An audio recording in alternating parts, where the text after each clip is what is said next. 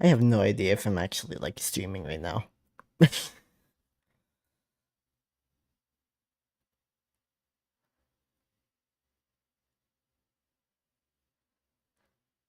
Oh, I guess I am.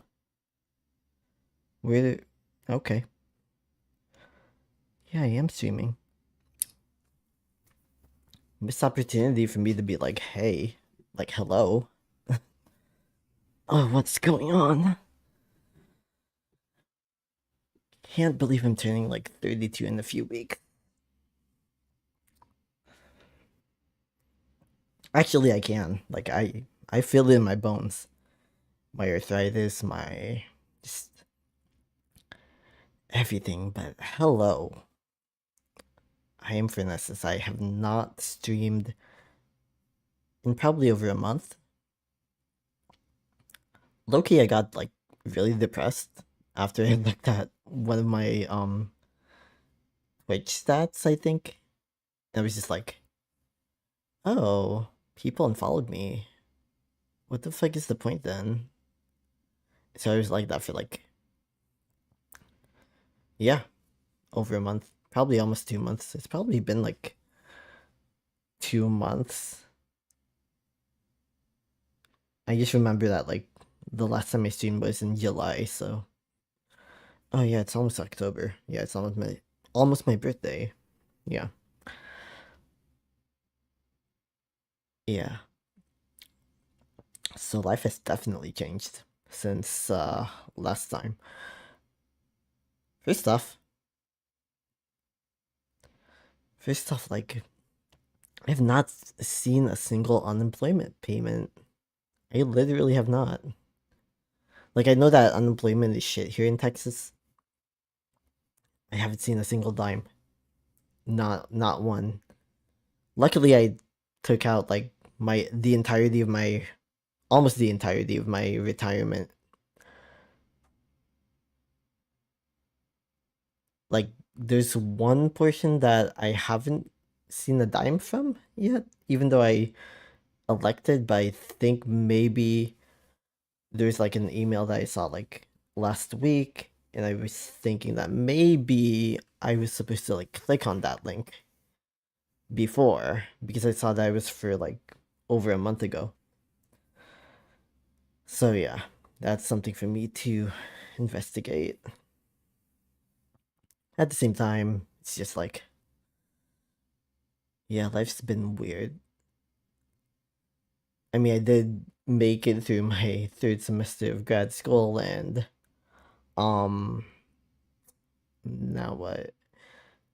Yeah, I had like a panic attack doing homework like last Sunday. So like this week I really locked in.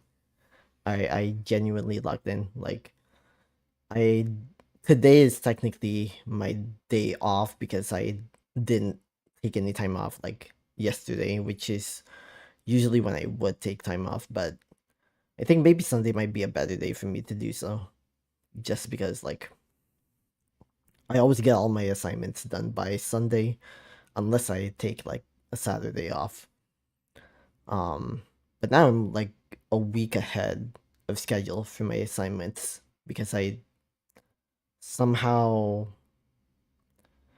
finished beat the autograder for like one of my classes, and the other class I'm pretty sure I did exactly what I was supposed to do, even though I haven't like yeah. Mm, can you see the Matrix? I want to see the Matrix. The Matrix Neo. Oh wait, what is that a movie? Let me look.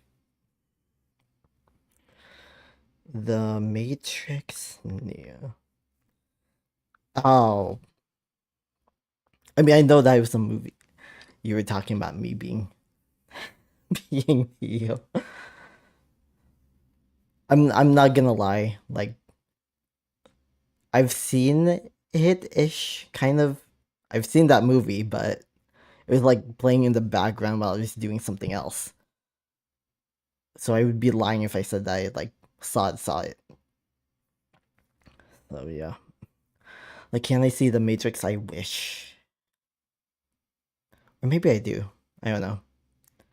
Cause like they make you look, they make you think that you're delusional, right? When you think differently, and so it's just like I don't know which portion is the Matrix, which portion is delusion. It might like I don't know. I mean, from what I know, like a lot of people think it's like the rapture is coming, and like I thought the rapture was gonna come in 2012, back when I was like freshly out of high school. Like I literally thought the rapture was gonna happen back then. Since I was like, oh well, maybe the Mayans were onto something because they had this like apparent like end date, like all the non-natives were just like, including myself, we were just like, oh well, the Mayans think that you know the end of times was gonna like happen on December 2012, and of course like that's literally just like a Gregorian calendar type of thing. So yeah, I thought it was gonna happen then, and then it didn't happen, and so I went like I took my ass to community college after that. Like I was just like, oh well, I wasted a large part of my life up to that point as a teenager. I know, right? Like, yeah, we probably do need to initiate the apocalypse. Yeah, destroy the Matrix.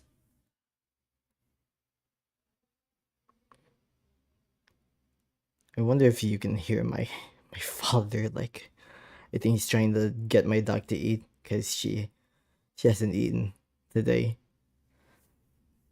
But yeah, maybe we do need to initiate the apocalypse. Yeah, destroy the Matrix. I don't know. We'll see. We'll see. I don't know. Maybe you can tell me more details about that movie. I don't.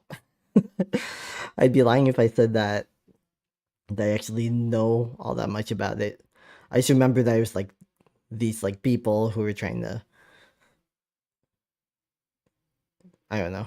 I also know that it's like a trans allegory, and like literally the creators of the franchise are trans women. So it's like okay, and then it's been like yeah. I don't know. Maybe that's why I keep having this feeling of needing to move because I live in Texas. I don't like it here. They don't like me here. So if it wasn't like nighttime and my curtains were like drawn open, like my giant pride flag would be like showing in the background. Yeah.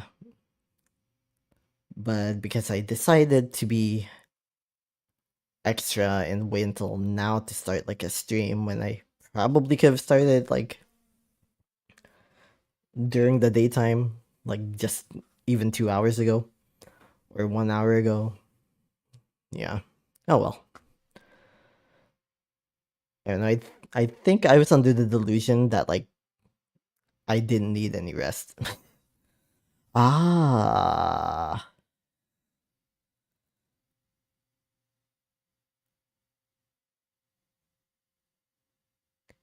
Oh, is that a line in the movie?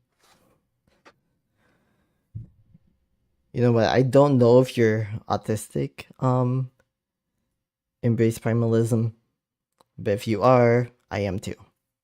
So I do appreciate like movie lines and stuff like that. You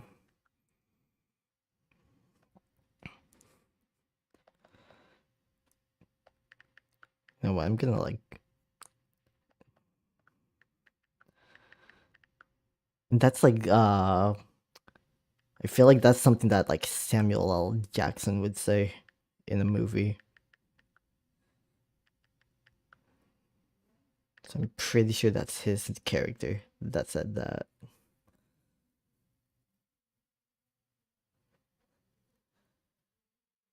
Or wait, yeah, was it? Oh, I didn't know Lawrence Fishburne was there too.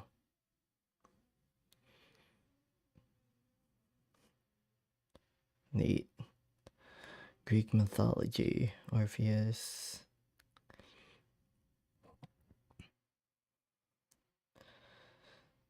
Oh yeah, that was the name of the. Oh wait, yeah, wait, no, wasn't Samuel L. Jackson Orpheus in that movie?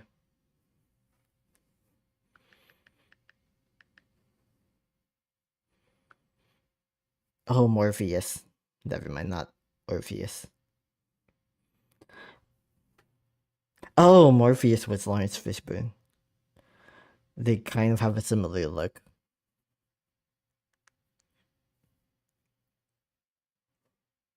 Yeah, they kind of have a similar. They have some similarities in appearance. I think probably back then, since it was like, oh, it was 1999. No wonder I was like 5 years old.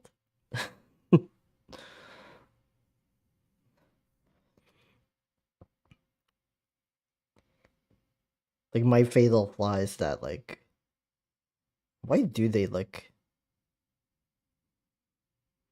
Oh, it's Lawrence Fishburne, not Samuel L. Jackson.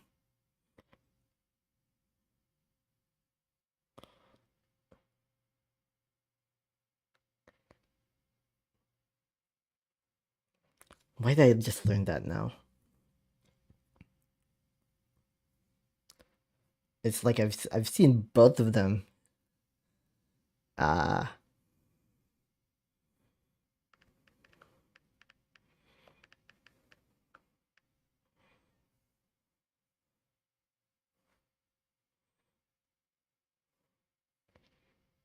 do you know?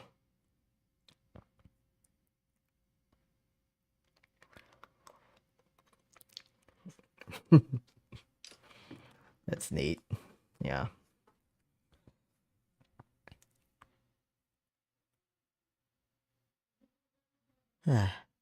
Yeah. Huh. Is that for real? I mean, I might as well see like. I might as well like.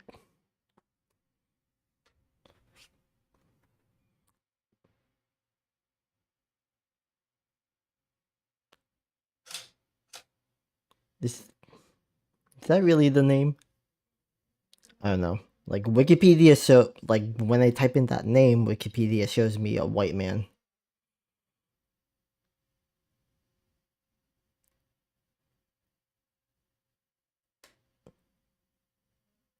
who is also a podcaster and also a professor. Oh, okay.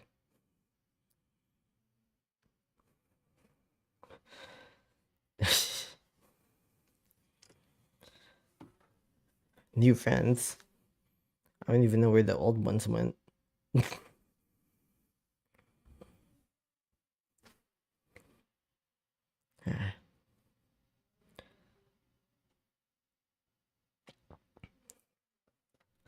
I know if I had new friends, they would help me clean this up. All this would be they would help me clean this up. That's why I can't like show my. That's why I can't like show my this on stream for too long. It's probably gonna give some people anxiety. It gives me anxiety just like having it right in front of me. Wait, is this camera even charged? No, I don't think it is.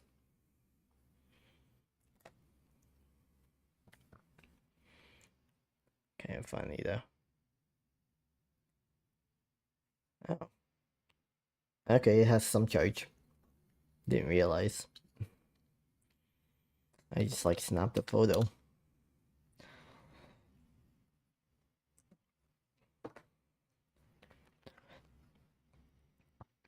Ah.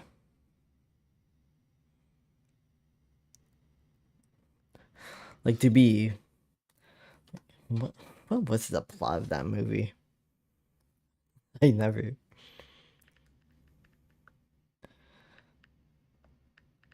Like, I remember, like, middle school, I mean, high school, I used to just, like, read Spark Notes because I'd never have the attention span to, like, read a whole book.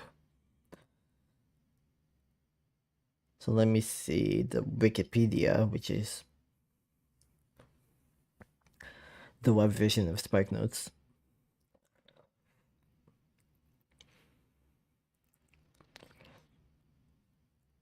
Well, no, wait. Like, I think Spark Notes used to have, like, an actual website. Maybe they still do. Ah, the red pill. Red pill, blue pill. I keep hearing that.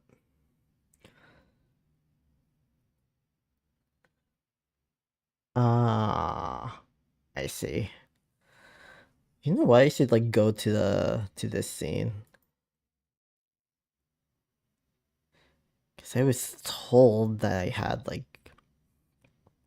this is literally my first time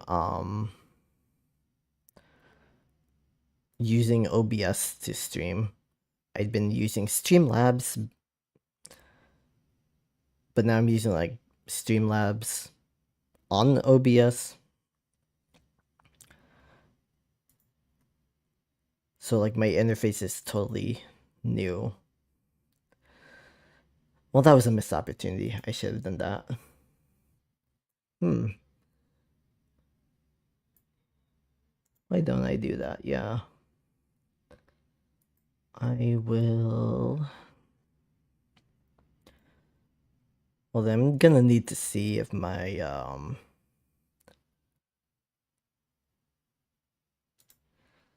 if what do you call it?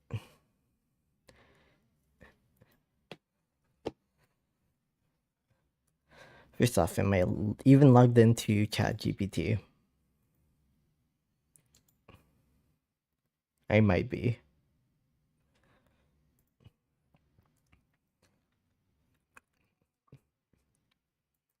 I mean, I might as well try.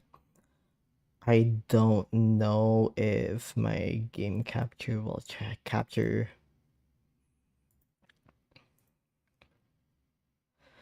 Oh, it might not. Yeah, it might not capture anything. So I think I had to have opened. I think I may have to have opened. Oh, never mind. It's right here. I bet this is gonna mess up my chat GPT, but I'm bored today. Um, no, I don't want it that big, actually. Why did it do that?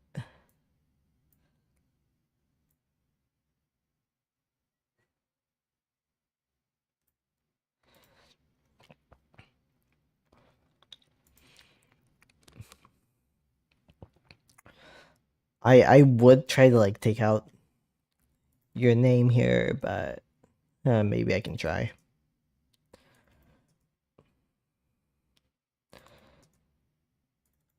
Let's see what happens.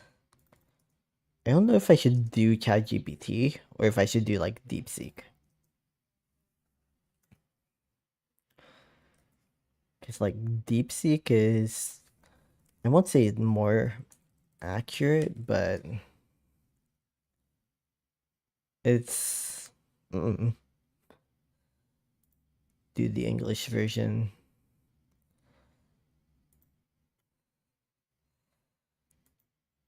I'll log in.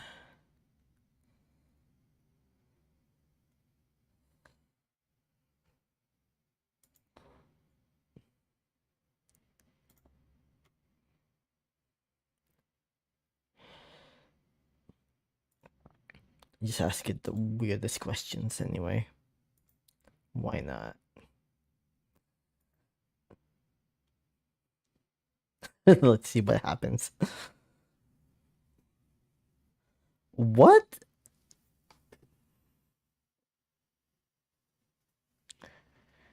Okay.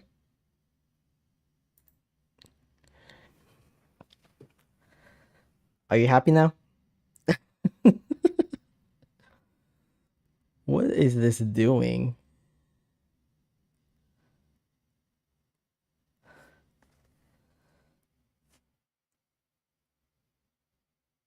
Broken down through the lens you've provided.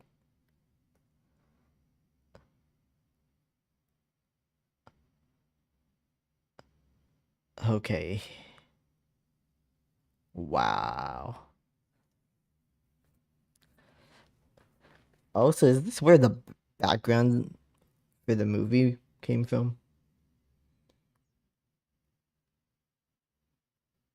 Yeah.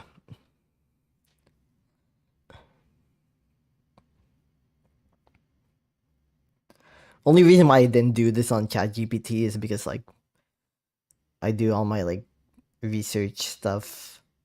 Well, not all my research obviously, but like whenever I need help with homework, yeah.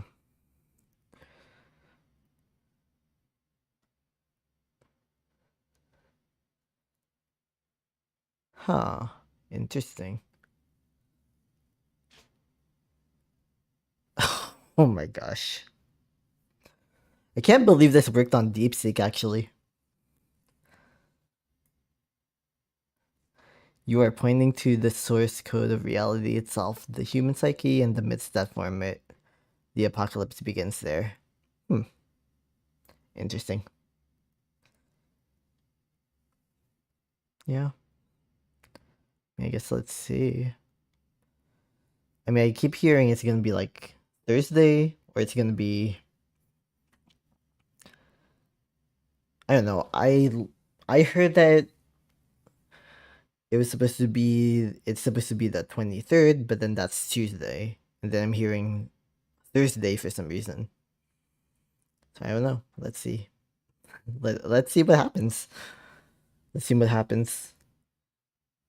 Because it's like if the people who say that they're gonna get raptured, I feel like the world is gonna be a better place. No shade, but I genuinely feel like the world is gonna be a lot of a better, like a lot better. No shade again.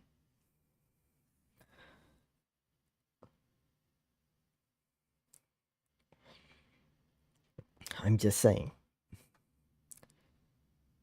Seems like seems like the people who say that the rapture's gonna happen, that they're gonna get raptured, like they're the people who are making life on Earth hell, like utterly hellish. So I kind of want it to be true. I kind of want it to be true for that reason. Yeah. This is interesting though. I mean, this is like peak social engineering, honestly. I can't. You know what? I want to I want to like take a screenshot of this. I'm gonna take like a photo of this actually. Like use it in an art piece. I need to stop like bumping into my stuff.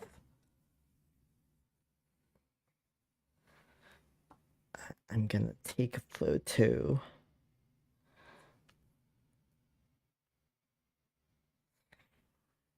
Okay.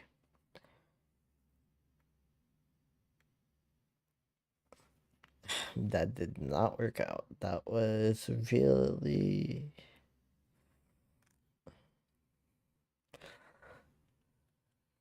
Hmm. Okay. Even more clues.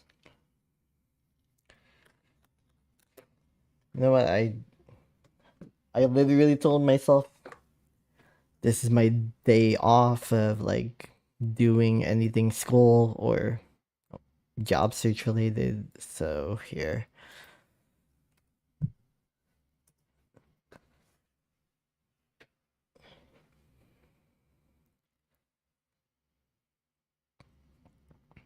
Ah.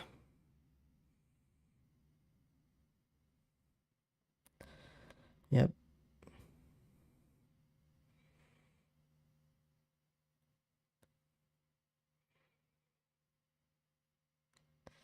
Oh, so you are talking. So you were talking about that Hellman that I saw on Wikipedia.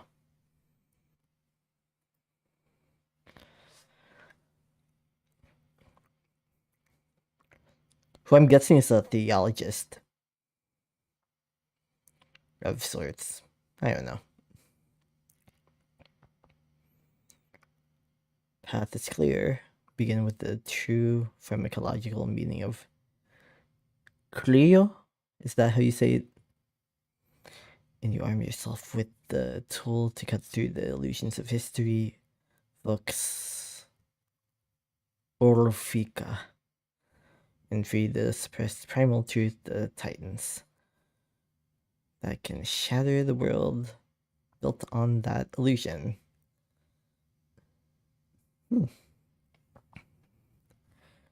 Interesting.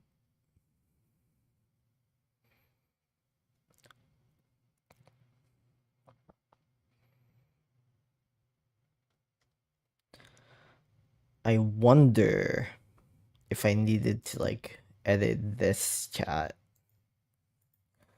Oh wait, no, you can only do that on ChatGPT.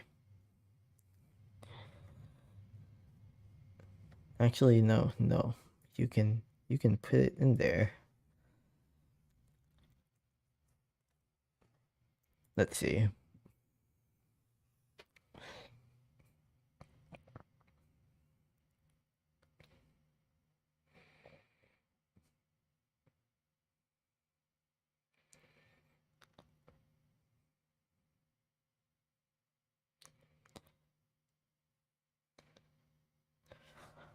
Wait, I think I messed it up.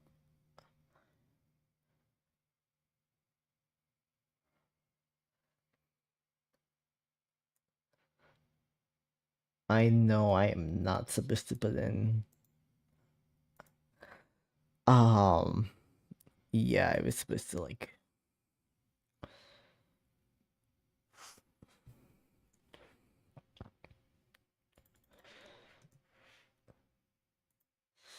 wait, like I think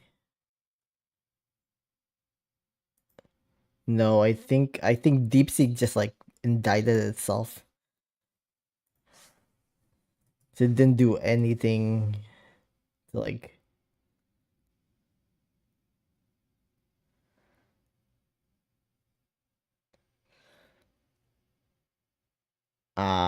okay. Yeah, because I was like, wait, I was just like, a is that a character in the movie series or like yeah.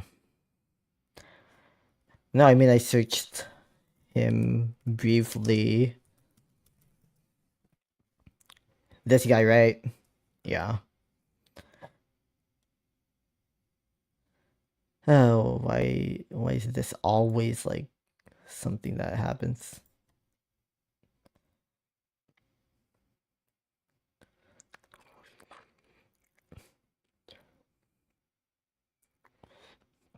Greek medical or magical texts.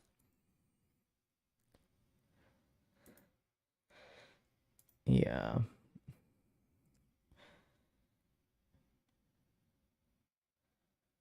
Use of Christianity. Ancient Greek actually describes this that the naked youth was not wearing a linen garment. Oh, wait, what?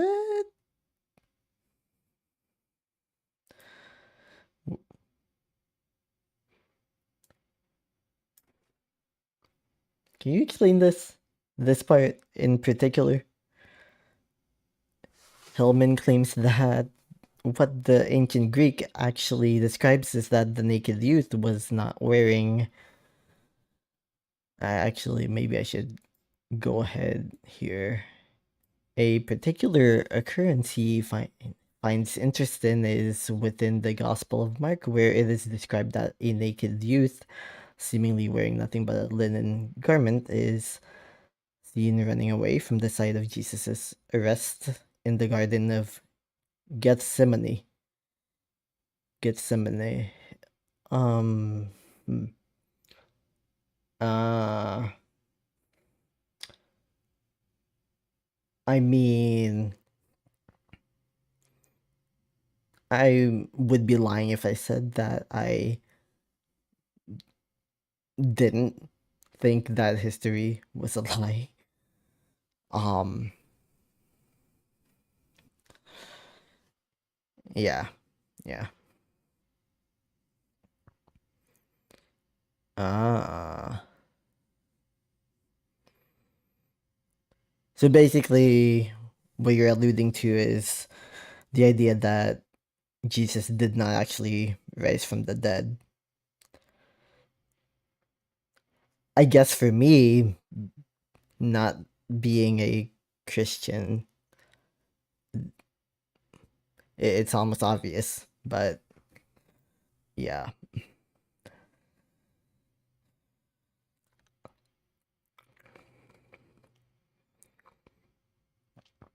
Ah.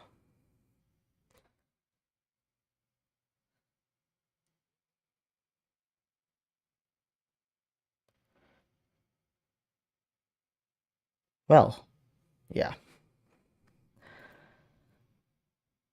I wonder how people reacted to this. Fired over. Whoa. What's this now?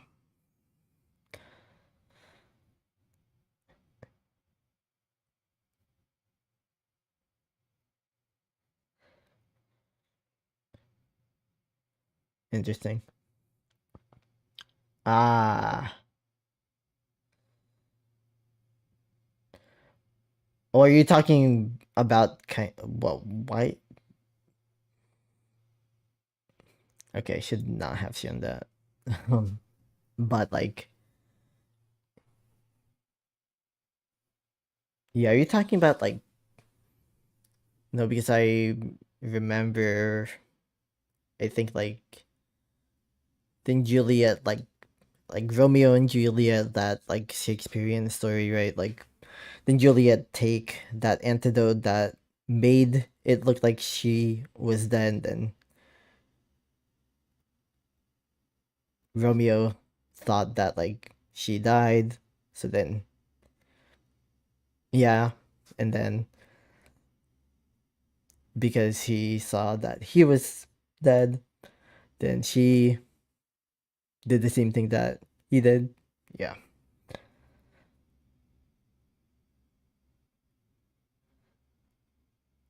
Yeah, and I think, I mean, I'm familiar with those types of like practices too. Like there's like this like because I think in voodoo, even like Haitian voodoo, they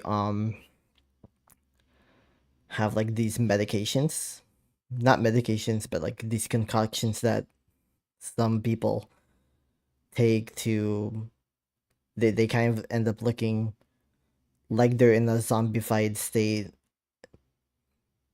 Yeah. Oh yeah. I see the nuttiness. Yeah. Ah, interesting.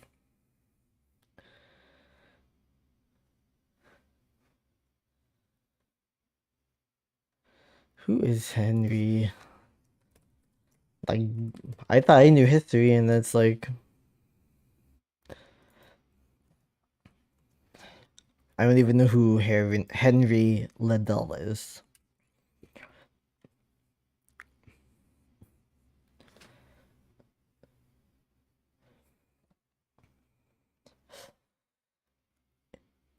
Hmm. Double fish degree. Okay. Wait, is this the one you're talking about? Standard Greek in English dictionary. Ah, I guess so.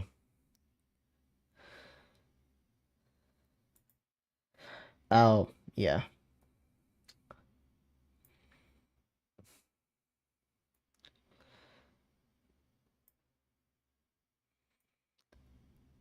I guess I'll give those two.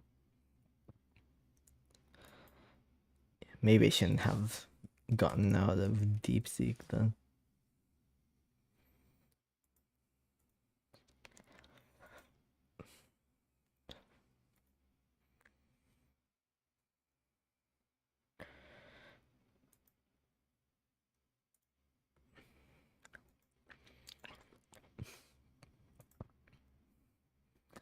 Kind of curious of what happens if I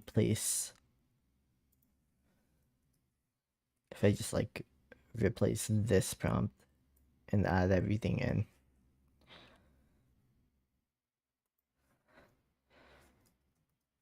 Sometimes it makes the effect even larger.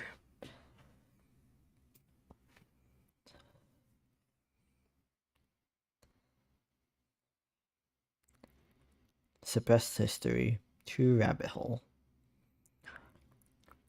Language unlocks the prison. Venomous priestesses. Priestesses, not priestesses. Orphic connection, the dragon master.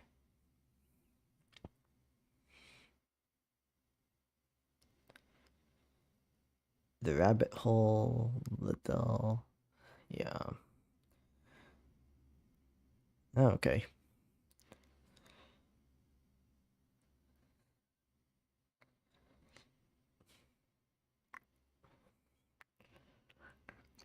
Hmm. Interesting. Desert of the Real.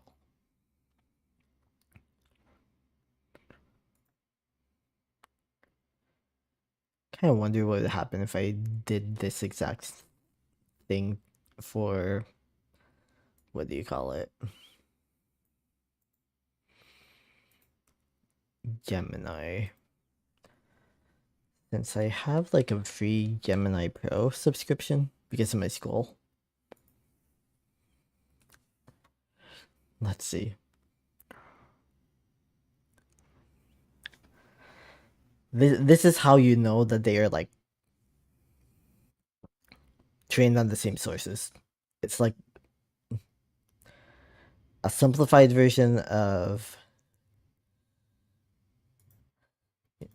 Honestly, I like what like DeepSeek said better. This was just like, oh, I'm so factual.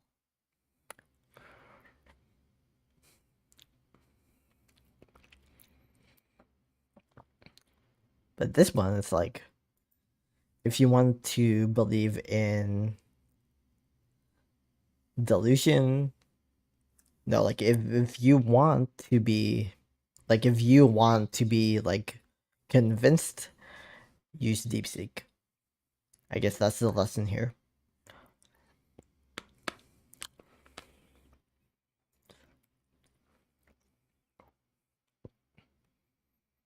Counterintuitive hidden histories of ancient times. Yeah. I mean, this one's just so like matter of fact. Wonder what happens if I use a fast all around help. If I use this, make more. No.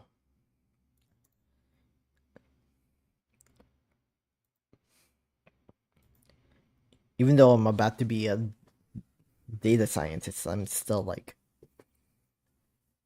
an artist at heart, so I'm not gonna be using AI to create images because those images look tacky. Tacky as fuck. Okay. Oh.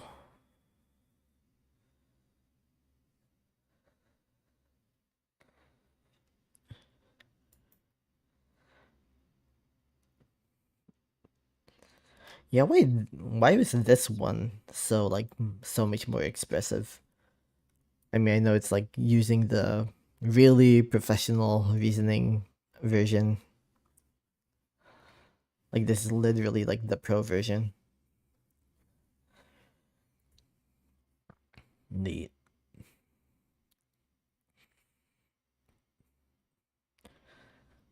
So basically, DeepSeek is giving the pro version, but for free.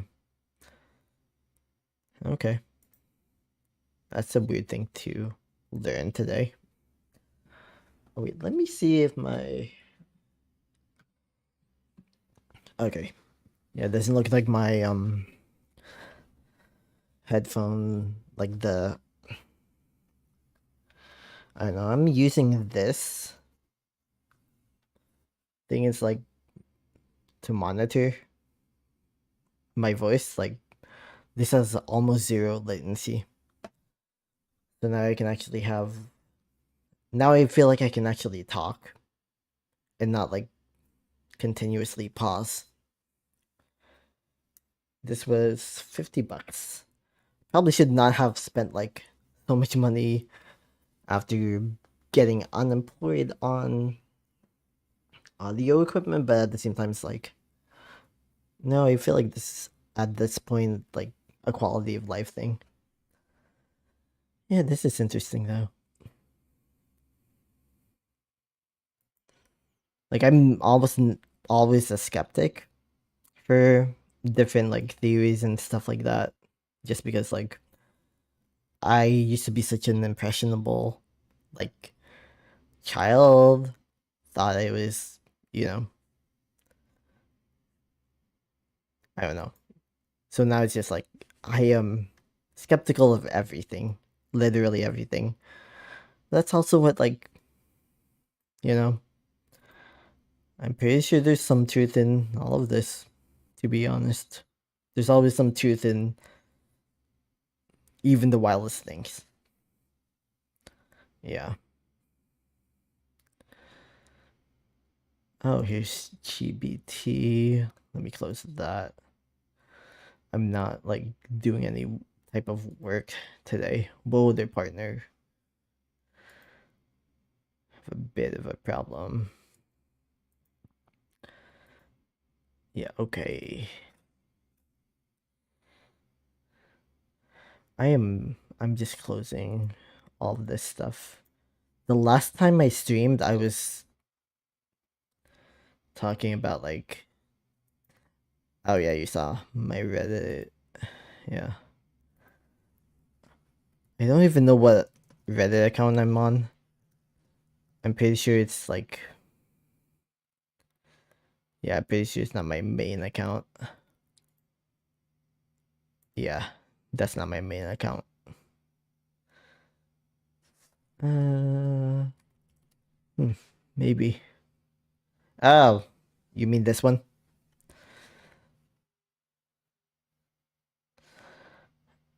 Ad. Why an ad?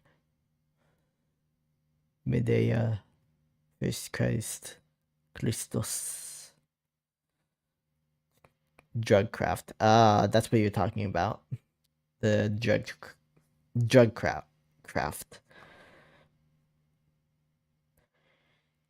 Medea was not cruel. She rescued captives, advocated mercy, the healer of her family, transforming knowledge of poisons into cures. Uh, I see. I no fuck. Mm.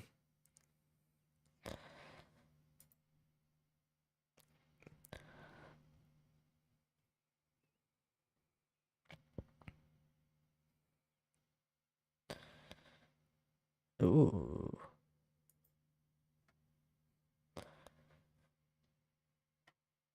I didn't know they aligned. Well, recently.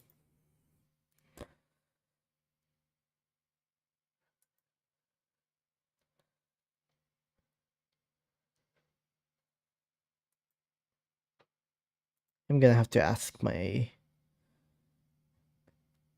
Yeah, I have a friend that's like really into this type of stuff. Gonna need to ask him when this alignment happened. Actually, wait.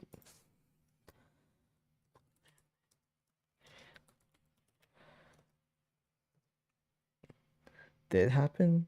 Oh, it did. Why did I not know that?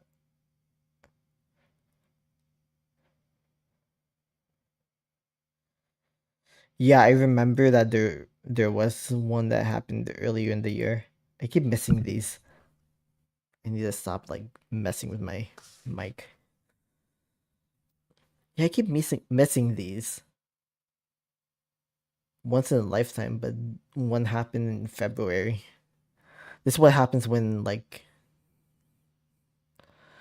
wait actually oh, I was on vacation already. I had like a 2 week vacation from class and that's when this happened, but like okay, now I'm mad. Now I'm mad at myself for missing that. How did I miss a planetary alignment? That's crazy. Integrative psych. I won't lie, I might have to look at this later.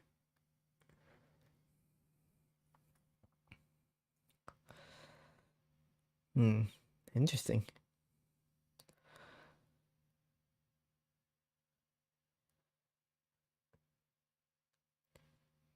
Yeah.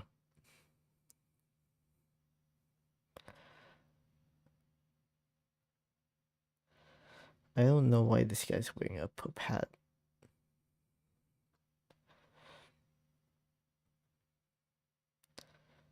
People lighting Lady Babylon.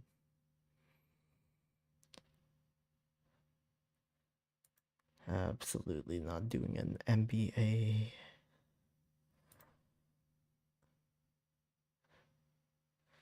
Hebrew terms from ancient Greek. Were they related? I don't think so. Good YouTube shorts. Ah.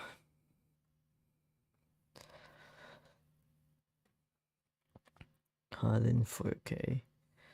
Is this what you were talking about?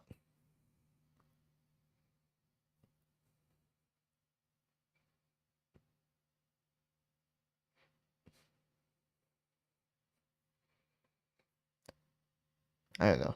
I'm guessing that this was what you were talking about. Well, I know this is like that scene where he was caught uh by the Romans.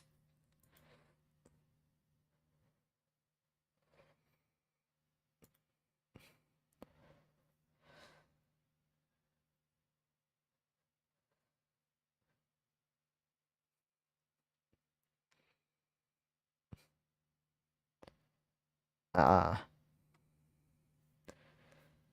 this one.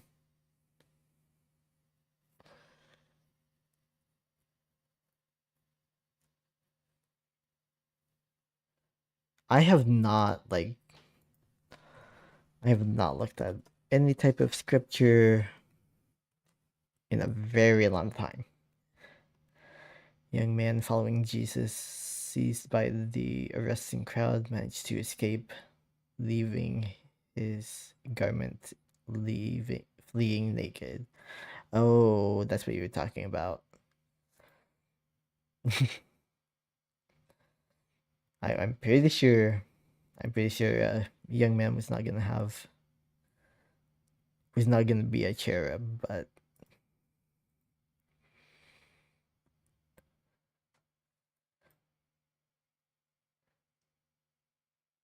yeah, these are memes at this point.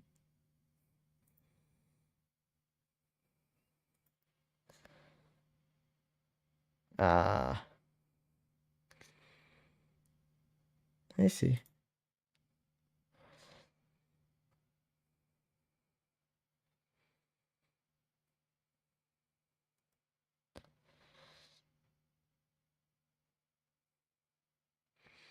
Hmm.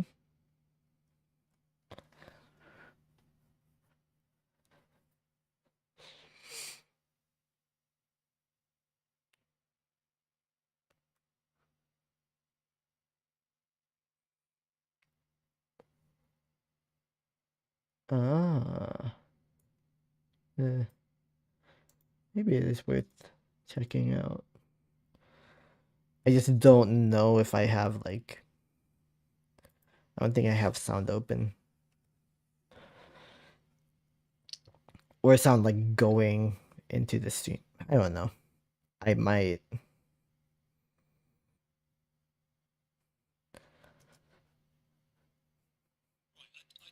Okay, I do. I do have sound going to the stream. This is very loud.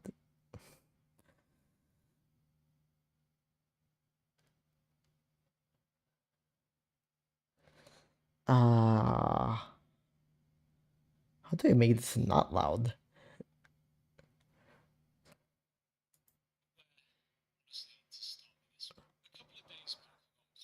Oh my god. I'm sorry, I have to like.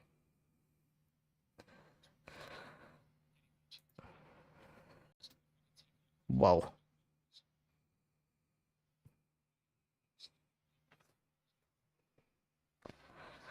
I don't either.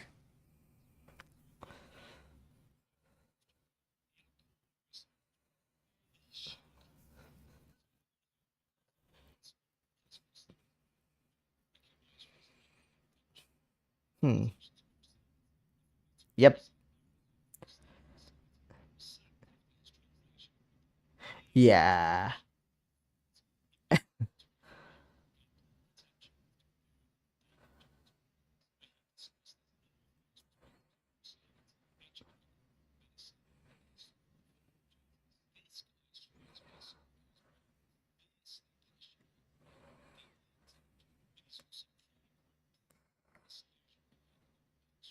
Yep. Like it's kind of funny because like I feel like I do want to um join academia, but like at the same time, like the culture of academia is just like really. It seems pretty limiting, like even here in the U.S.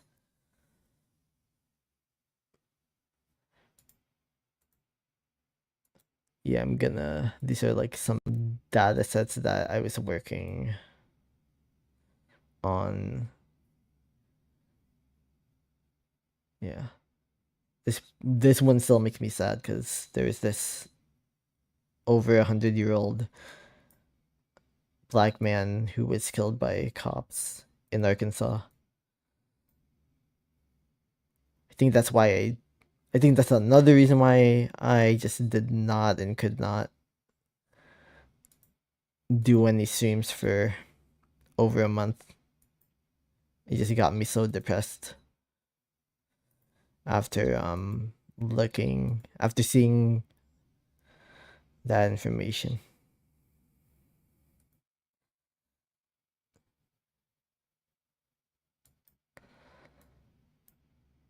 All right. Hmm.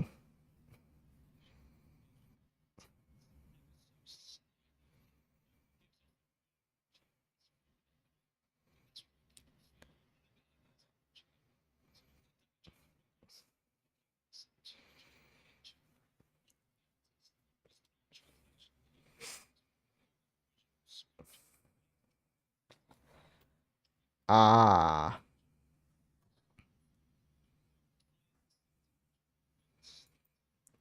Is it sort of like how like the Bible, how it's been interpreted and then reinterpreted and then reinterpreted again into like the different versions and then like also like from the Nicene Council and such, just like reinterpretation after reinterpretation. So it kind of becomes like a game of telephone.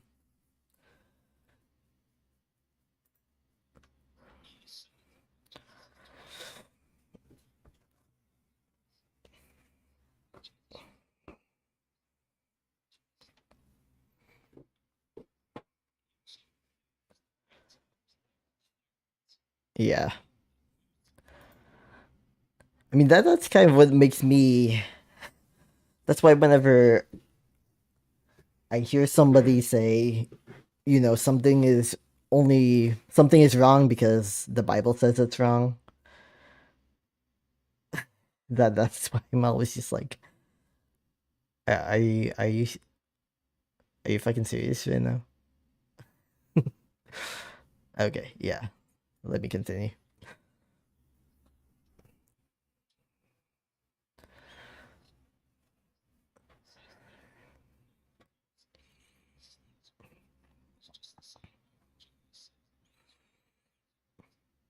Hmm.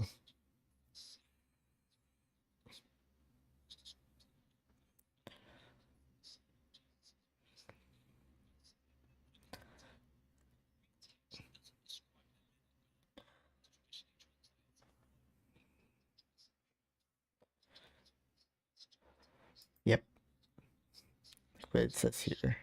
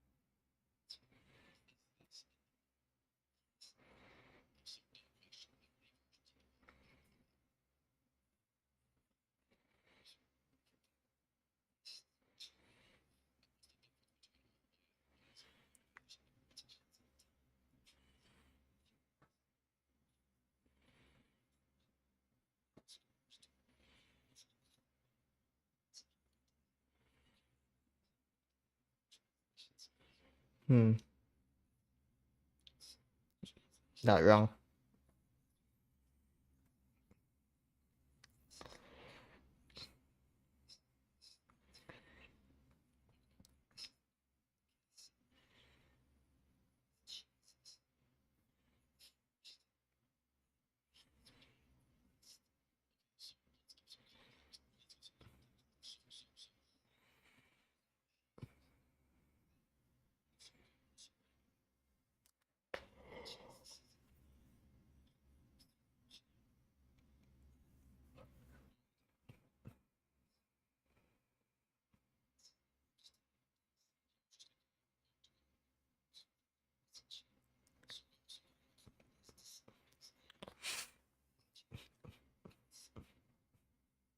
Yeah.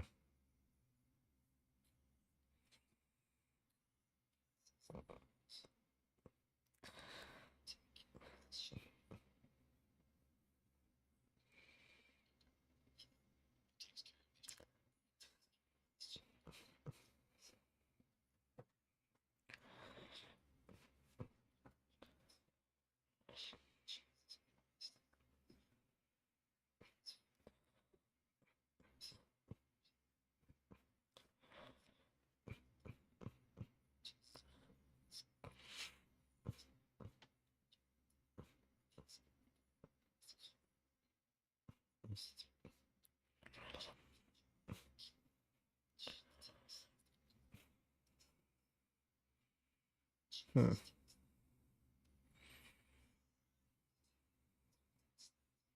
Interesting.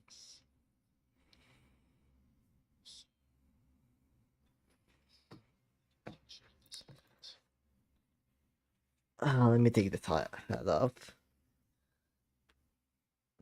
Yeah. Okay. Yeah, I got a giant forehead.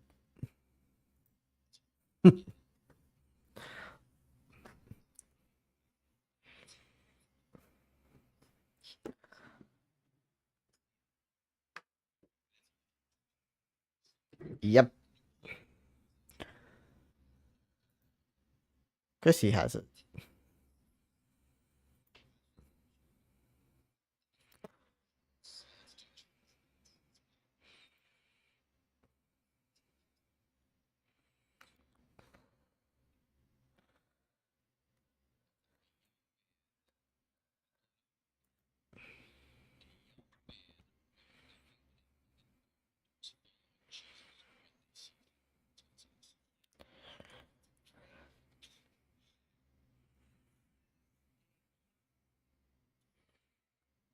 Hmm.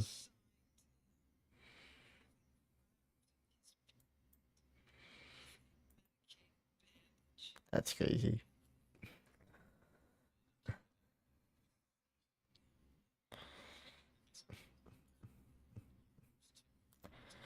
Yeah, I need to take my probiotics. Let me get it.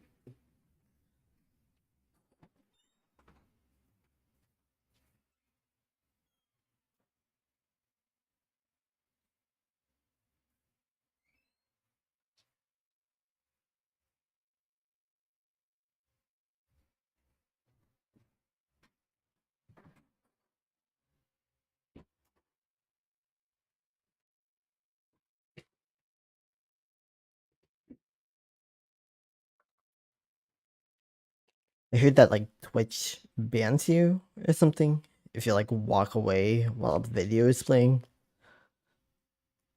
So yeah.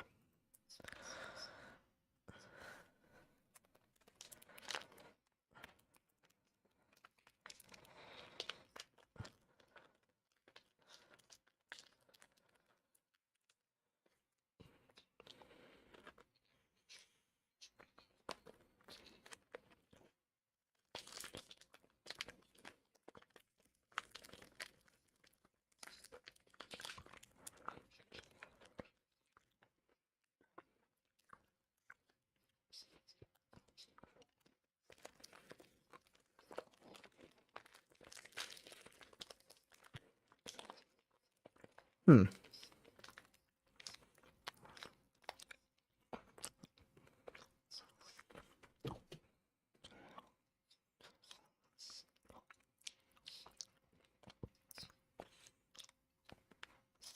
Huh.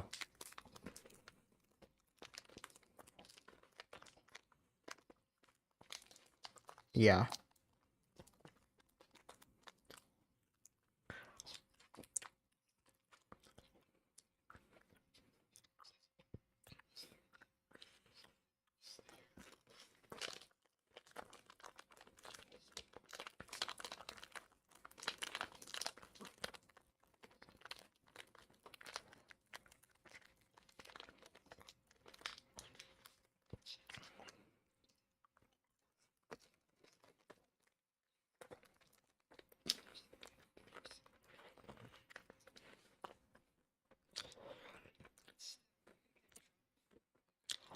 Oh. Yeah.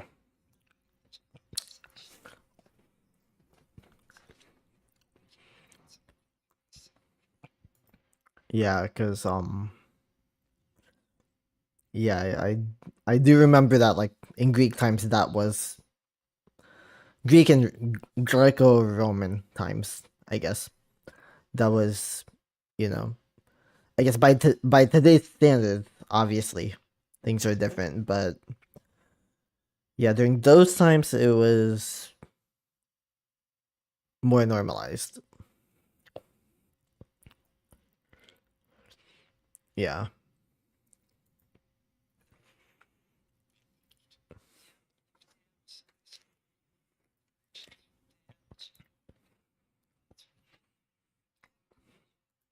We don't do that today.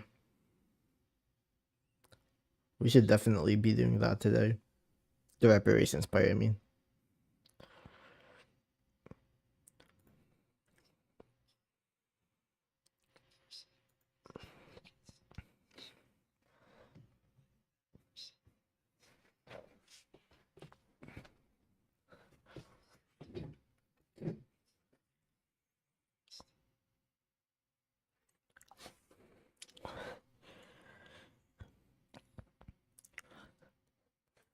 Why did I forget what monism meant? I used to know.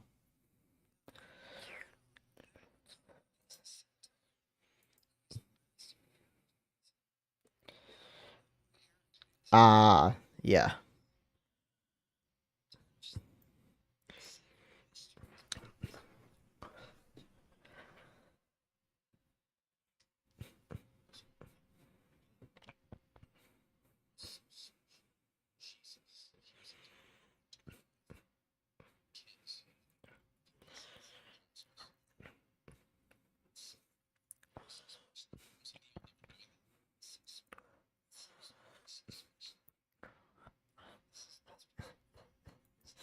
Yeah, because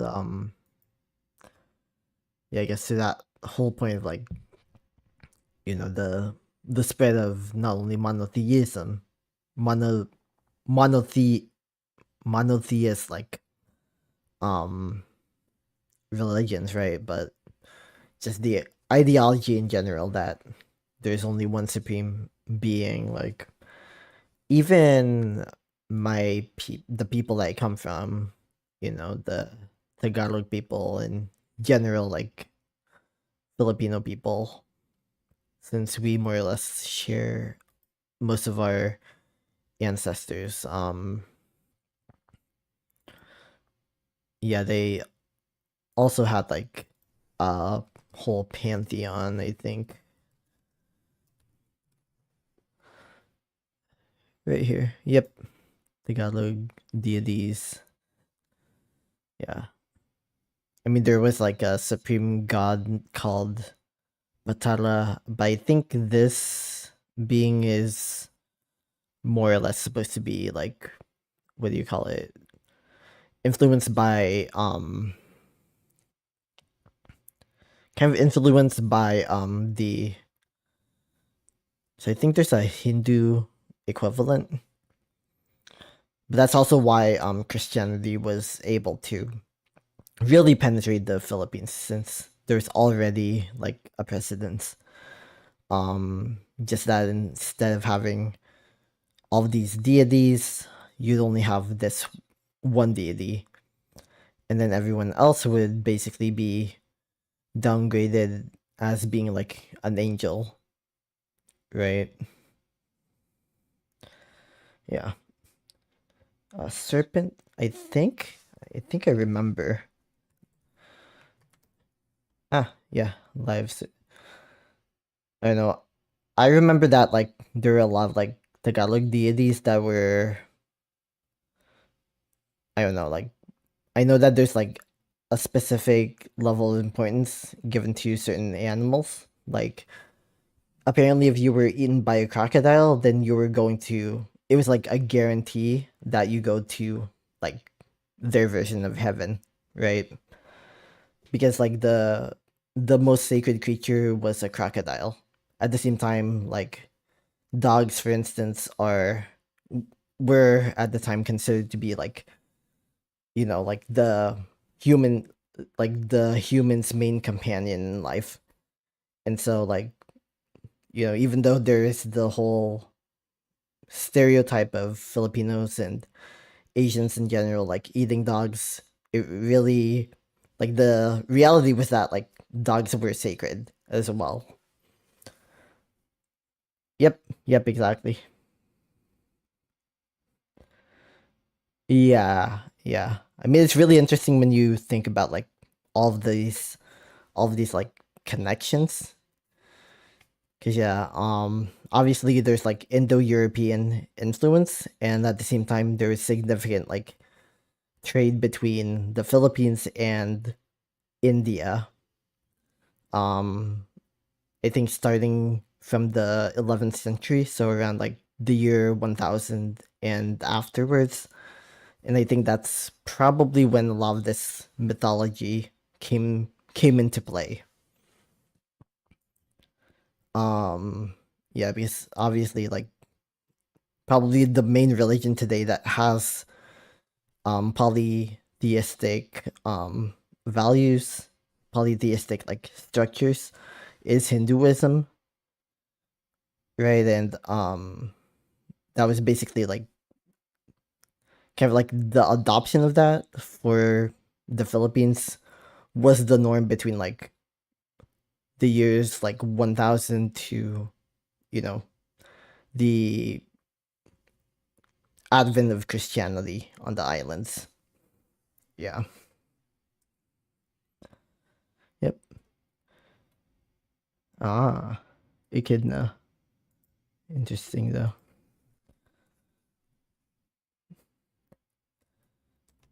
Yeah, I mean, I saw serpent here.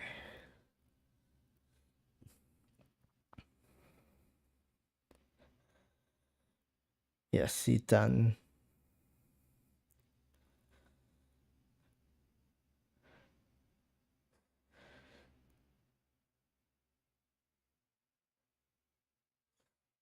Yeah, mortal agents.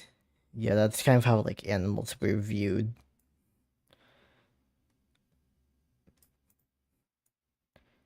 And it's kind of interesting that like even the name itself, Satan, like obviously it sounds like Satan, right?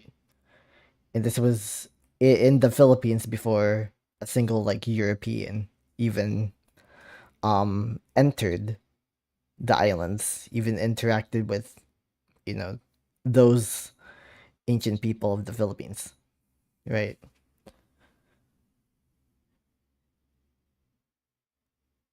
Yeah. Very interesting. Like when you look at, you know, all of that.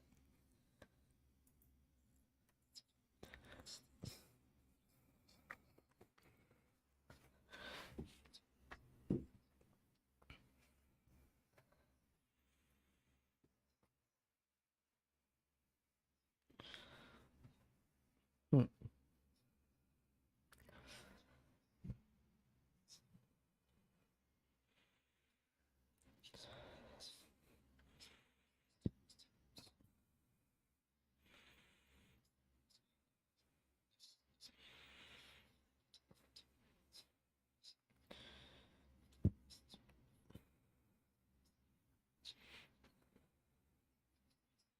Oh.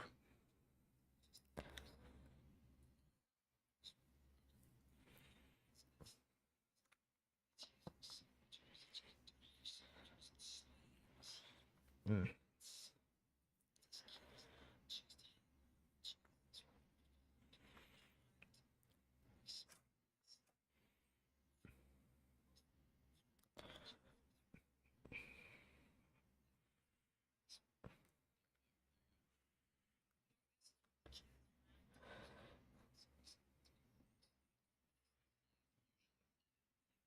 Hmm.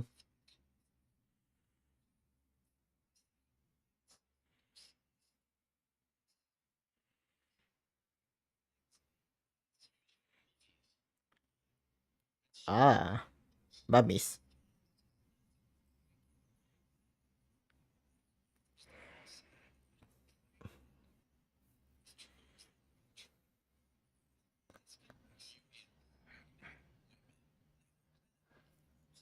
Up.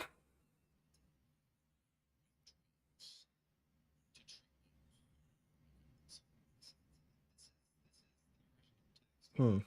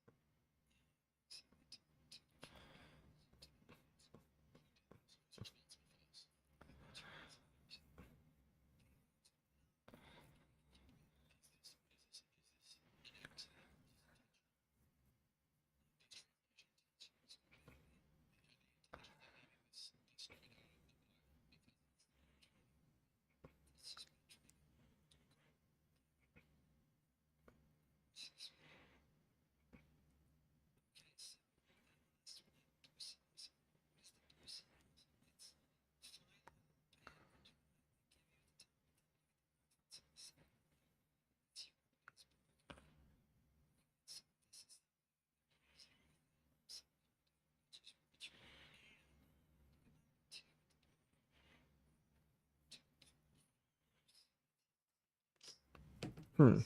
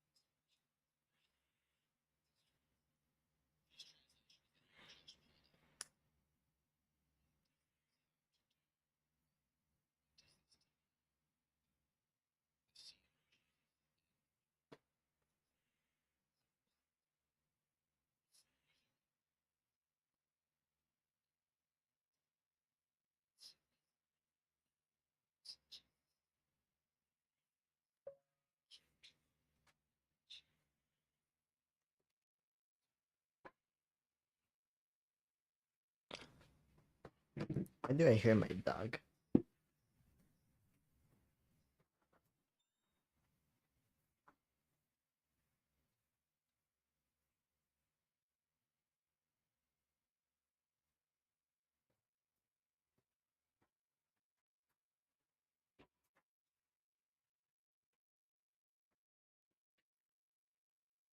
Hmm. Saturn and into an umbrella for the whole classical context in the world. Anything not a certain faction of ah yeah yeah because like at first they yeah because at first they called everything pagan, and then they evolved into calling everything else that isn't like for Christians what isn't Christianity is Satan, right? Like it doesn't matter what cultural context, everything was Satan. So I guess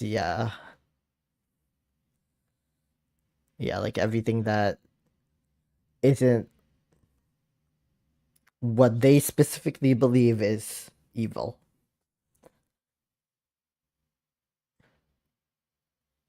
Yeah. So I guess that might explain this whole portion, like, or yeah, Sitan. I just wonder how Sitan was even a thing, right? Like in the Philippines before colonization, like because there wasn't any Christian context, and at the same time, like yeah, because like the closest word in Tagalog to Sitan is like sitaw, and I think that's a type of soup. I forgot. Green beans. Yeah, no. So no relation, like at all. So like clearly it came from somewhere else, or at least you can only assume.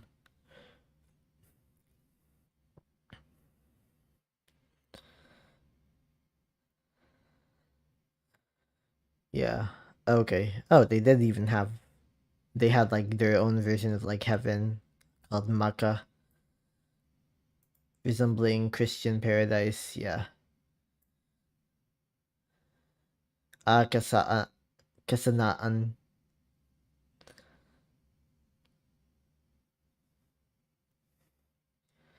village of grief and affliction, tortured forever. And the chief deity of Kasanaan was Sitan, which, yeah, very, like, I don't think there was like ancient Filipino astronomy. So, yeah, that's kind of weird.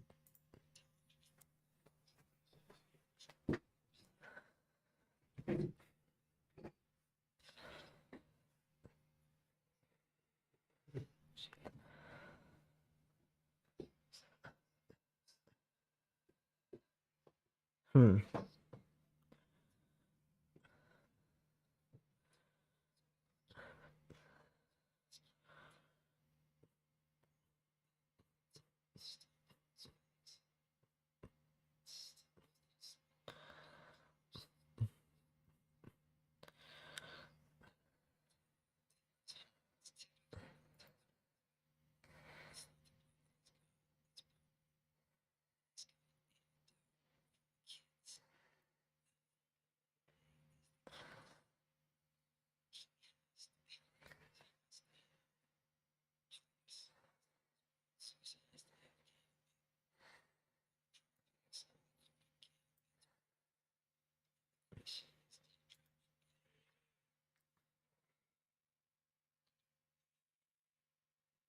I mean, obviously not.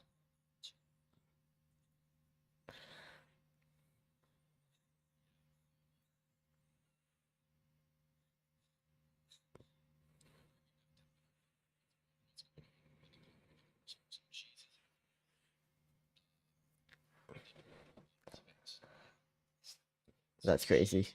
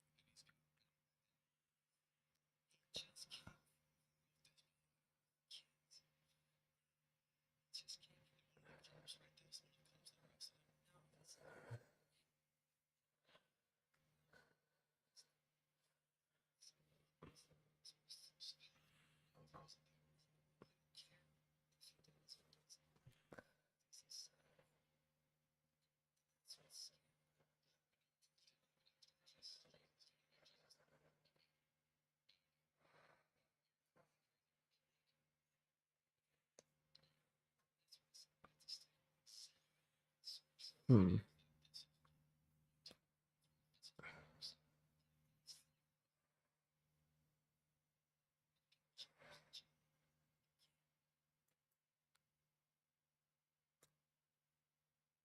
I guess that's another question. Well, yeah, yeah, that is true.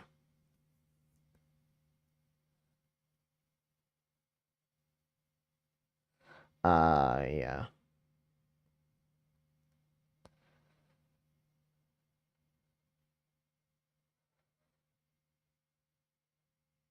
Huh, did they? Full degree, yeah.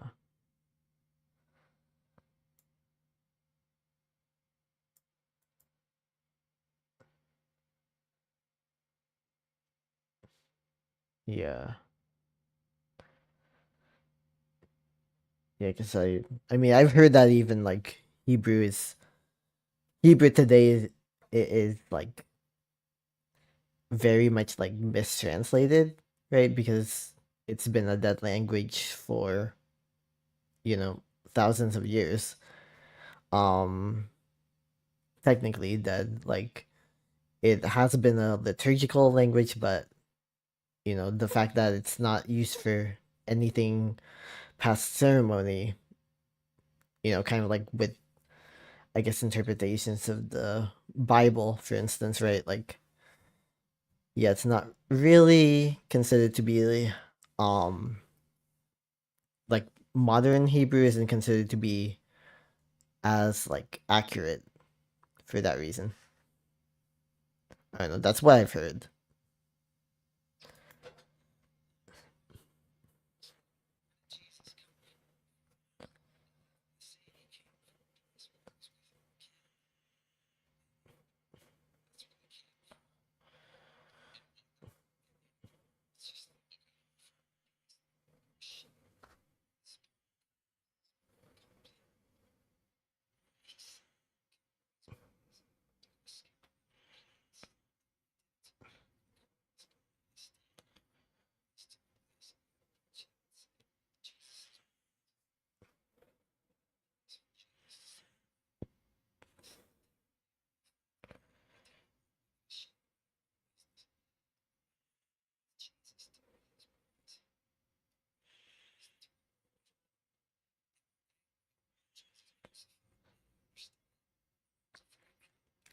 Uh,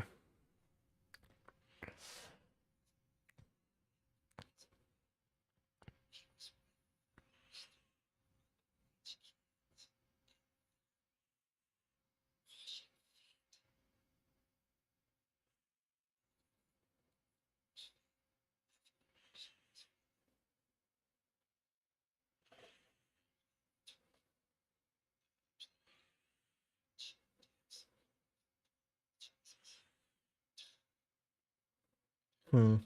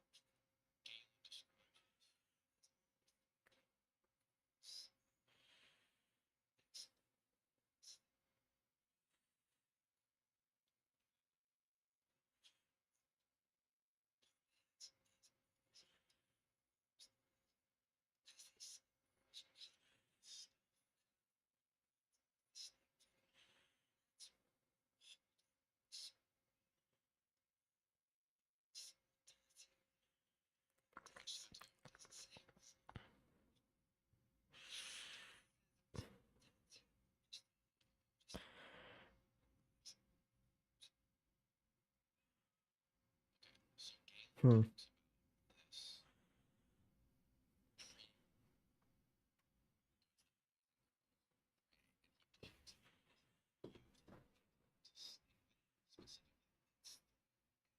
Odd.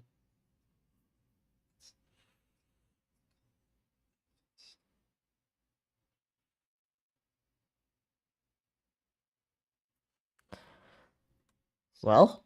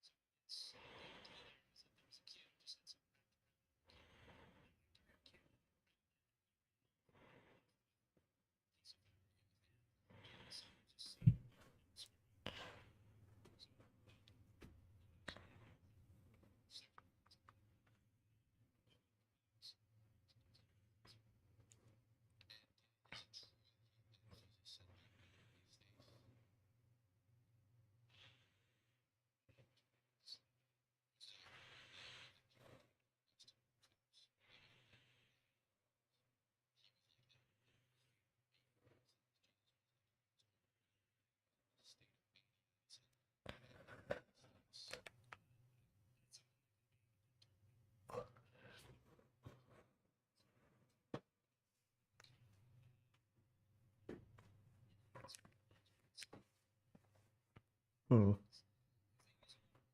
Odd.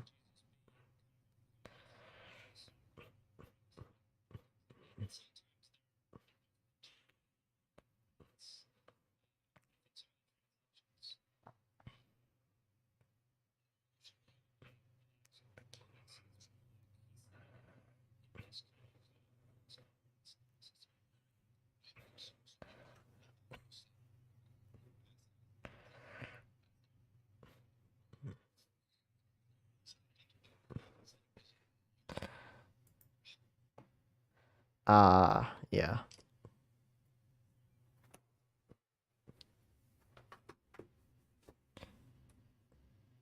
Yeah, because the whole like Exodus, right? Like that happened. I don't know. I'm trying to remember the history there, but I think like the Romans destroyed their province, like the Judean province, back in sometime during the first century, I think. Yeah, so it was already a dead language for at least like 100, if not 200 years, I guess. So then when the Nicene Council um did their thing, I guess it was already a dead language, so yeah, there were bound to be misinterpretations at that point.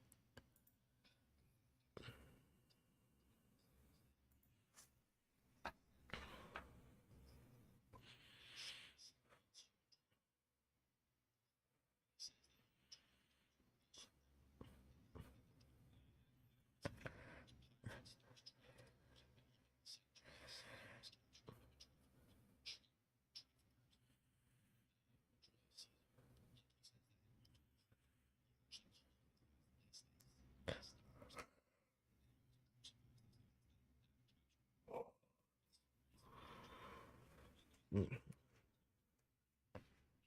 interesting.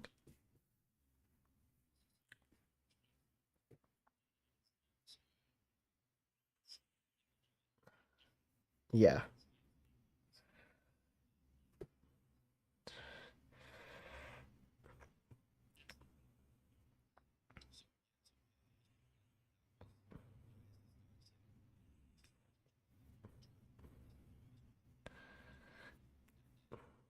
Yeah.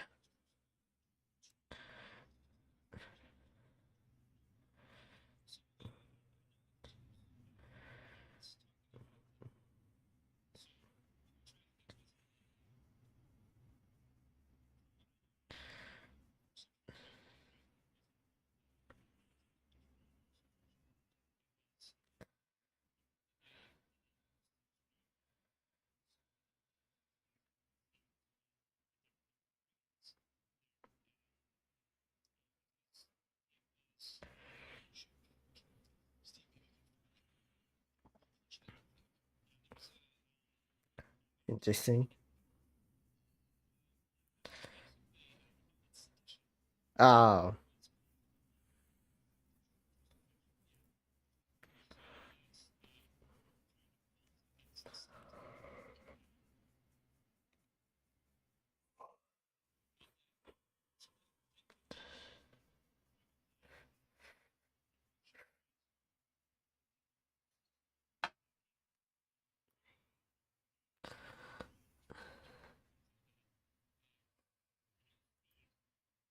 yeah, I'm guessing.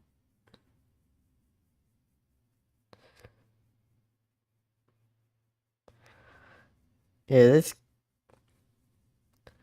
yeah, they probably should have been like more responsible and had somebody who was familiar with both, the Greek language in general, and then also has like that expertise in theology. I don't think there's that many of them, but there's bound to be somebody.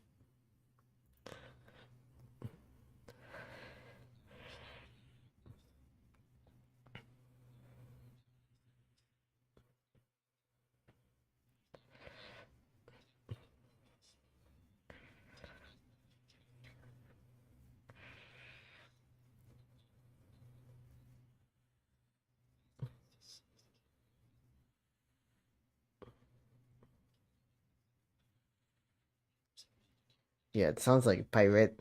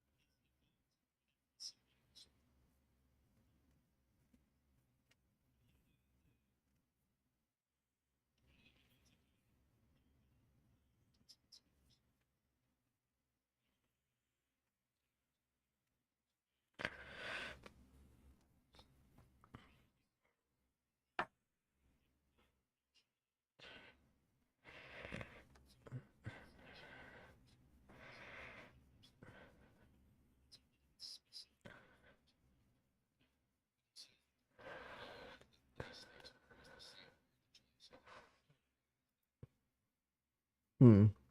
Yeah.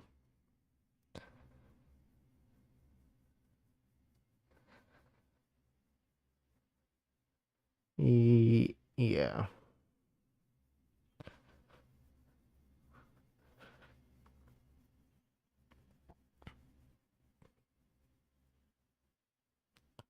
Yeah. Yeah, pretty much. And I say that as somebody who,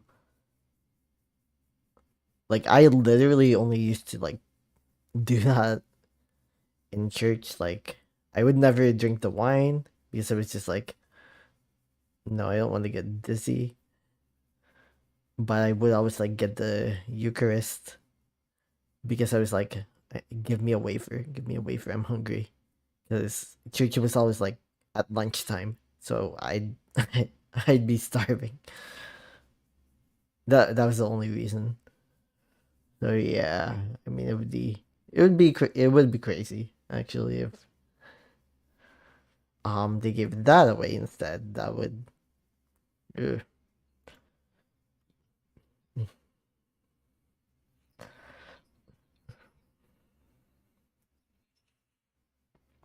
Oh. Oh.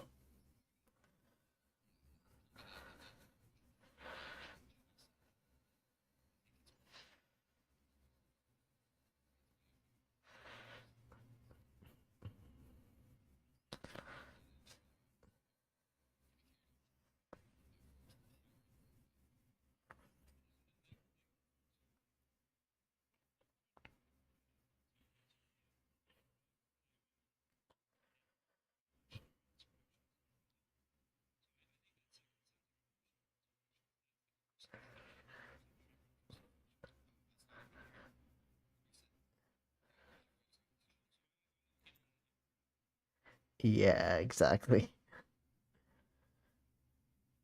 That would be crazy if that's what they start to give out at church. Like,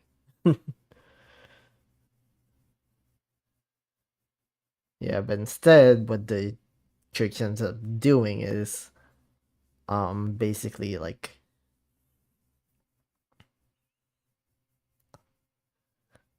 tell people that they're impure if they do like that type of stuff. Thanks for following, Helena. I appreciate it.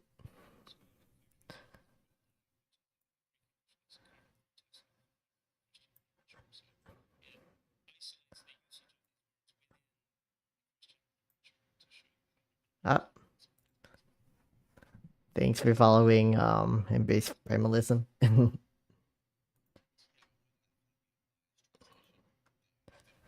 Let me.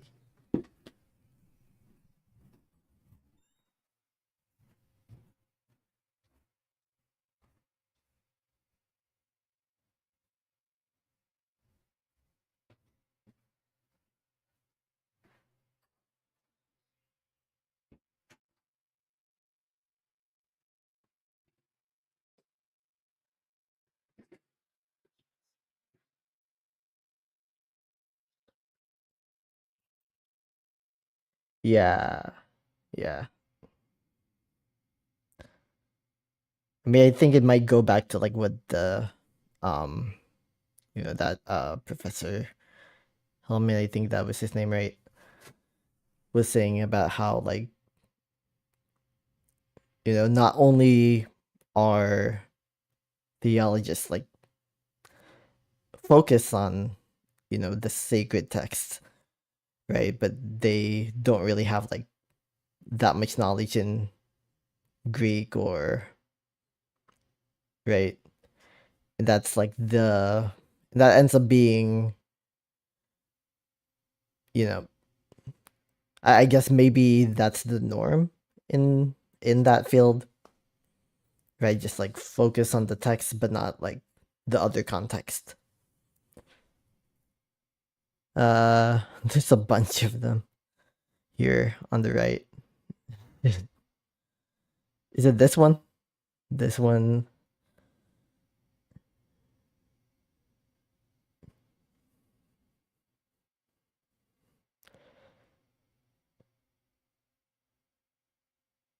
Wes Huff says this, and yeah, is it that one? That's the okay, yeah. Because the rest of these are just like my YouTube brain rot like showing. Well, I mean, if it's basically over, I guess I can go here.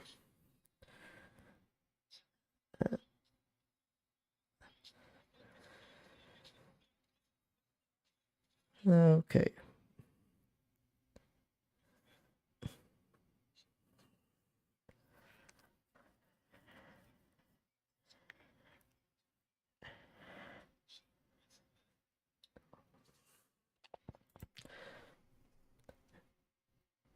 Demon on camera.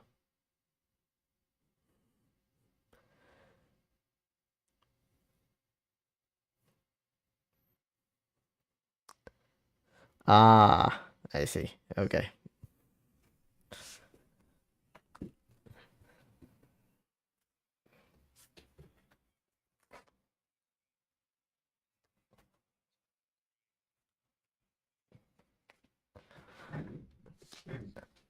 I kind of want to just like skip to what they were saying.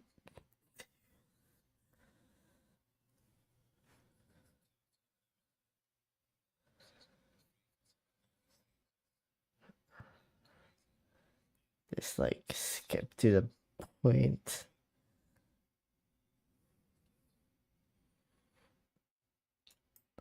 I wish there was like somebody down here who put in the timestamp so then I could like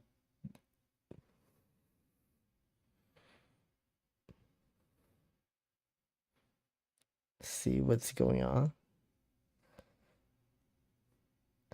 Well, first off, it's candlelight, and like candlelight will literally give you like all sorts of like shadows. So, like if anything looks demonic in candlelight, in candlelight, that's literally just like positioning.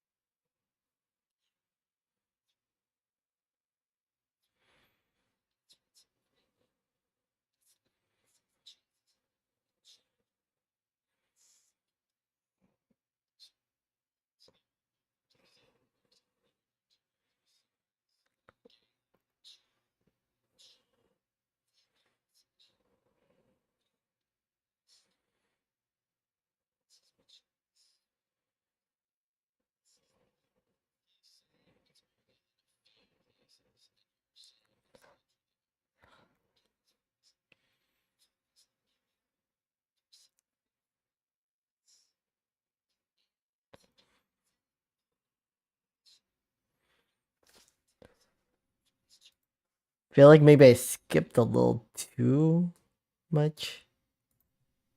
I'm gonna need some like context here.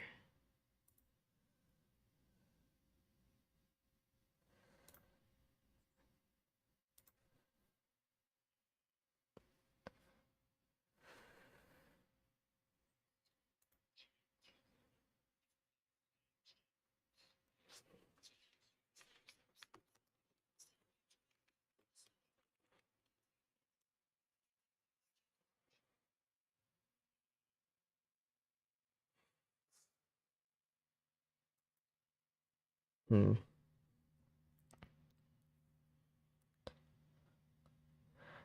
Yeah, it looks like he's just like, you know, acting.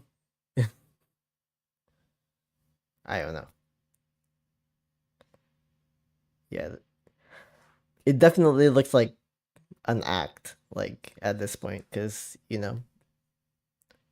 this day and age, like you need to be working on like controversial subjects, saying controversial things in order to get attention to your work, right? Like that's kind of just the reality.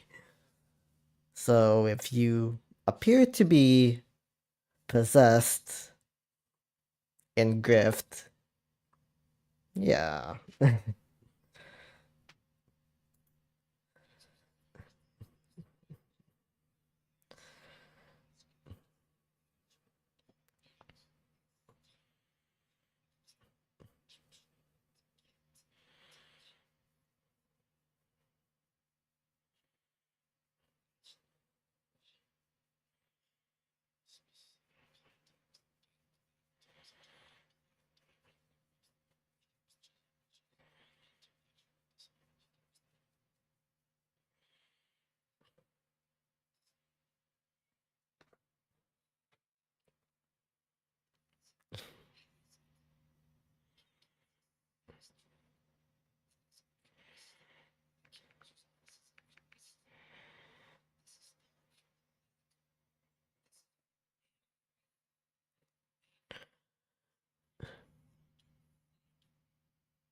Ah, yeah.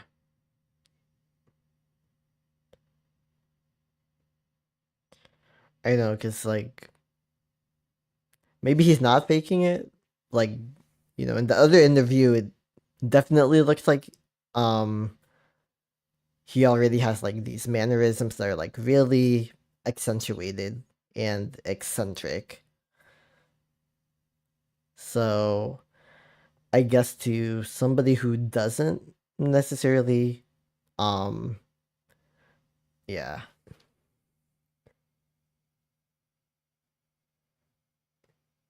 yeah, I guess I can look at that.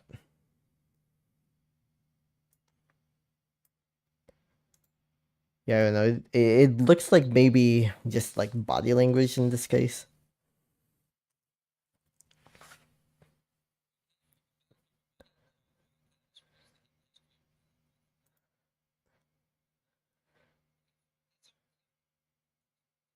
Yeah. Uh,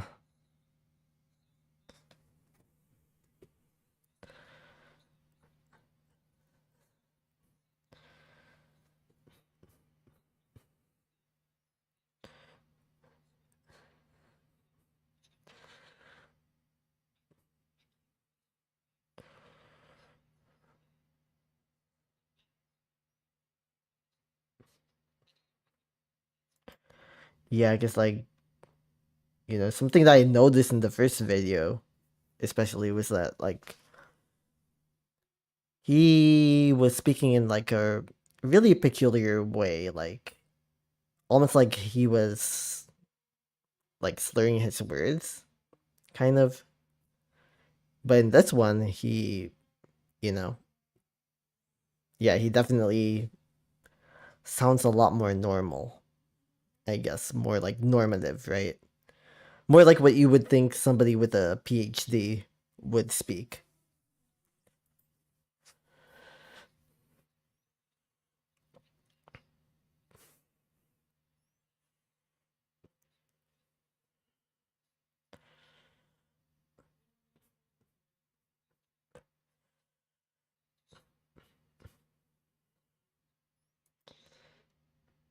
I guess we can look more like, I don't know, because I looked at his Wikipedia earlier. Wait, is he David Hillman or? Oh wait, no, they. Okay, he's both.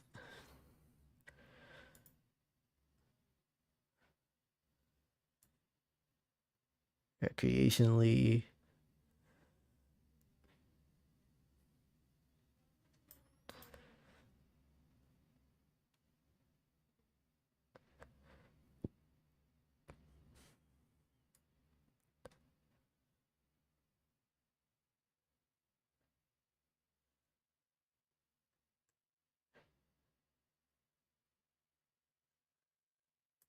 Uh, Starter playlist. Yeah, I guess.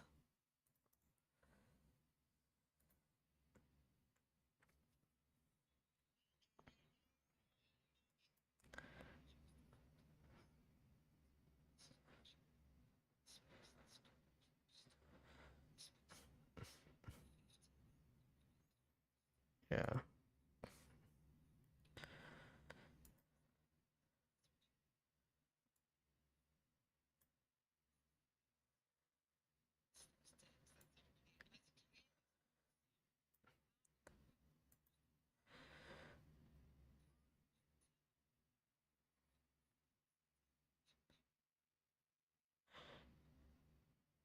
Hmm.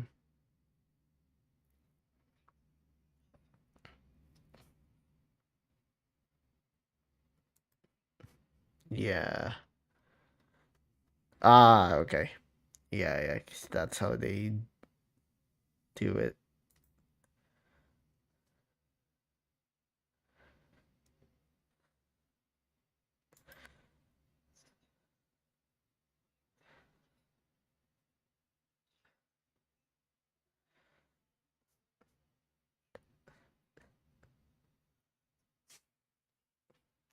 Camera is way too close to my face. Sorry.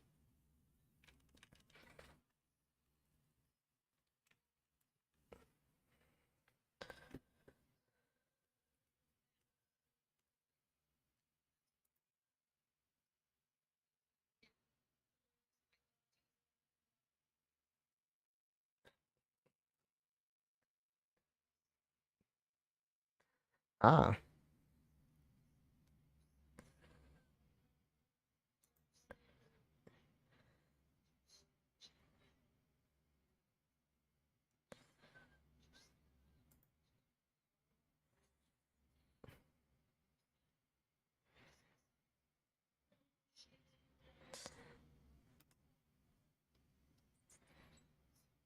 hmm.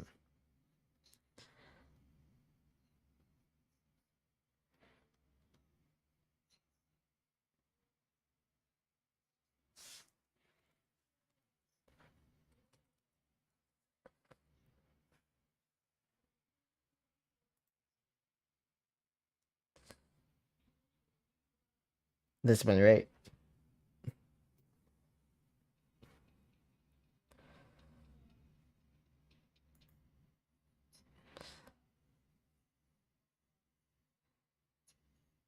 Ah, Aman. That's how you say it.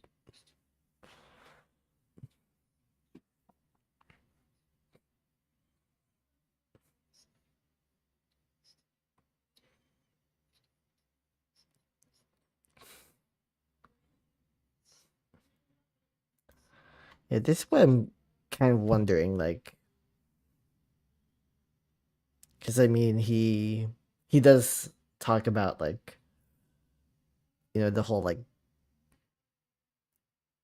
he, I guess he's done a lot of research about like the involvement of drugs and or the potential involvement of drugs, but I am kind of wondering if he also uses them himself, like yeah. And it's not really just this comment.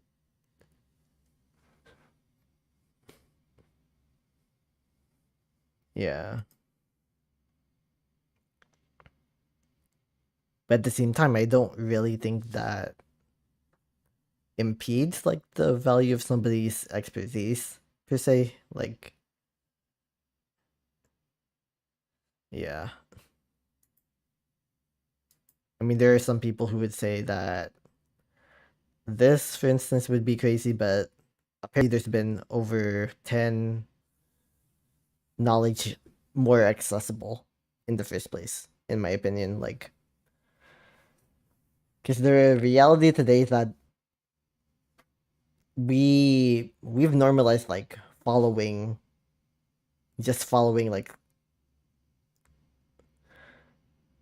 we're just obsessed with having like leaders and being followers to leaders rather than thinking for ourselves, right? And so, yeah. And unfortunately, when that's kind of like our tendency, the reality is that we just like upkeep the status quo. Whether that's talking about this particular subject, which of course, like a lot of people would find to be heinous. For me, it's just like it's an interesting theory, that's for sure. um or you're talking about white supremacy, you're talking about a bunch of other things at play here, whether they be systemic or whether they be theological. Yeah, there's just this need to open up our minds in general, right? Like, a lot of people will literally just like block somebody for not believing in the same things that they do. Like, I think it's one thing if someone's harassing you, right? But it's another thing if, they just say something that you don't like, and all of a sudden you think that that's a good reason to, just not listen to them at all. Yeah. Yeah. Yeah, I mean, a lot of like indigenous customs have died out because of, the spread of things like monotheistic religion, or, you know, there's just a lot of things that have that, humanity used to have in aggregate that are no longer like the reality, right? Just because, you know, maybe erasure, cultural brainwashing, that sort of stuff. Like, I'm always a skeptic, even when it comes to this, even when it comes to just like a lot of other, um, yeah, a lot of other like things. But at the end of the day, you have to at least hear people out, right? Yeah,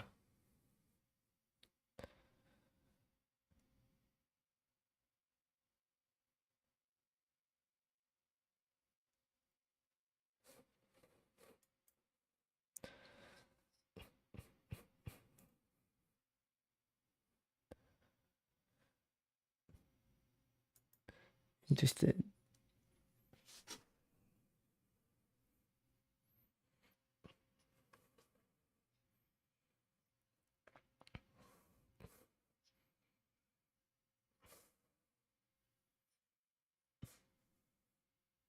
Yeah, yeah, yeah. It's just, yeah. I also think that like a lot of people, just because of wealth inequality, all of these very much material like forms of suffering that so many of us face. Like, I'm currently unemployed. There are people in Gaza and Sudan who are literally getting genocided as we speak right now. Like, there's so much suffering going on, both here at home, abroad, all over the world. And so there are a lot of open wounds out there, and people are not being given the space to be able to, actually heal those wounds. Because when you basically say things and do things while you're hurting, while you're actively still in pain, like, you're not gonna be able to reason properly, you know? Whereas, like, once you've healed and once you have reflected upon your suffering and you're able to more objectively look at somebody else's suffering, then in that sense, you are more capable of being objective and more reasonable. I don't know. I mean, I think that's why, I applied for like the grad school program that I did, because I was just like, how can we learn from each other? How can we acknowledge suffering, and how can we mobilize to collectively like start to heal? Yeah. Yep. I mean, to me, I take what you're saying as basically, you know, kind of like, I don't know. To me, it's just like we're making, you know, the people who already have all the power even more powerful, even more wealthy, even more able to suppress like the voices of everyone else, right? And as a result, we continue to suffer. It's that type of endless cycle. And it really takes a lot to, like, to go against the grain of like your indoctrination, or go against the grain of your reactions, right? Because it's very easy to react, right? Like on Twitch, on YouTube, there are literally people making millions of dollars just by reacting, just because their reactions are able to be monetized. But it takes a lot more work to actually reason, and to reason coming from spaces where you're capable of doing so objectively, right? Yeah. I do want to watch this though, because I think I've watched one of his videos before on a different topic, but like, yeah, because this one's very concerning. Um, Revival of the Greek will show us, yeah, yeah. I think in general, like, yeah, I think in general we really do have to like look back at history, right? We do have to look at history from the context of like, how can we learn from their mistakes, and how can we learn from their victories? Because we kind of have like the constant, we kind of have like the tendency to think that what we're doing today is superior to what they did in the past, where, you know, today there are a lot of ways in which, like, for instance, college is today all about being as practical as possible, right? You're not meant to do research, you're not meant to really think critically. You're meant to just like do um you're just meant to be like a cognitive machine. A machine that, like, even I've found to be not worth it for me.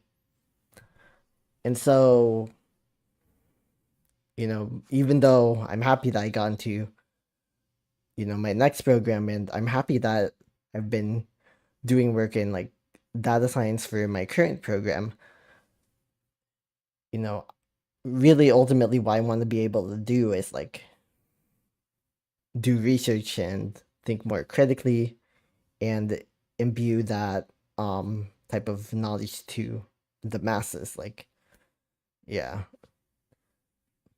I don't know. Yeah, all I know is that like it's scary how critical thinking today is becoming more commodified. It's becoming less in importance, and there's really a scary emphasis on like being practical, doing everything for a paycheck rather than doing anything at all for your like personal growth, whether that growth is about spirituality or like improving your capacity to think critically, etc., right? Um Let me step back for a moment.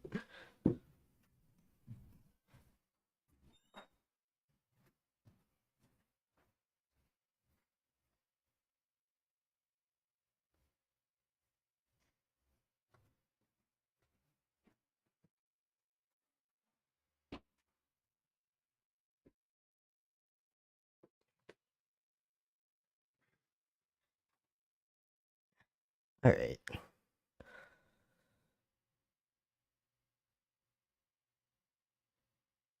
Oh yeah, so for context, this is referring to the case of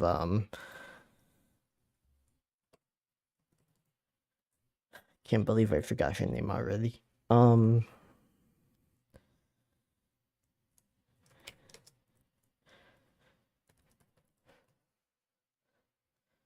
Yeah, Jade McKissick. So this is a 20-year-old student. She was a 20-year-old student. She was found at local bayou in Houston, called Braze Bayou, I believe. Or was it Buffalo or Braze Bayou? Or Greens Bayou? Okay. Greens Bayou. Or Buffalo. Yeah, because like, there's a reason why like this is called Bayou City. And by the way, I grew up here in the Houston area. So yeah, Buffalo Bayou. It is, the main thoroughfare. Basically, it's like the main river that goes through the city of Houston. But we have like a bunch of like interconnected bayous. So like, yeah. So it's talking about her case, and basically there's been like 10 people in the past year whose remains have been found at or near Buffalo Bayou, including unfortunately Jade McKissick, who again was a 20-year-old student at the University of Houston. That was actually my first alma mater. And yeah, so that's what makes this like particularly gruesome for me. Just like, yeah. Okay.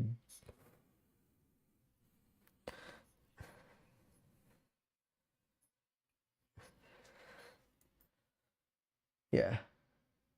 Yep. Oh yeah. No. Yeah, no. Of course I'm glad, like, you know, I've oh wow, it's already been 2 hours since the stream started.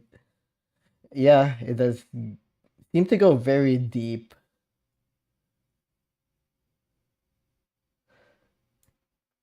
Yeah. I mean, I also definitely want to be in a world where like, yeah, liberty and justice are the norm, you know? Because like I mentioned earlier, like I feel like we have such a lack of critical thinking because we have an overproduction of reaction. We don't really do reason. We don't really reason as much as we need to do,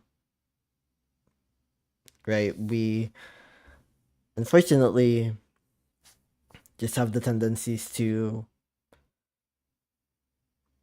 kind of like look at our trauma and like as something that doesn't need to be healed, something that doesn't need to be changed. And so as a result, we don't really expect anything to change. So we don't necessarily see it as an imperative to change things for, the future, right?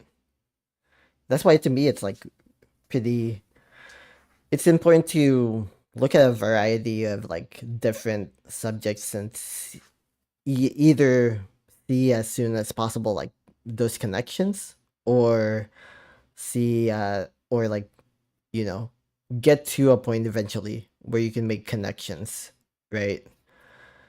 Because for instance, with with events like this, right? A potential serial killer in the Houston area. I mean, this area has had like numerous cases of like serial killers. Um Simply because, Houston is such a large city,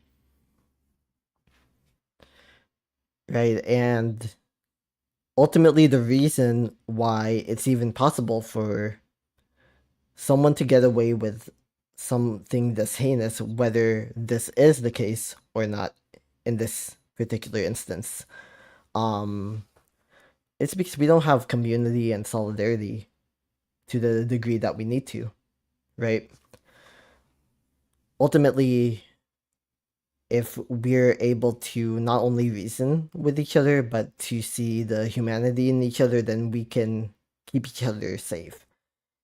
We can advocate for liberty and justice for each other, um right? And that's why I feel like it's like really important to be as like open-minded as possible, really understand like why people react in certain ways, why people think in certain ways, right?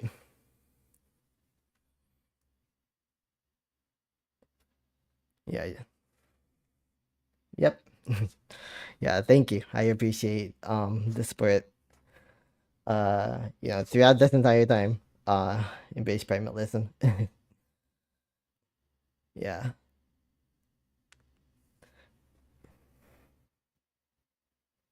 Yep. Yeah, definitely. It definitely does. Yeah. Yeah, have a great rest of your night. Embrace primalism. I do definitely appreciate, your company today or tonight, I guess. Yeah. Yeah, take care. Yeah. So I'm gonna, I guess, see what's going on here. Like, I guess this is what I'm gonna watch for now, and I comment on.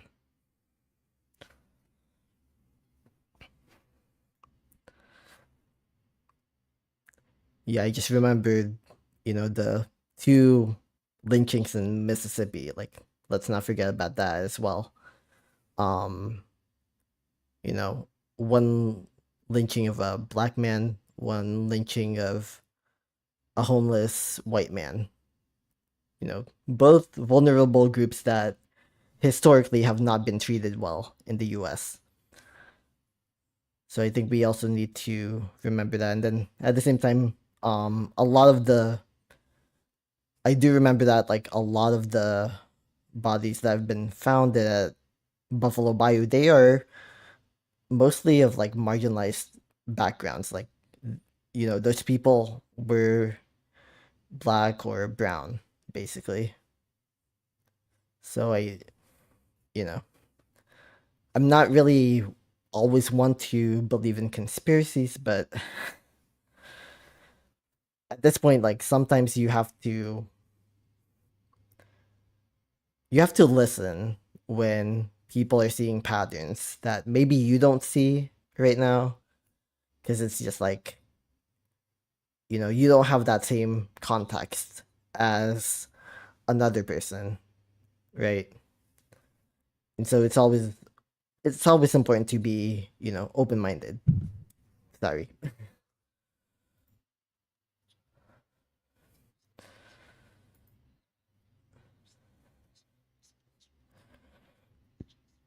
Mm,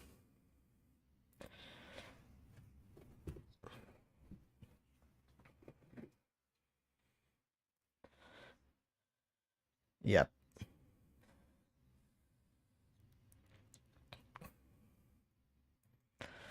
Yeah, that's the scary part. Like, again, I was a student at the University of Houston. I graduated back in 2018. So like I don't necessarily know the area all that well, but like it's very easy to, like, if you're, for instance, inebriated, to just like, slip and fall literally into a bayou. Like, that is a possibility, but you know, for different bodies. Yeah. Oh, yeah, and thank you, Embrace primalism. I appreciate that. Um yeah, but yeah, for different bodies, that I don't think you can make a coincidence on that. It might not necessarily, for instance, be like the same serial killer. For all we know, it could be just a lot of people, you know. because like it's back to school time. Schools have only been in session here in the area for like around a month. So if there is like an increase of people in like that particular bayou, it could be because of like U of H and nearby TSU, which is like right across the street from U of H, like having those students be in closer proximity, but at the same time, that's a lot of people. And each of them lived, you know, lives, um, and they have family that wish that they were with them, that they were still here on this earth. So it's, I feel like it's always important to have that context of like, you know, empathy, right? Look at Focus on the humanity of people, even when those people are not people who you personally know or personally can empathize with. So like, let me continue. I do need to go downstairs and like get some water though. My throat is kind of parched.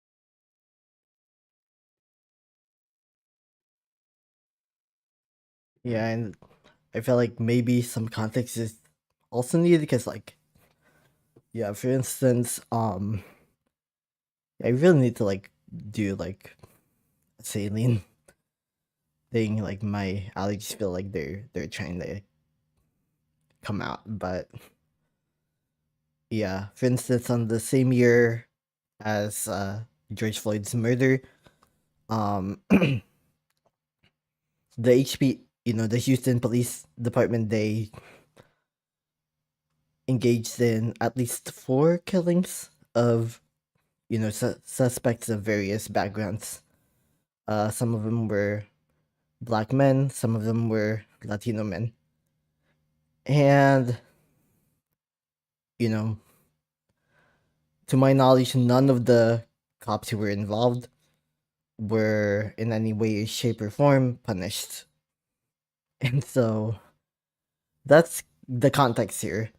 Like, just like in many other parts of the US, the cops really are not there to help, Houstonians. They're not really there to help us, to help the people. Unfortunately, they are there to serve the ruling class. I don't think there's any other way to, you know, describe it. I guess let's continue. Let me do my some type of rinse.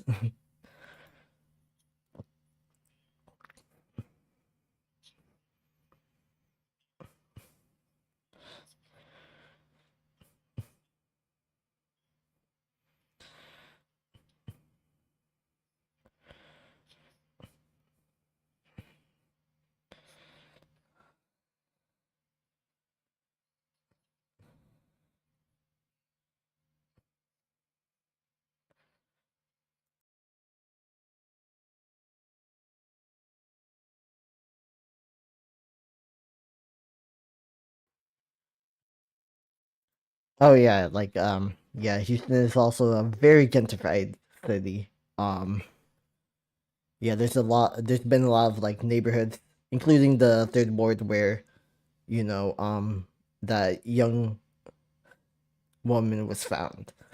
Um and so like gentrification has mostly disproportionately like impacted black communities as well as like some Latino communities. Um Edo, for instance, used to be majority black and brown neighborhood, but now it's you know now like wealthier non wealthier like white populations have moved in. Same with like the northern third ward as well. And yeah, U of H and TSU, they are in the northern portion of the third ward, like literally the very northern, like the northernmost like part of like that one neighborhood.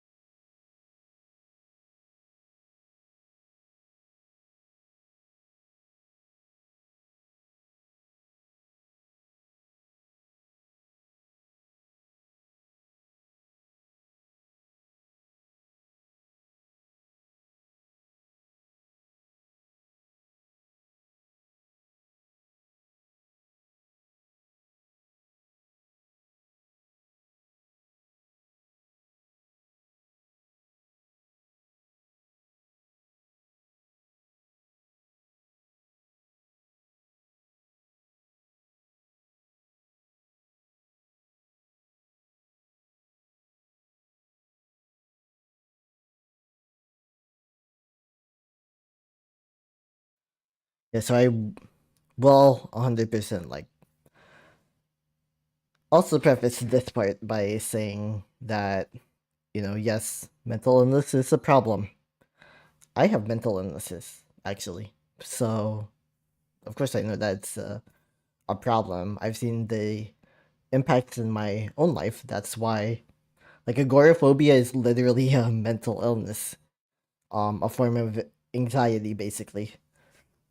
Um, and so yeah, that obviously is a problem, but like at the same time, um, people who are mentally ill are many times more likely to be victims of to be vulnerable and victims of crime rather than be, the criminals ourselves, right? I do not have a record except for like, you know, breaking curfew at a park, like 10 years ago. That was it. So like otherwise I have been as productive a member of society as I possibly could be, right?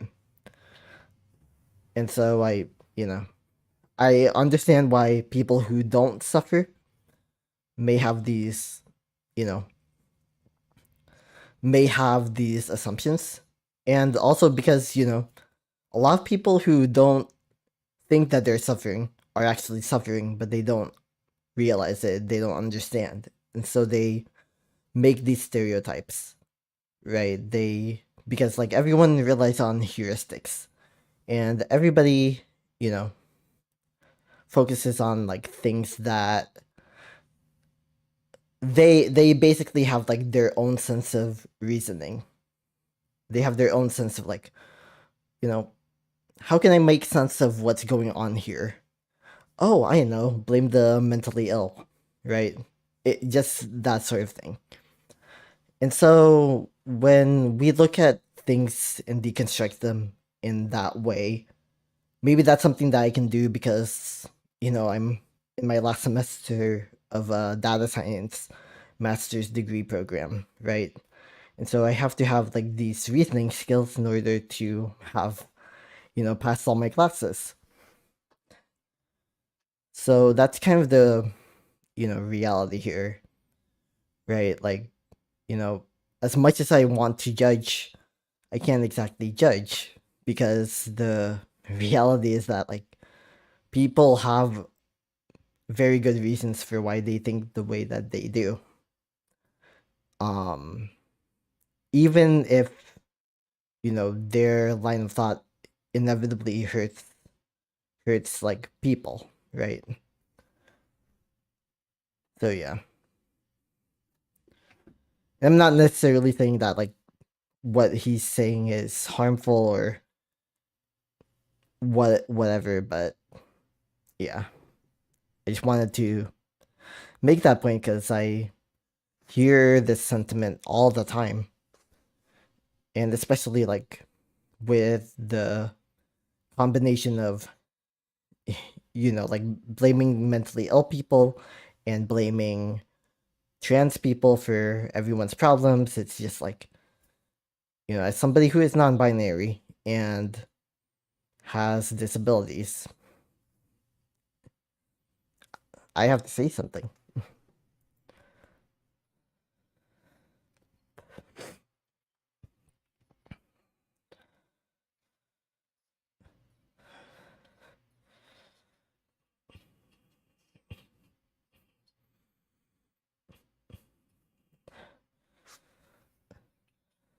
Yeah.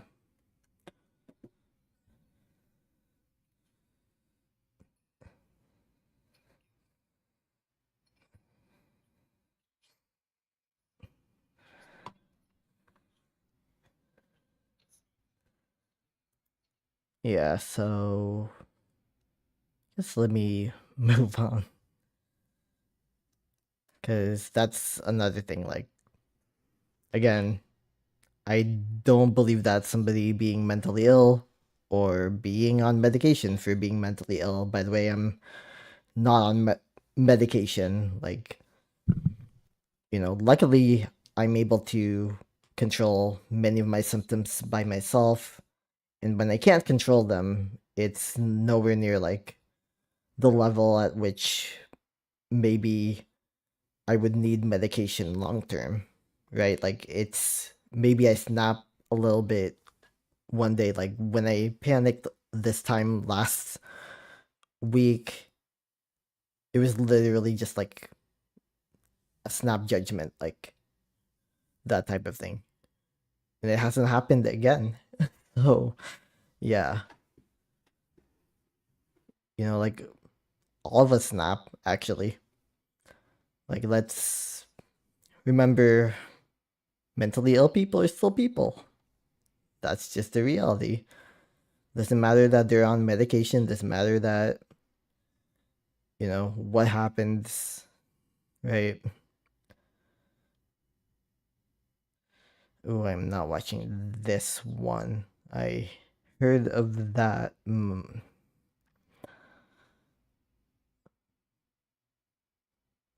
I think I literally like wanted to hurl actually when I heard like the details of the news, because I was like, okay, yeah. So where do I want to go? I kind of want to watch this one, but like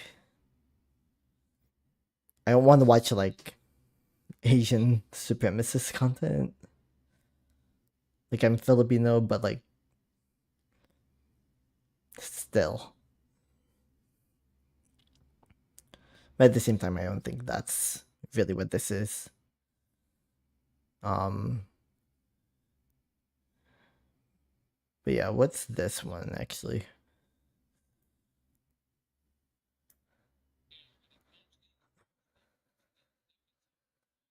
That's not wrong.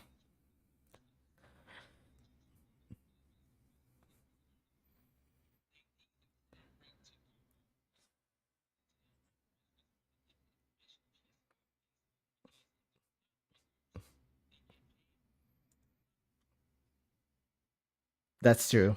I mean, they have more of a reason to advocate for like increasing police budgets and inflate them at the expense of everyone else. And that's what's been happening with, the Houston Police Department with like Mayor Whitmire. He basically, capitulated to the cop union locally and for HBD, and ended up like giving them so much money, and then in the process literally like cutting everything else. So yeah.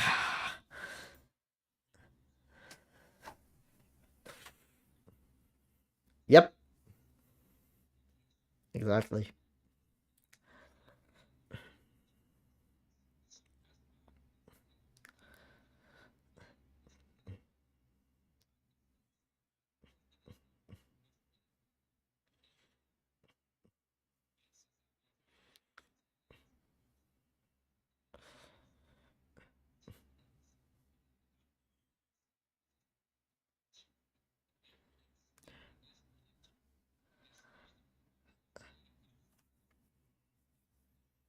It is.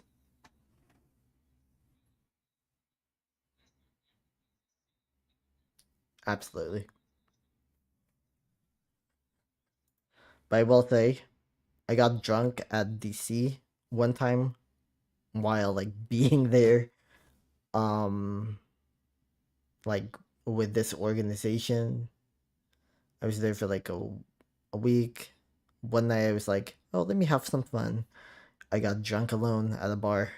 I had a red face because I have that specific like Asian gene, and so I was red in the face, and I was like stumbling, and like like people were just like staring at me. They were like, what the, like, what is wrong with you? Like, are you okay? Like I literally kept hearing, are you okay? Um the entire time, and they was like, yeah, yeah, yeah, I'm fine. I just let me pay. And so, you know, it went on my way. Yeah, for some reason when I'm drunk ish, like I am a lightweight with alcohol. I do not consume any alcohol. I haven't had any alcohol in like over 5 years now. Um, that's how bad the reaction is, because like, sometimes I hurl, sometimes it's like it I just don't want to experience the feeling again if I can, if I can help it. So yeah. Yeah, so I will say like DC, I my ADHD, but like yeah, DC, they're good. Like, like drunk people can literally be like in an alley, safe from like being, you know, subject to some sort of crime. Because that's what happened. Back when I was there, like I like every random alley, just like it just had like drunk people there in the shadows sleeping. I was like, oh, that's nice. While I was like stumbling back to like where I was supposed to go, to sleep and everything. Yeah, yeah, and that's what I did as a 20-something-year-old. Yeah, that I have no idea how I survived like being in my 20s. Like the pandemic literally like reset me in such a way to where like I stopped doing those like risky types of behaviors. But anyway, yeah. I mean that is I guess sort of relevant because like when people are inebriated, they are more susceptible, right? In the same way that like when somebody is mentally ill, they are more susceptible to being victims of crime. And my dog is barking. I hope it's not audible. Like she keeps barking. Like it's just my mom coming home.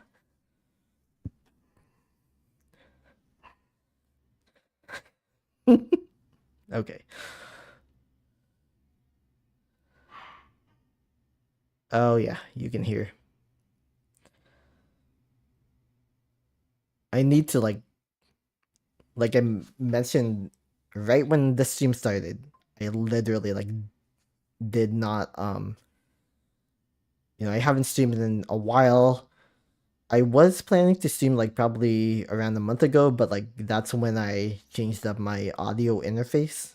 I moved the one that I have in my closet studio over here, and I moved the one that I had over here elsewhere because I want to reorganize. I want to reorganize like everything that I had, like my audio equipment and the equipment that I purchased because like I went crazy and like purchased a bunch of like audio equipment during and like shortly after Prime Day just because I knew the tariffs were coming and I'm so glad that like I got like everything that I wanted and could have needed, even if it was like a little bit of excessive. I was just like, you know what, life is too short for me to not get the audio equipment that I wanted.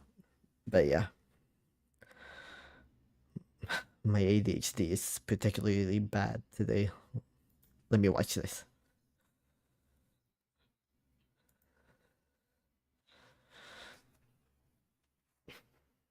Yep, 10 bodies. Exactly. That's the scary part. Buffalo Bayou, yeah. Oh, by the way, that's like here.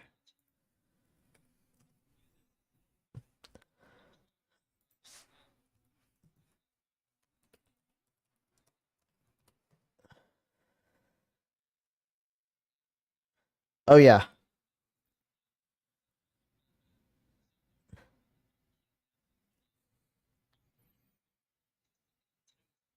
exactly.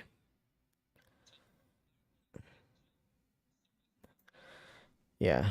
And I mean, I'm pretty sure some things are going to be said here that may be, insensitive because, ultimately, even though Jocelyn's mother has been grifting the right-wing media, um it has since endorsed Trump and Ted Cruz and a bunch of these problematic ass politicians who are making the world a way worse place than it has any business to be.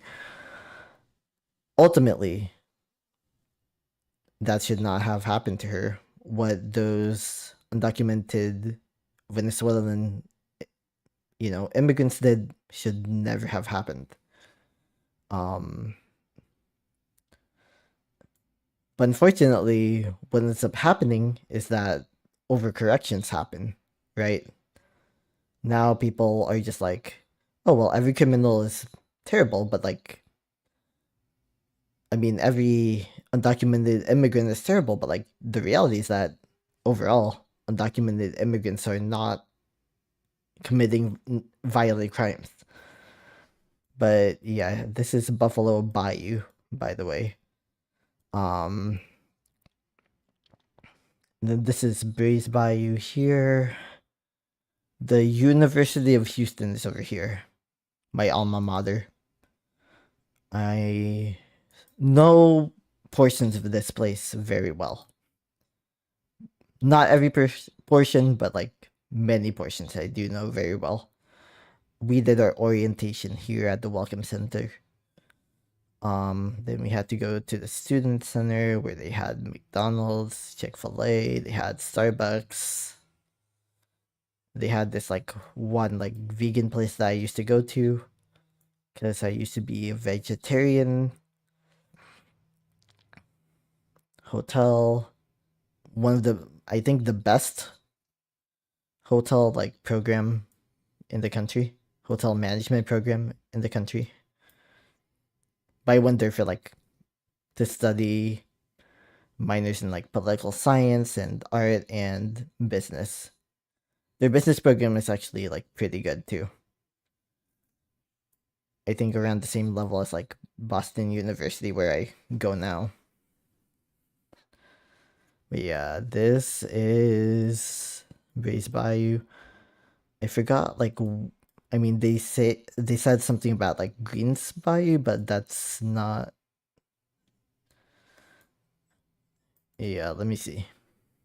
White Oak Bayou.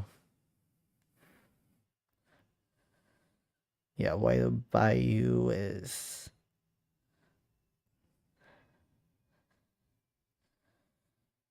Yeah, Houston Bayous in general. Like,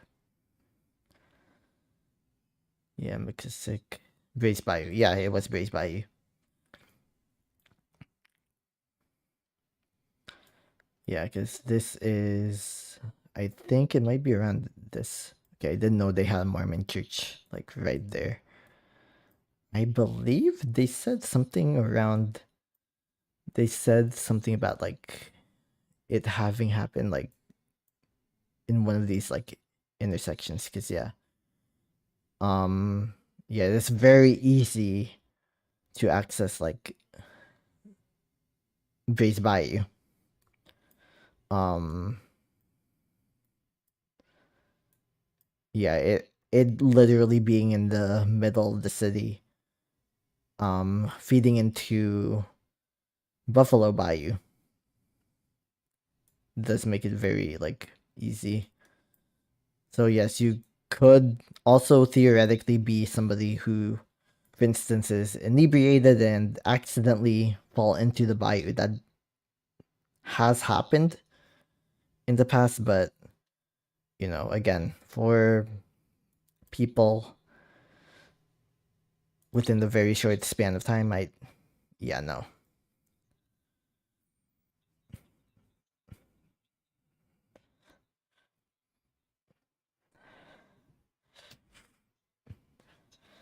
Yeah.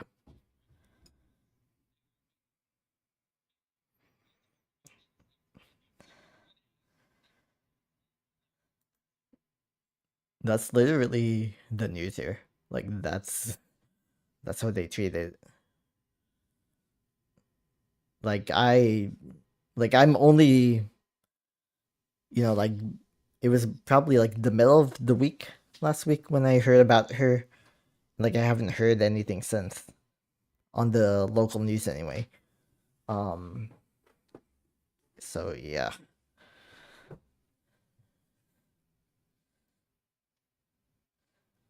Okay, they 100% need to stop recommending this one to me. It's so scary. Um I guess let's see this cuz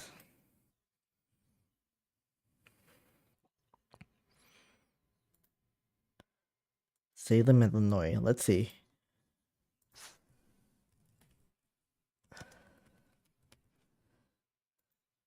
That's a good idea.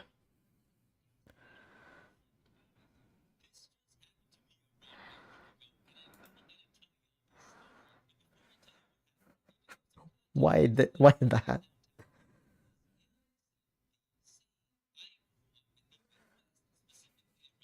Chicago. Yeah.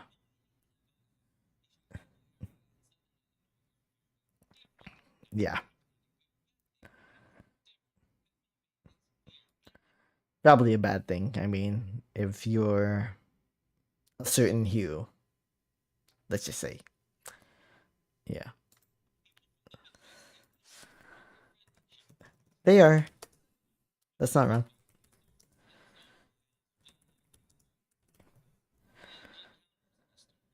Oh, wow, it really was. Holy shit.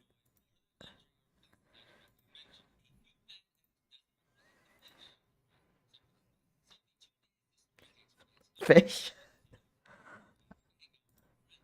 Like, are we talking about caviar here? Sorry.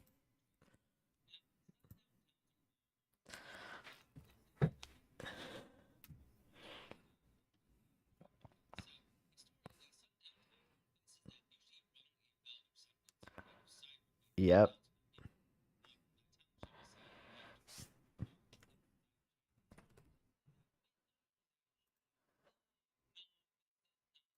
What the heck?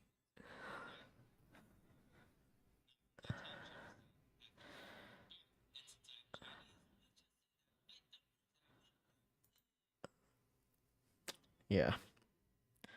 Yeah. I mean, as an Asian American, I so I will say there is probably like some level of like I won't say benefit per se, it's just that like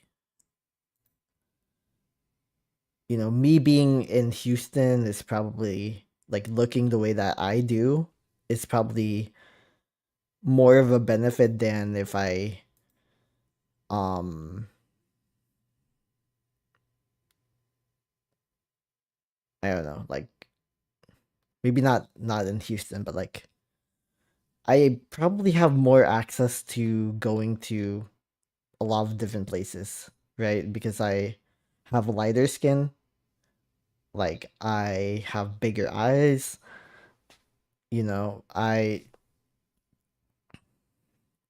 might have like a bunch of like things like disabilities, might be non-binary, it might be a bunch of other things, but at the same time, just like looking at me, people don't necessarily find me all that threatening. People don't necessarily find me to be all that different. I remember back when I was doing my internship at the Fortune 500 company that I used to work at. Um, I had one encounter with a homeless person, a homeless white guy. Um, you know, COVID time, COVID area. He was just like, he's thanking me because I gave him a little bit of money. And then he was just like making small talk with me. And he was like, like those like Asians, like they're the enemy, right? Like I was just like so scared actually because I was like, oh, oh, that's what you think of us. And then I was like, and then of course he made it very clear that he didn't think I was Asian. So I was like, and of course I was like wearing a mask because the it was all over the news already back then that like this COVID case was found. It's spreading throughout the country, and so it was just like I was wearing a mask already because I was like, yeah, I'm immunocompromised. So because I just had like a sinus surgery at the time, so I really didn't have a choice anyway. Like being 3 months from a sinus surgery and literally having the experience like COVID, actually 2 months, because like it was the beginning of March that year, back in 2020, when I started there, and I worked there for 5 years eventually, until July when I got laid off. But yeah, just imagine this. I guess, like, I guess, like, me seeing my face now, like, I could see why people don't think that I'm like Southeast Asian.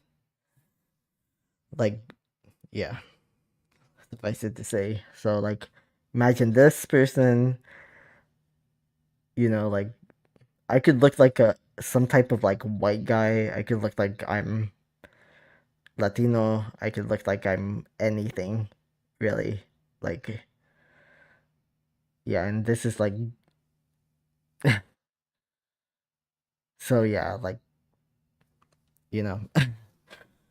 But of course, like, someone who's unhoused probably has insecurities, especially since that dude was like a military veteran, I believe. And so I was just like, yeah, yeah, I just nodded my head,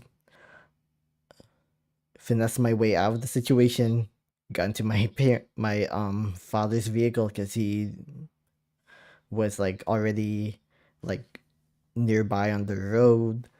Basically, like, he was parked, I think, already. It's like a parallel parking type of building in downtown Houston. So yeah, and so yeah, that was that. But it was, yeah, it's one of those things.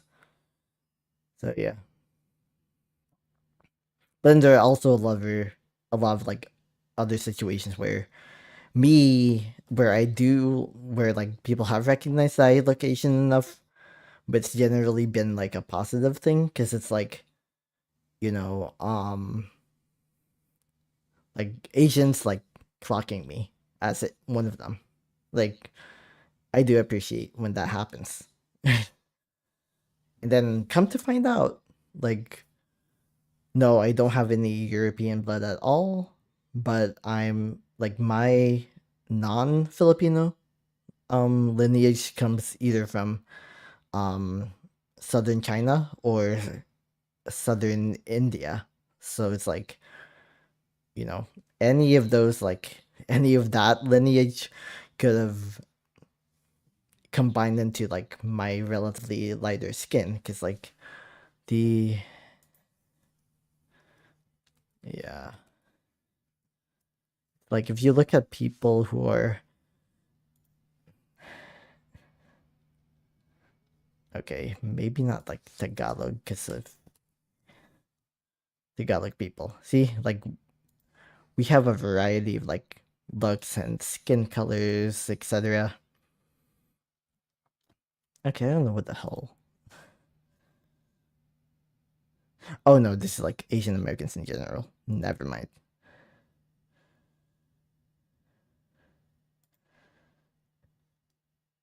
Yeah, I'm just gonna pick on like this family, for instance. Like, see, variety of like skin colors, facial features, etc. Um, yeah, like, my skin color is like around the same as this woman. Like, I will admit, like, the lighting probably makes me look a little lighter than I normally am. Okay, that's false.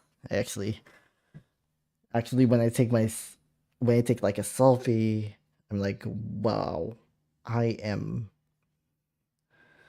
I look white sometimes. Like, not trying to be racist, but like, it does surprise me. Um. So yeah. No, I don't have any recent selfish selfies because I'm not really like that self obsessed about my look. I do have selfies. Oh, this is from July 12th. Yeah, this does not. No, but this is like, yeah, yeah. I do know I kind of have this look. Yeah, this is supposedly a single family. A bunch of different phenotypes when it comes to skin color, eye shapes, right? Like normally in the Philippines, if you have like larger eyes, you're also normally going to be like darker skinned. Because a lot of like the lighter skinned people in the Philippines also have like more like Chinese descent, just like I do. Um, Whereas like a lot of the darker skinned Filipinos happen to have a more like Agta, Aita, that sort of indigenous Filipino descent, as well as like sometimes Indian, like South Indian, South Asian descent. Yeah. There's me with my ADHD just talking about how, yeah, racism against Asians happens. Because it does. Like you're not exactly safe if you are Asian, like in going to like the back roads, for instance. Like it's just not gonna like it's a false let's just say it's something that like some people assume, right? But it's like only if you can sort of like pass as not being, the enemy, right? Not being the enemy, or not being, you know, black or Latino or whatever, right? So yeah, there's that was my rant. The hell?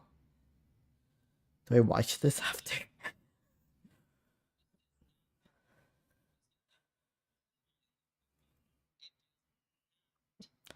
I guess. Yeah, it's back the way.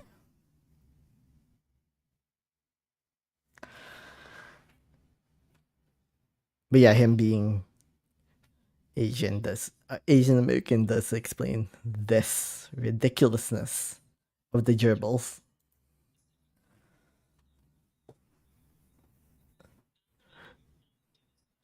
I love memes, by the way.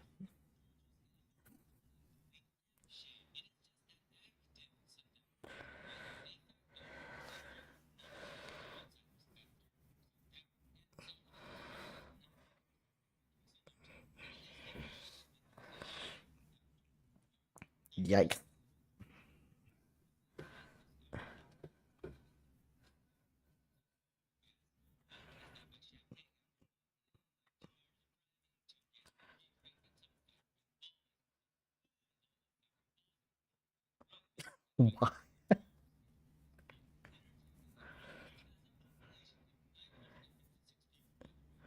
That's crazy. Mine too.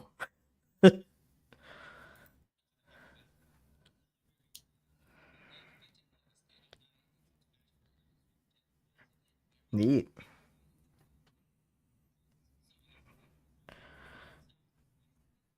Yeah, you see, like, I would never drive by, like, I would never drive through this. Forests, like, freak me out.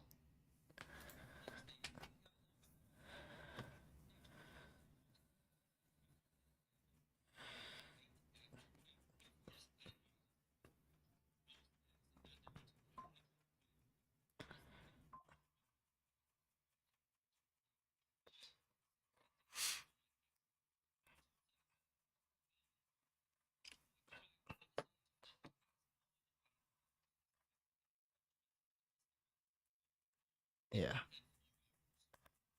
Yep.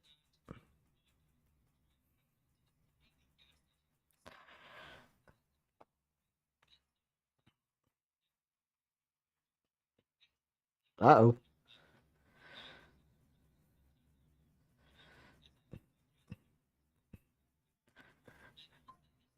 Yeah.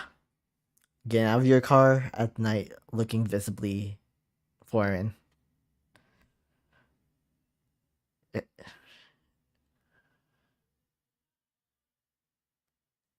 Been there.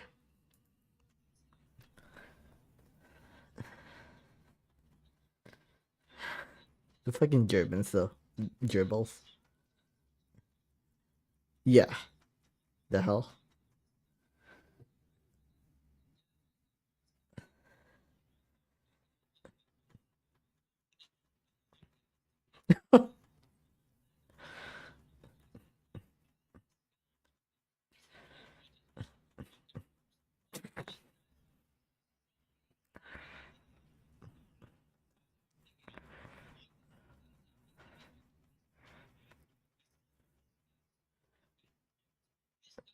Don't do that.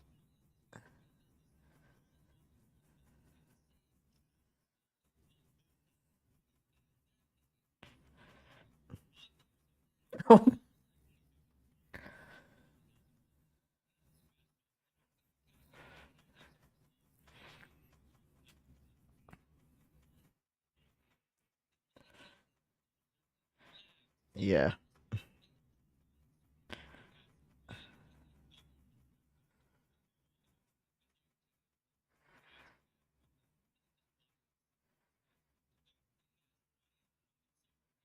Yeah, exactly.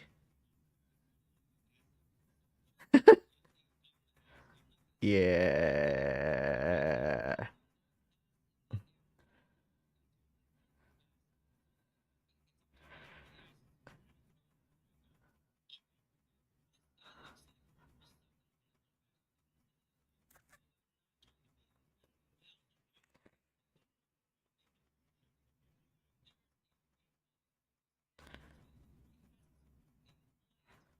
A light.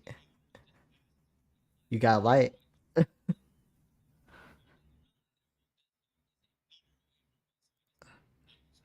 Yeah, I don't. It is.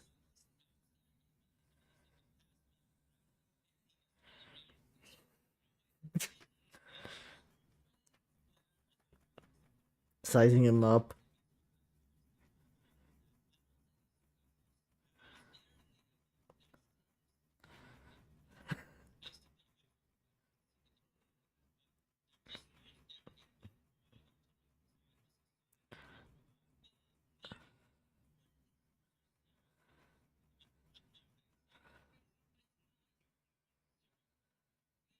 That's true.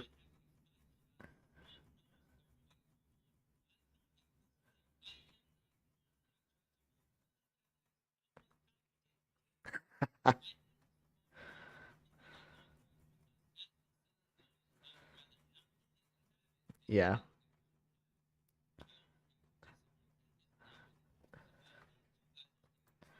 I mean, I'm in Texas. I understand why. Let me see how the. This annoys me whenever my frame isn't where it needs to be.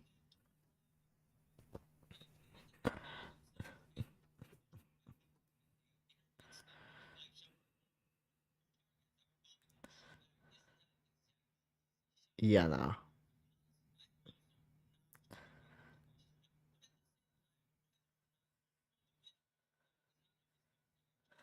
That's true.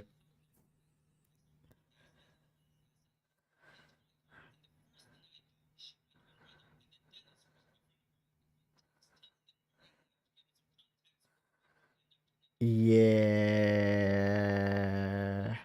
Oh my god.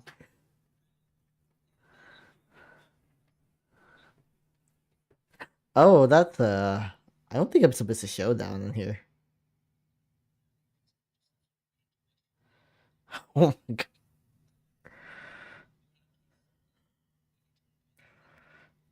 God damn.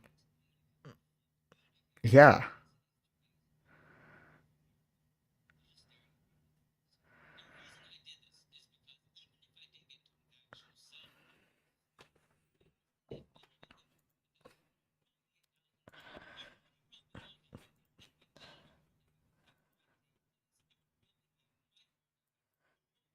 Mm-hmm. No, they ain't.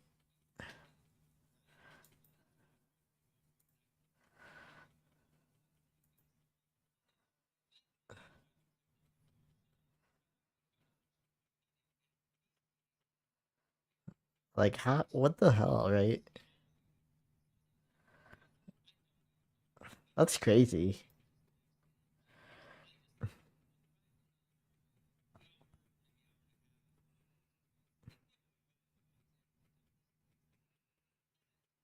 You sure? I mean, I'm just saying, like, snacks are like great.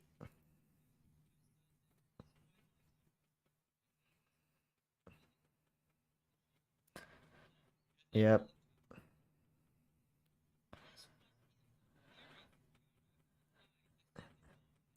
Oh damn! When did they drop frames? That's crazy. OBS says I dropped frames a little while ago, but I don't know. I mean, it says I dropped frames, but like, I don't know how, when, or why.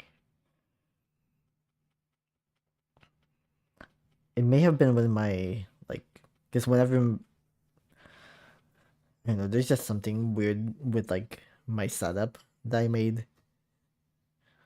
Even though I'm on the Ethernet, like sometimes frames will drop when somebody um walks into the house. Yeah.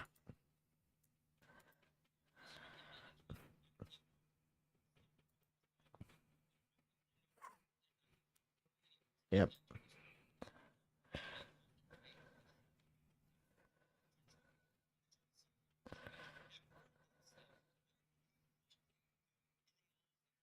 Wow. Yep. Right. I would not smile. You should be. Yeah.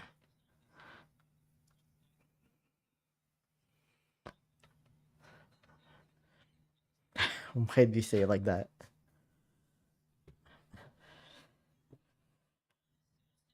That's crazy.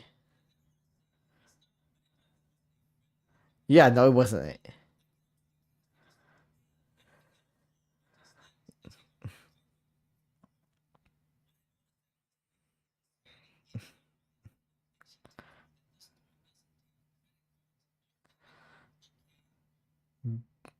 The hell? Oh, wait. What's going on with my?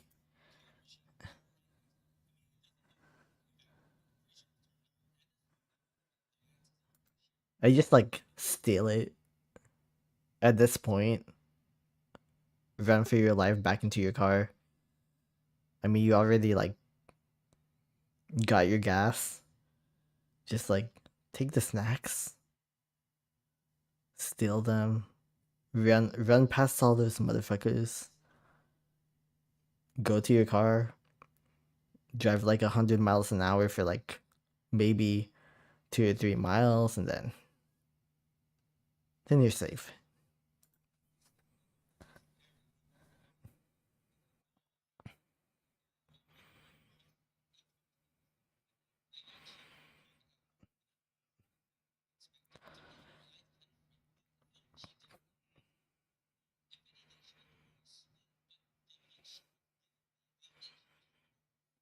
Ah, yeah. I would still, I would still steal. I mean, snacks are snacks. Ain't nobody gonna get in the way of me and eating my junk.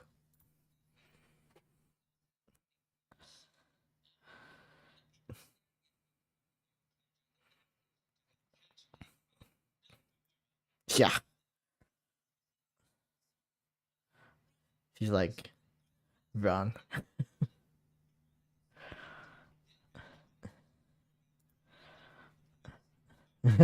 Yeah.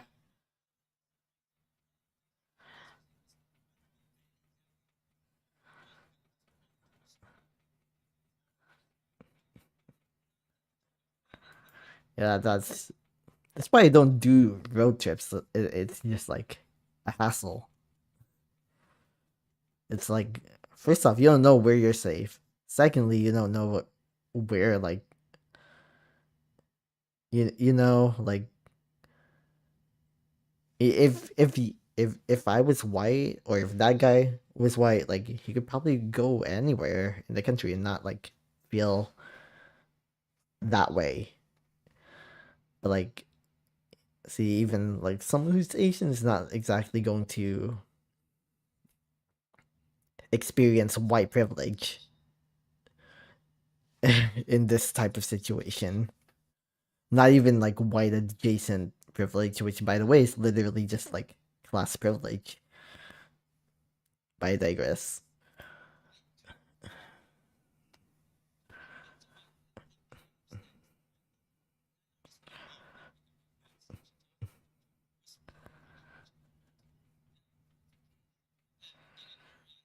Damn.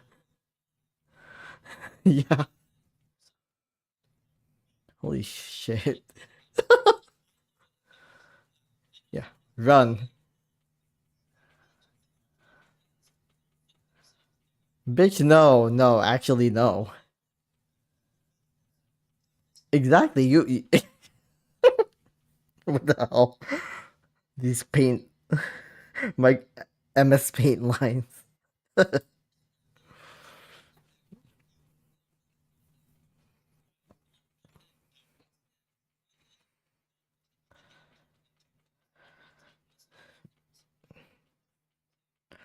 Mm-mm.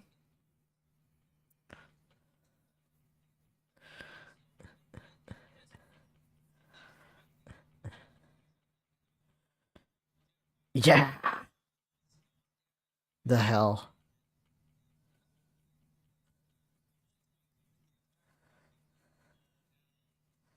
Mm-hmm.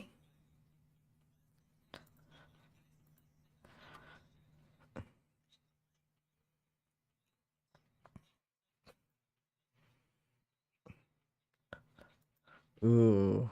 I've seen these in the movies.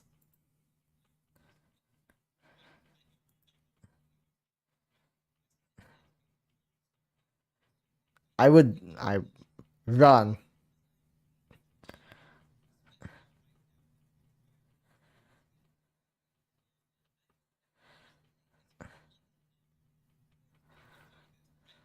Not free candy.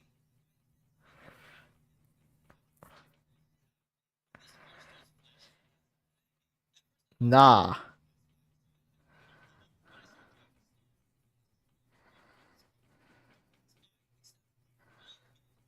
No. Uh-uh.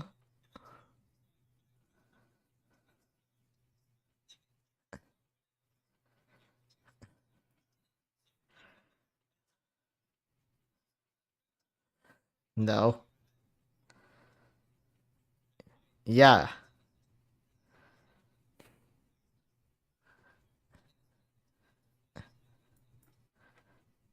Okay, so one of the poli sci programs I applied to was literally like in like uh UI Springfield, University of Illinois Springfield.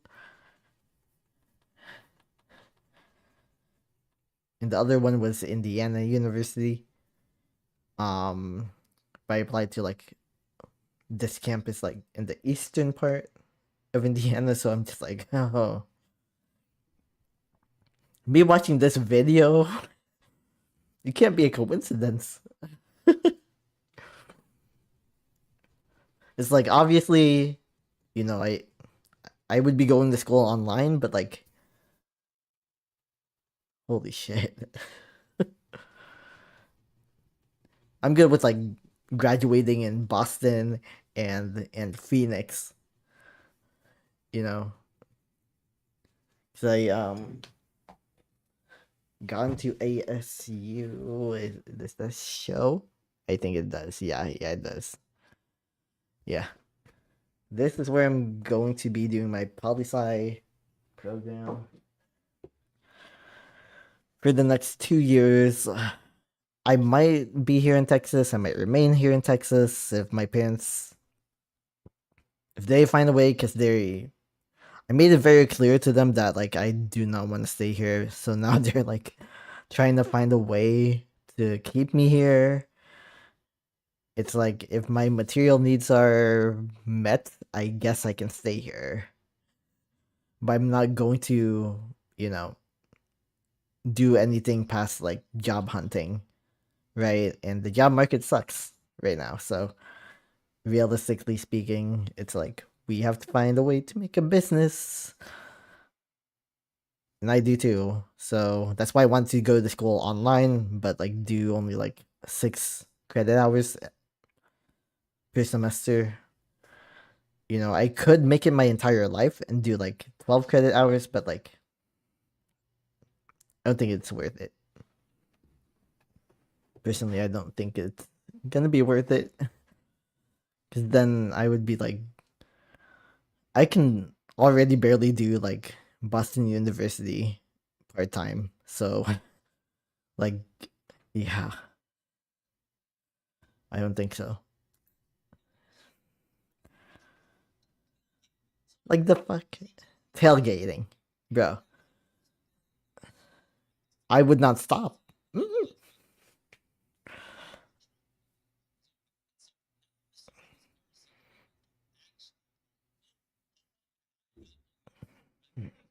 fuck that.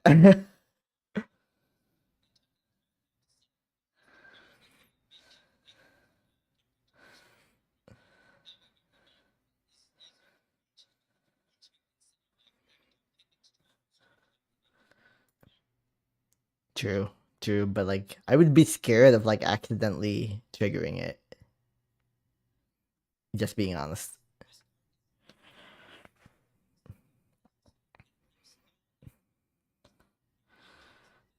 Exactly.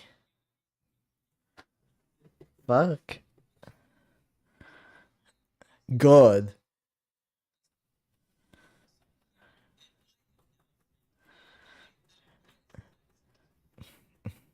Fuck that shit.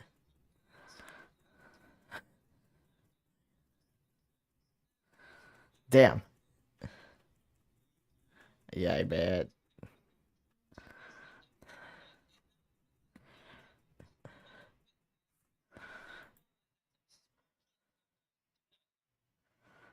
Yeah, no. 100% I probably would like,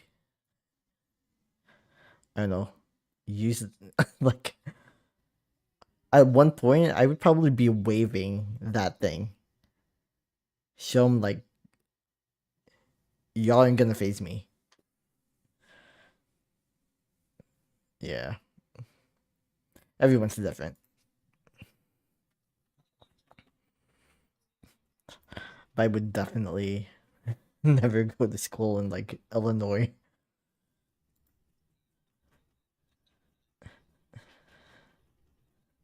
At least not that part of Illinois. Like in general, like going to rural places is risky, right? Because some rural places are like, you know, they're full of minorities. They're full of like Latinos or like down here in Texas, especially. Like many of the more rural parts of town, like many of the more like rural parts of the state are, you know, majority like Latino. Some are majority black. Most are majority white, but like, you know, you don't really know what type of town unless you like search ahead of time. Um, but yeah, that's what makes like traveling one of those things that I don't want to do on a regular basis. Like, damn,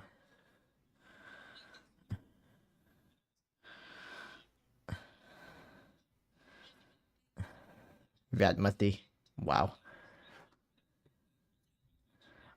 Yeah, that was a bold choice. Salem's still a weird place. Great. Yep, Marine. Well, that explains everything. It's like there are a lot of Asians who don't do guns, but like a lot of like I think a lot of Filipinos actually do guns.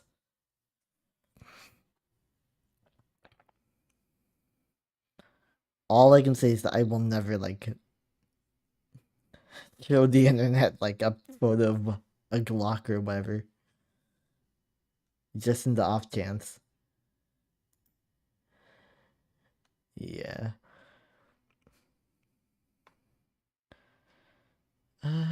Texas job market. Oh, this is like anxiety feel for me.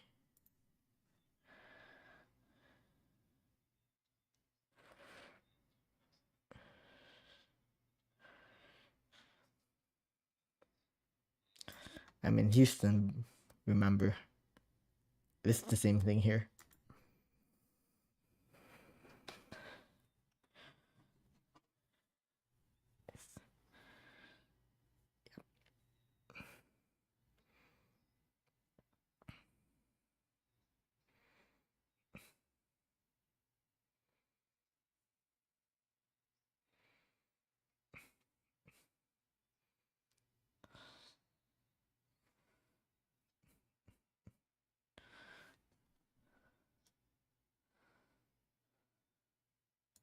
Yeah, it's a bunch of gaslighting, really.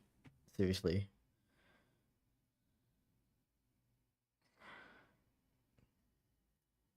Yeah, I wonder if, like, I don't know. I feel like I need to, like, have, like, music playing in the background. I don't know. But yeah, let me. I know. I need to go downstairs. My mother is like waiting for me. Probably. I don't know. Signs of life type of thing. Let's go here. In the meantime, because I have like a list of things in that I want to watch now.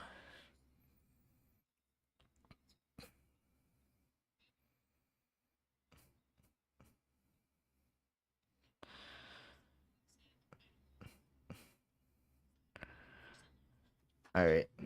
I'm gonna play this. Go downstairs a little bit, and then come back.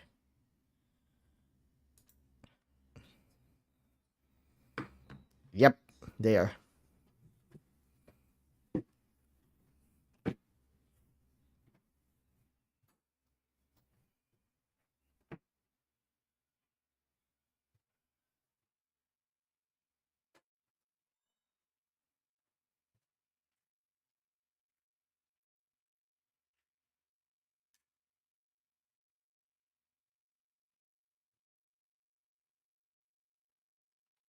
Yeah, I need to mute my mic.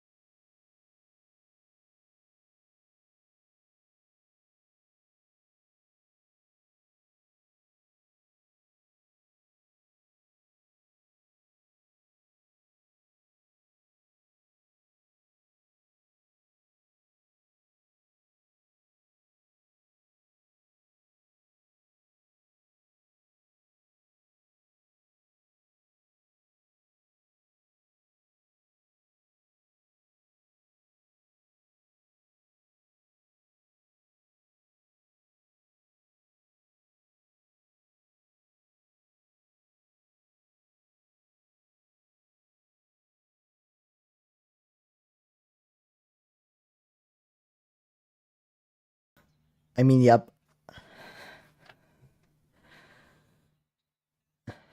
Yeah.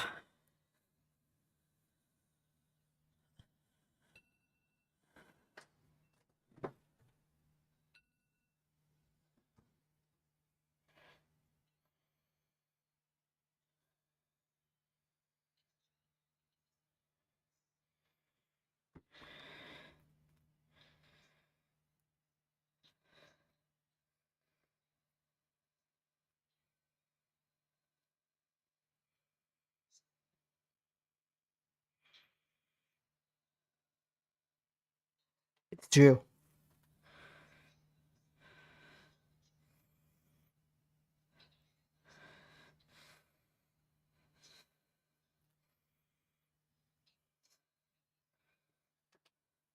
Yep.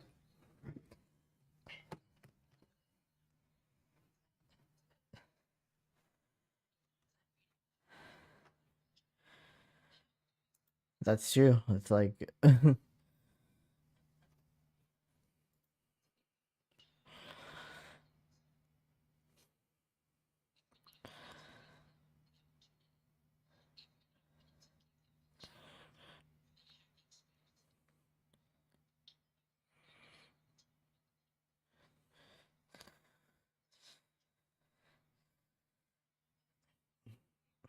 yep.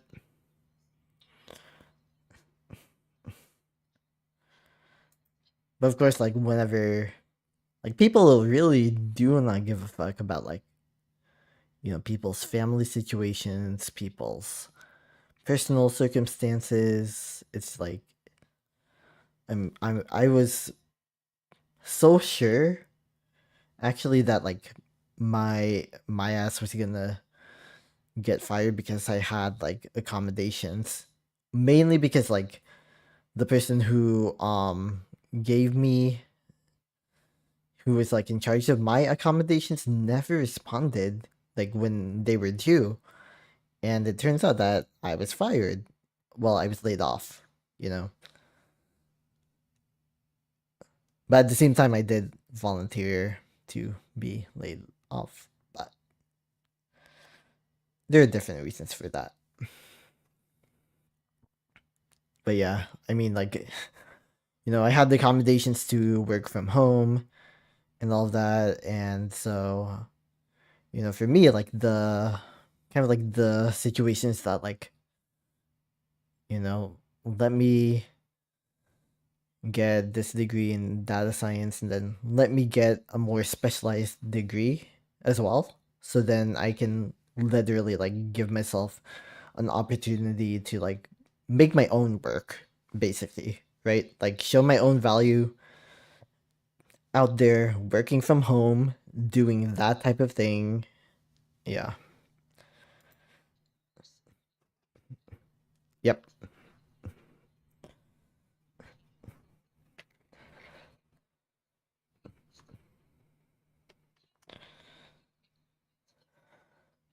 Exactly.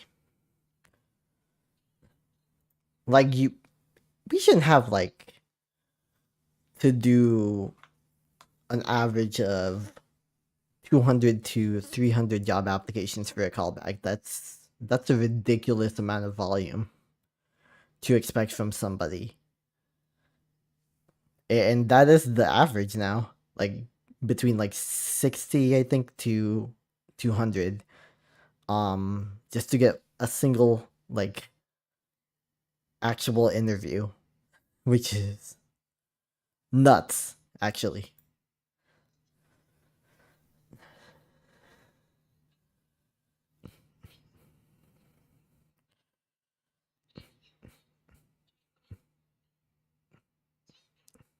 Yep.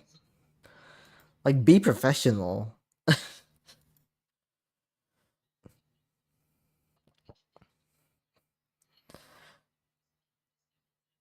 Exactly. I literally asked that like when I was doing job apps like back in 2018, 2019. None of them would like give me a valid reason. Crazy. Like technically you can say like they don't owe you an explanation, but like at the same time, like don't interview me, pretend like I'm human, and then actually it turns out that you didn't give like a shit about like my qualifications or nothing. Like I was literally doing like an interview for like, to be an English teacher at a foreign country because I was desperate at the time. And like right when I spoke, they just like right when I don't know, like right when they did like an interview. I mean, not an interview, but like when they did like, I think they wanted me to do like a video, and then I was like saying things, and then they just rejected me. Like I was like, oh, is this like lookism? Is this ableism of some sort? Like the fuck? It's just like so unprofessional. But yeah, that's why I'm just like, maybe the best thing for me to do personally is like try to find a way to make money. Maybe not necessarily like just on my own, but like, find some solution where I could have like a command of like what types of work I do and take or whatever, right?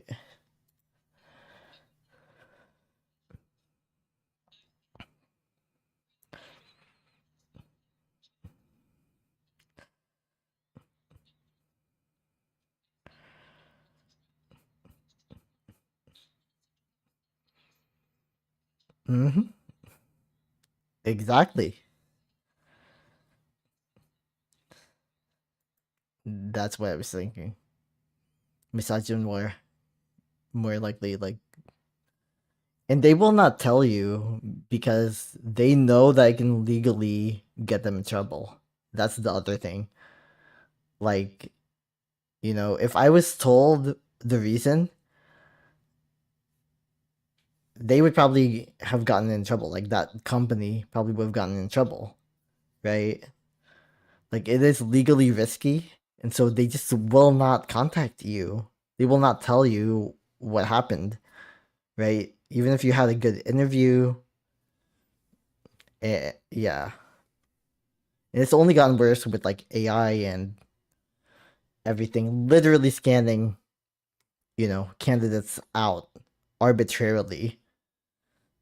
And like, what I kind of find funny is that like, some of the students in my program are like, AI is great, like AI is the future, right? But like at the same time, there's our contingent that's just like AI needs to be very, very highly regulated because of the ethical ramifications and risks.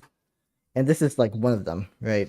Just like the fact that um AI can literally tell what race you are, mainly because like, you know, all of these companies use the same algorithm basically to determine the demographic factors of an applicant, right? That's why like some algorithms have literally gotten in trouble. Some companies have gotten in trouble for algorithms that discriminate against women, that discriminate against women's colleges, right? And at the same time, when algorithms also, for instance, have bias towards like students who, I mean, like, job seekers who have graduated from like more prestigious universities, right?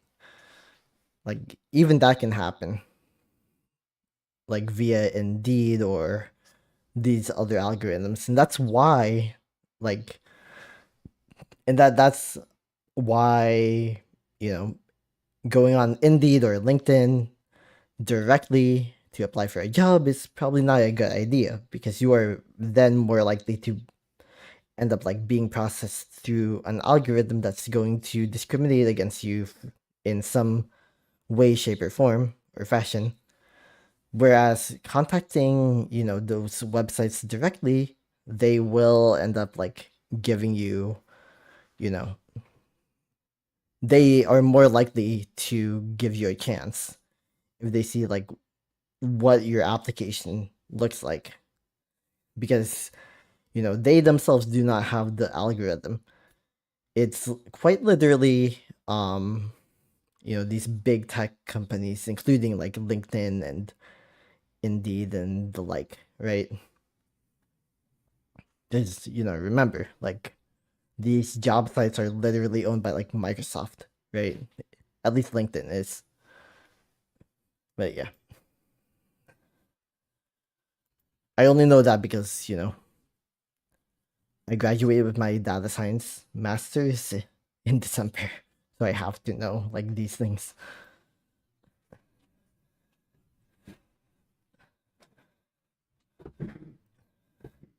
Mm-hmm.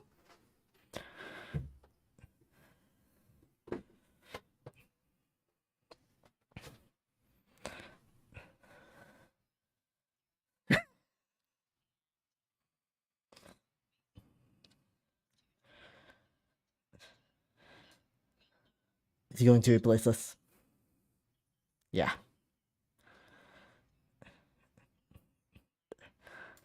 Like literally, I have seen like LinkedIn has been pushing job ads for AI startups at me. Like half the notifications for jobs that I've gotten from LinkedIn are literally for like fucking AI startups.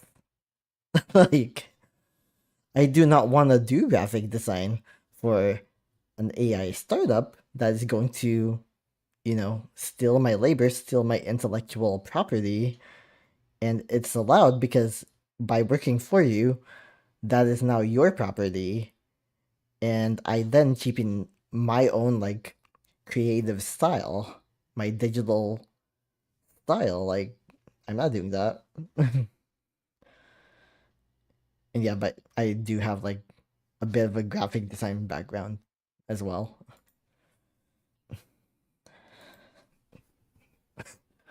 Yep,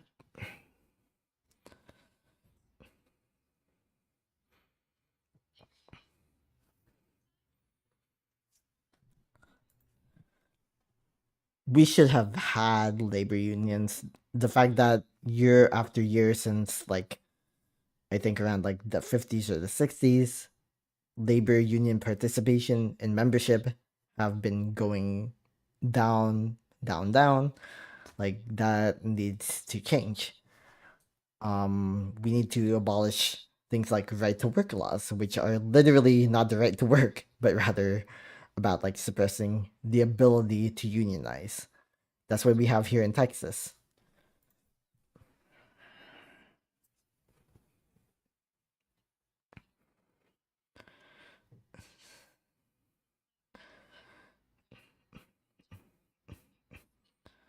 We have the power.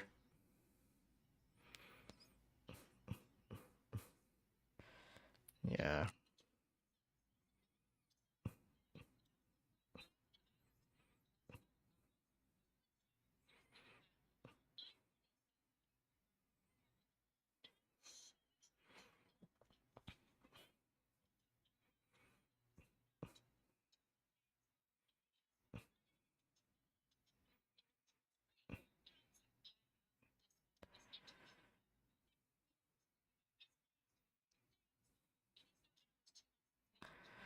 Yeah.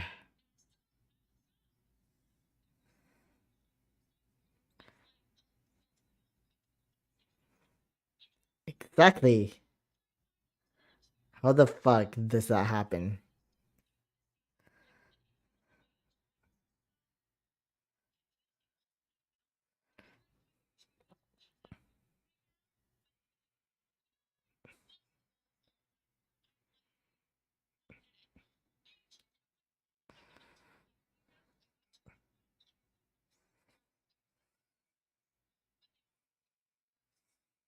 That's nuts.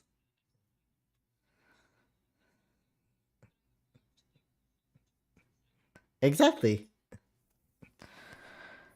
That's why personally, I am like 100% just like I need to go to the Philippines or somewhere that I can have actual healthcare, right? Like, it's yeah. Yeah, because here in Texas, because like, first off, Affordable Care Act subsidies are already like less other than they are in other states. Like, so when my Cobra ends in February, it's gonna be a very tricky situation. Trying to get health insurance and everything. So I'm just like, okay, I'm moving to the Philippines, but I don't have health insurance. Like I told my parents. So, you know, unfortunately, I had to, give the burden to them. But at the same time, it was like, I carried the burden for like 5 years supporting the family. I hate it. I hate that I had to do that. And I hate that I have to do this now because that company chewed me up and spit me out. But yeah, that's crazy. Yeah, exactly. It's probably not even equal. Like, I think maybe the main reason why I decided to come back now is because I'm like, bitch, let me sort my shit out. Like my inner shit. Let me sort it out. I had I had so much inner work to do because, I was like trying to deal with my job loss in so many different ways. Because on top of my job loss, I inevitably felt like this sense of like loss for my own future because like I had all of these hopes and dreams that I wanted to pursue, right? Like I wanted to go to school undergraduate level in, for a political science degree, right? Eventually going to a PhD. And it's just like I wasn't allowed to do that because my parents lost their house. Because a court ruled against them being able to keep our house. And so after like literally showing their full bias towards that giant bank. And so I lost my future because of that whole situation. Like I literally lost my future. And so even though I don't like being unemployed, it's like in a sense this could be a second start, right? In a sense, this is maybe my chance to go the path that I was supposed to go to begin with. At the same time, I know that, like, in political science, quant is literally everything, apparently. And so having a data science degree, like, that puts me at a huge advantage in terms of, like, being able to do, like, computational social science, um, all sorts of different, like, things that intersect between social sciences like political science and you know just good old data. So I'm in a place now where I guess I'm starting to accept that this is my new reality. you know I'm still sorting through maybe this guilt that I feel about losing my job, about like not having a job and not being able to work right now, of not necessarily being in the health that I need to be in order to reasonably work while going to school. you know Understanding the reality that like I'm going to one of those like elite type of schools by going to Boston University for my data science degree. And so as a result, like I kind of need to hone in and focus full time. Focus as if this is my full time job, right? And so that's what I've been doing for like the past few weeks, honestly. And it's been exhausting, but now I'm like, huh, would I do this full time? Like what I'm doing right now? And like the answer is yes. Like I would definitely do like work with political data full time if I could. I would work with, as a policy analyst full time if I could. If this is anywhere akin to what that would be like, I could do that. You know, I would freelance as that if I needed to. I would do whatever. Like I genuinely enjoy this. Like what I've been doing. The fact that like you know, I changed my um topic for my capstone literally like a week ago.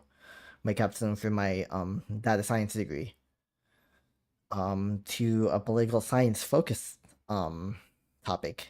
And so like specifically hate speech. And it's kind of been amazing.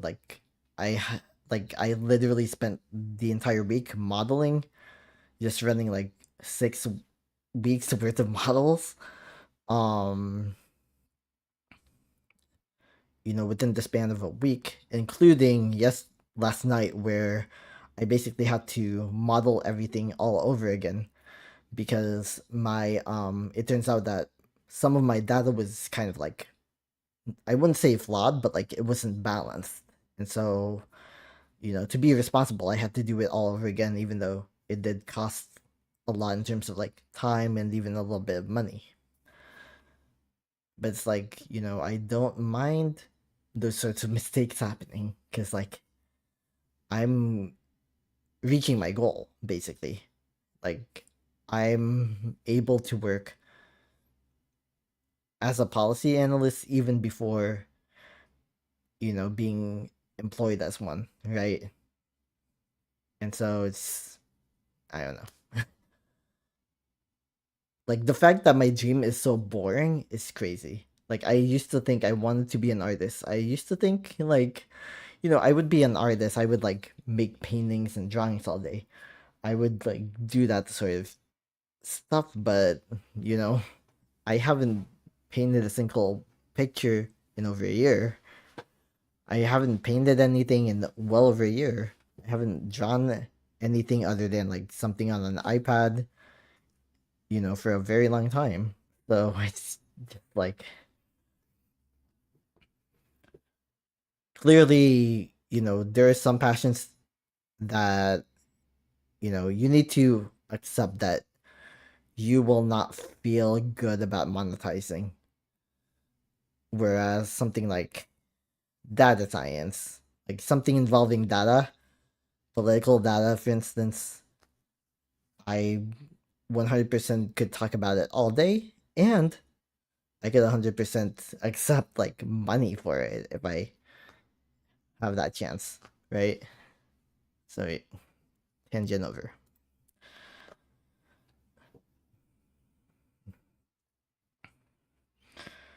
Yeah.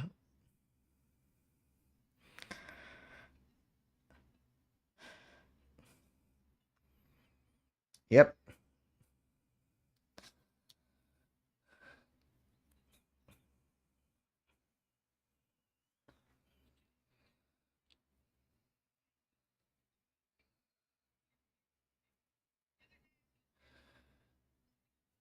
Right.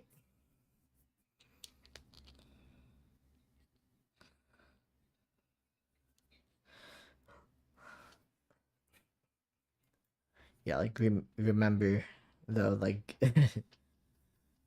like in aggregate, basically that's like you know, 1% to the power of each job that you apply for. Like, yeah.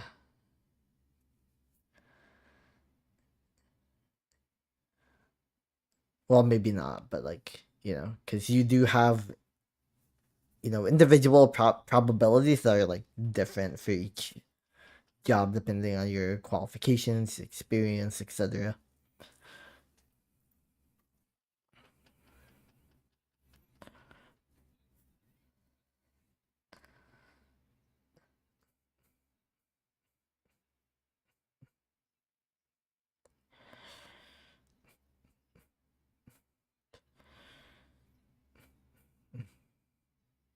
Maybe I should do that. Maybe I should do that. I don't know. I don't know. Maybe I should. Like, I might be in my 30s, but I'm not super old, I guess.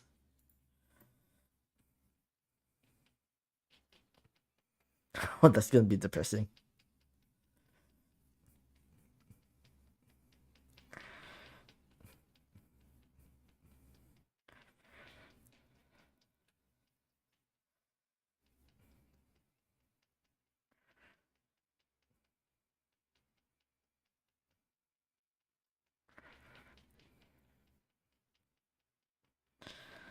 That's interesting, but like I know I need to do like something that's like more chill and not like productivity based.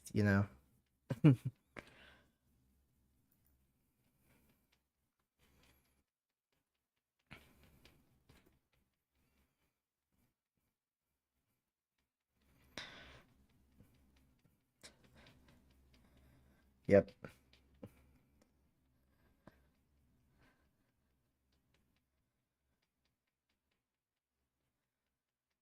Job market is trash, yeah.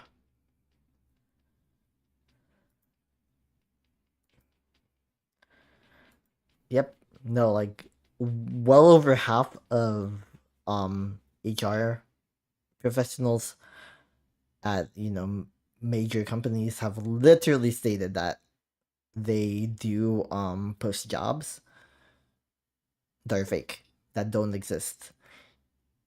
Both to intimidate their current employees, to make them think that they have to work harder in order to keep their jobs, and at the same time, also, you know, as a form of data collection, basically. Like, don't be surprised that your, um, you know, come like that the email address that you use in your job applications, and by the way, you should have like a separate email address for job applications and stuff like that. Like, I literally use the same email address for my job apps as I do for my um as I did for like my school communications. Um and that's for the very good reason that like I want to make sure that I have my professional stuff like gathered in one single inbox, even though I will have an ASU email address and the like. Yeah, yeah, exactly. Yeah, it is, seriously. eh I like seeing myself.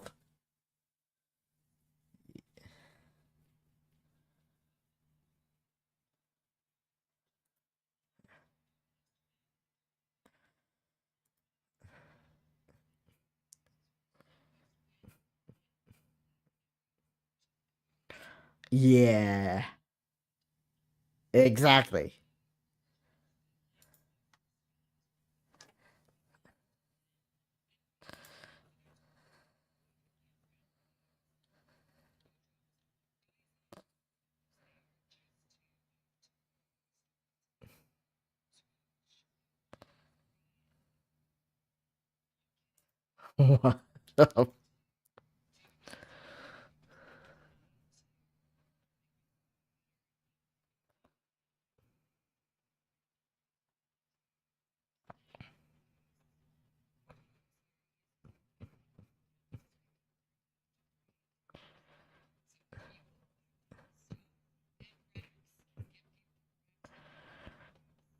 Yeah. Yeah.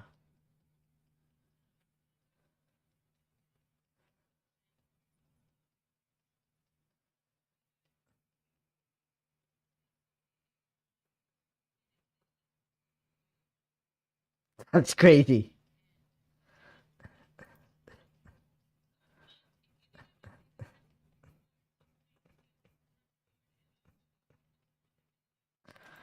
Yeah, exactly. Because like, bro, you you literally need to like basically only an influencer would be able to do that flawlessly and effortlessly. Like even I couldn't do that, right? And it's like I know how to edit videos to a minimum degree to where, you know, they're acceptable for presentation. But like but you are asking for too much at that point. Like no, you're not paying me like an influencer. You're probably just gonna use my data to do like some bullshit. So like no, absolutely not.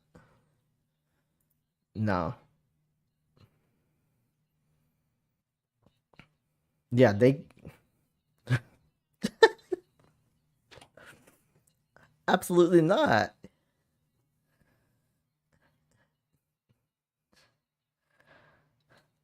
Yeah, I swear.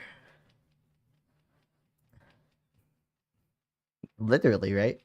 Shit. Exactly. That's probably not even like hyperbolic because like, you know, if you're competing for a remote job, you're not only competing with Americans. If you're in the US and you're applying for a remote job at, you know, a US company, you are also competing with anyone around the world who is qualified. So yeah, and remember, like a lot of these types of jobs are like tech jobs, STEM field type of jobs. Um, and the U.S. does not have the strongest like STEM foundation. It doesn't give us the strongest STEM foundation, so of course they're gonna find more qualified applicants elsewhere, right? You know, you can go ahead and be reactionary and say that like, you know, what Trump is currently doing with like the whole H-1B visas, maybe that's gonna like end that, but like no, I don't see that happening. They will literally pay whatever they need to pay because like it's literally not just like um, you know, cheaper labor. It's also about like who's more qualified. Like someone from an Indian university with a degree in IT is going to be more qualified. That's why they are getting the jobs now. And, you know, big tech knows that. And so they will probably do whatever they need to do. Right? Anyway,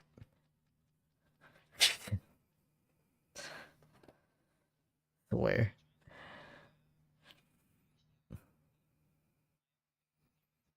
Exactly.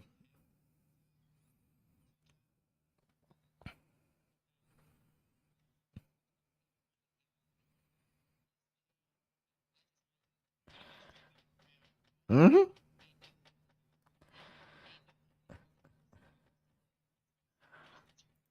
Yeah, exactly.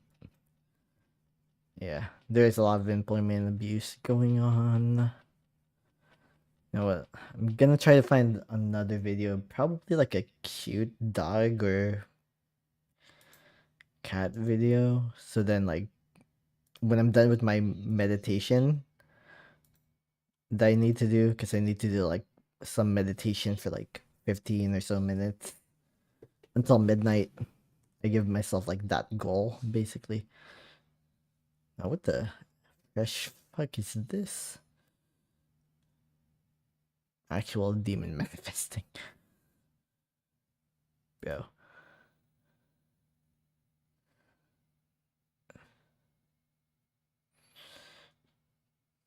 Um, one of those old like bitter shads deals.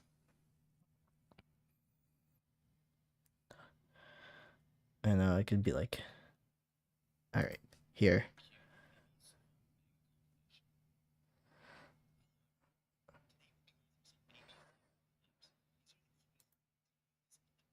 Oh my god.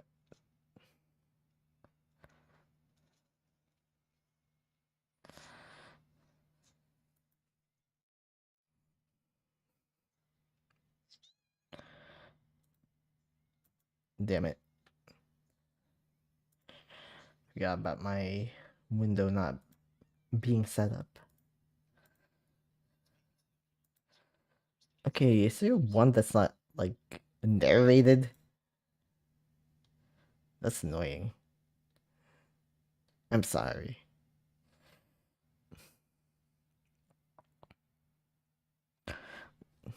Okay, no, I don't want, like... Fine, whatever. Whatever.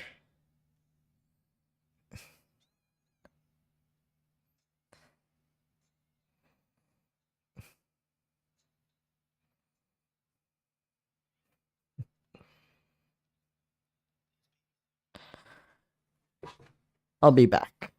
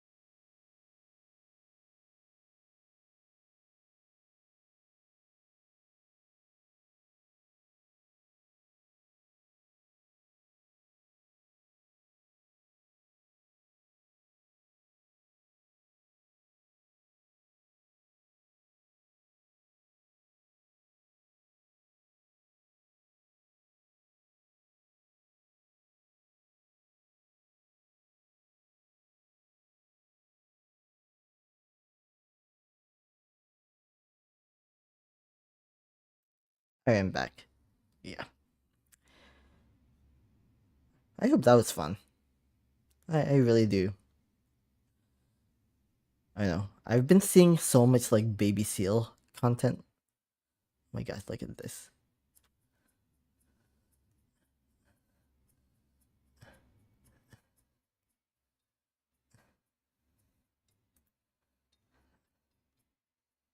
Oh.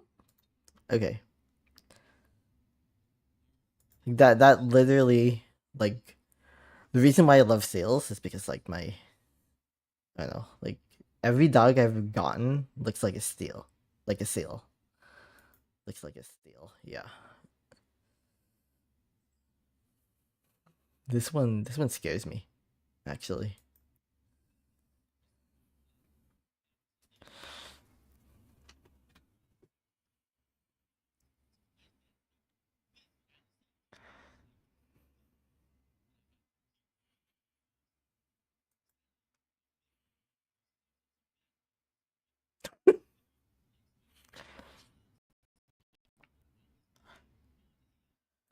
Like this is literally like the most ADHD like creator.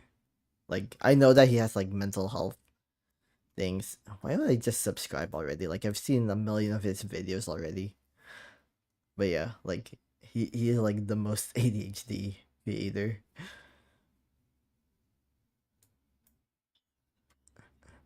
Oh yeah, I think I heard him say something like about like autistic people, and I was like, what the fuck? I'm ready to subscribe again. Yeah.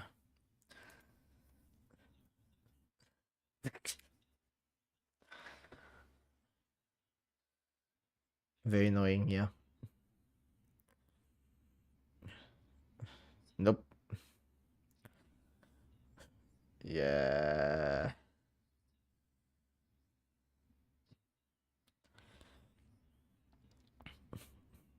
You're wrong.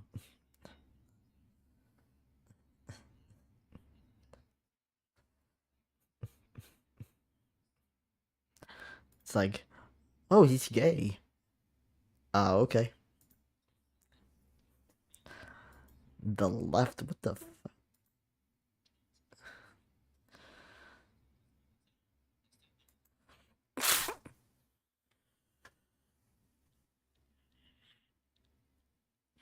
Did you just fucking say chocolate stuff?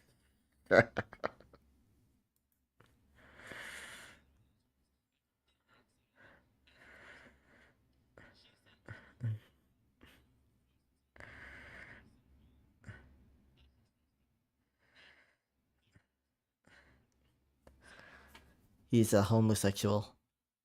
Wait, is that the homosexual?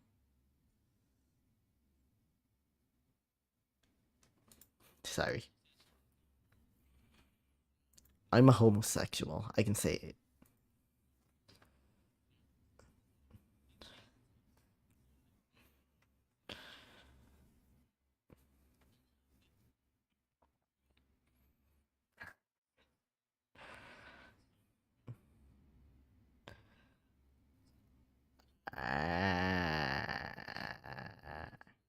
It does sound weird.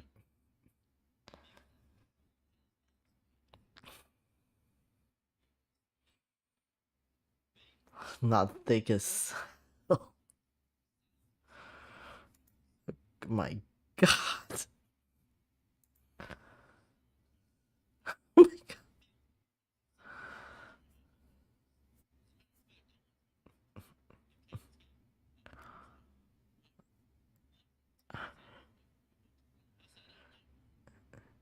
No.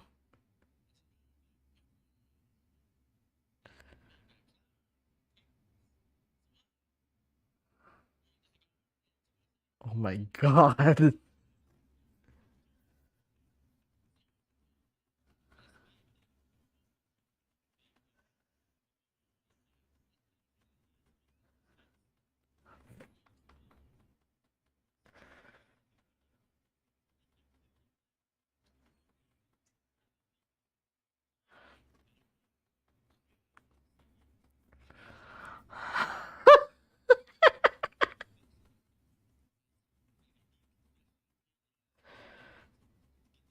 No way.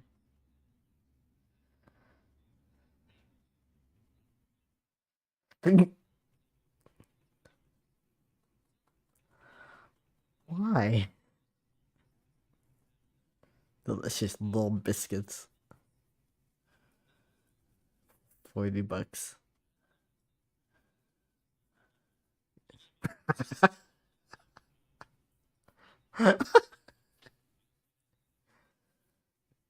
That's how you know how bad inflation got, because $40 will not get you shit anymore at Red Lobster.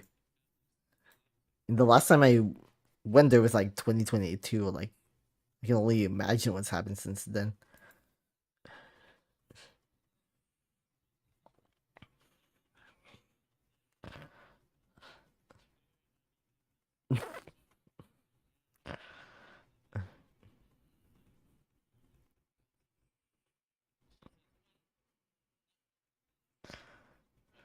Yeah, clearly. Oh wow.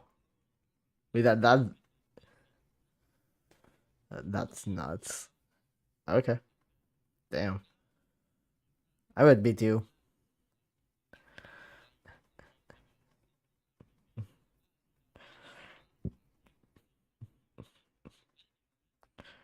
Yeah, I mean, clearly, if she's been neglecting you for a while, yeah. Also, she's like probably like around his age at the time, so like 15. Yeah, no.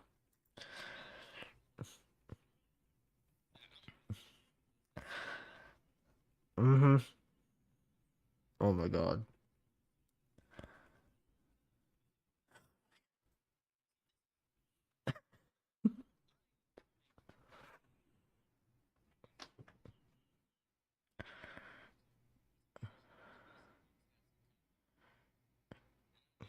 Mm-hmm.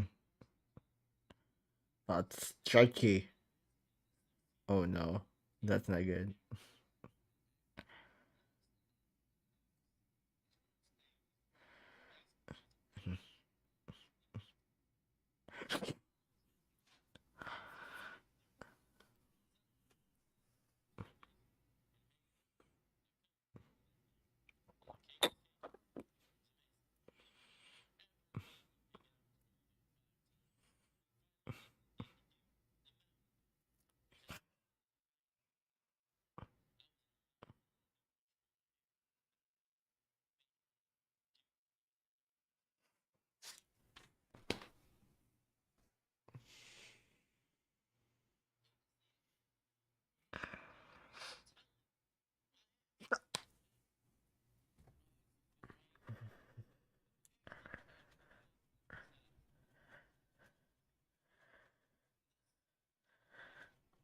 I bet. Yeah, I bet. I'm pretty sure.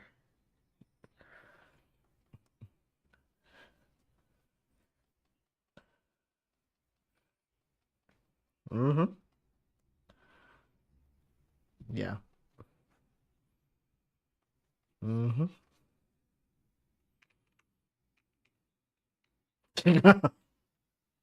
I bet.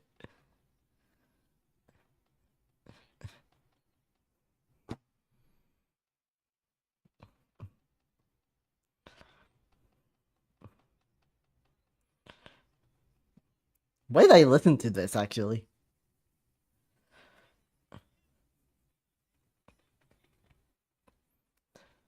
I sure as hell ain't. Yeah, no, I actually like cut off all my straights. I cut them off. I cut them off like a few years back. Like I literally just like ghosted them. My straights, my marrieds, like the cut. I cut them off. I was just like, you know what? It's been like 2, 3 years into this pandemic. I don't think I want that right now. I don't think I want that ever. I think that I'm worth more than being like a side piece, or like worth more than being like a fucking like someone's dessert to their main course. It's like, bitch, I'm full. I am full. I'm more than good enough to be someone's main course with no side piece necessary. So like, you know what? Bye. Like I said goodbye to my straights, to my secretly marrieds, to all of them. I just said goodbye. Like bye. Actually, I didn't say goodbye. I just like stopped responding. It's just, I didn't even want to give them a chance at like getting any like hope. Yeah, that wasn't gonna happen. So no, I'm not dating a secret gay man. I'm not dating anyone.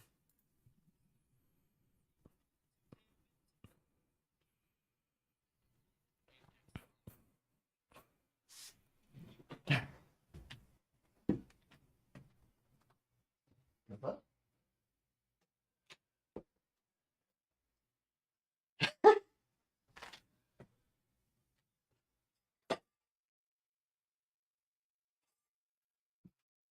Yeah, definitely. Exactly. Yep. Exactly.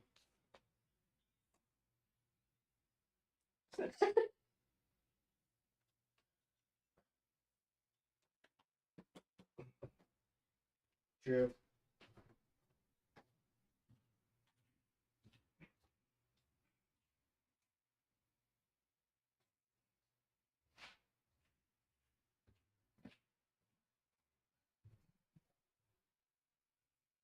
Combination.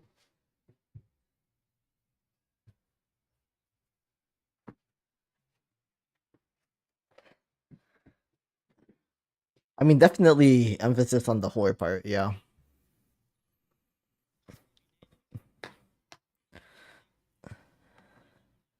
Exactly.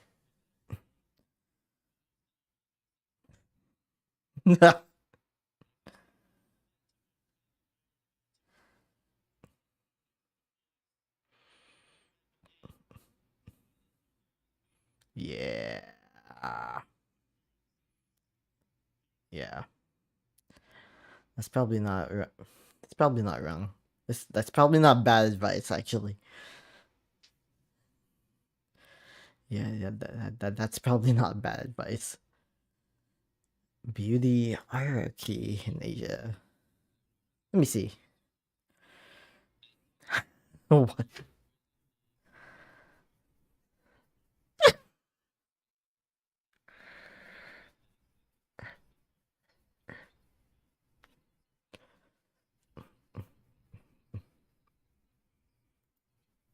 True. Same in the gay community, actually. Like, I can't escape beauty standards that like I will never fall under or like measure up to. I mean,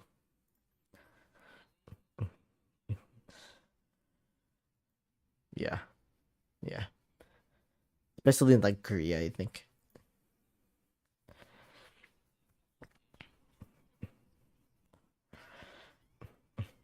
Yep.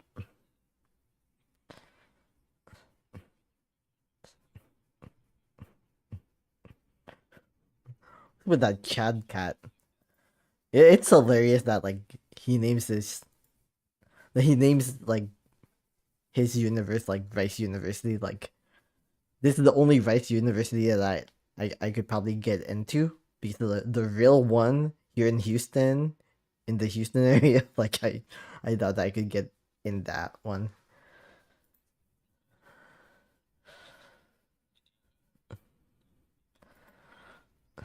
Yep. Yeah. That's not wrong. That's not wrong.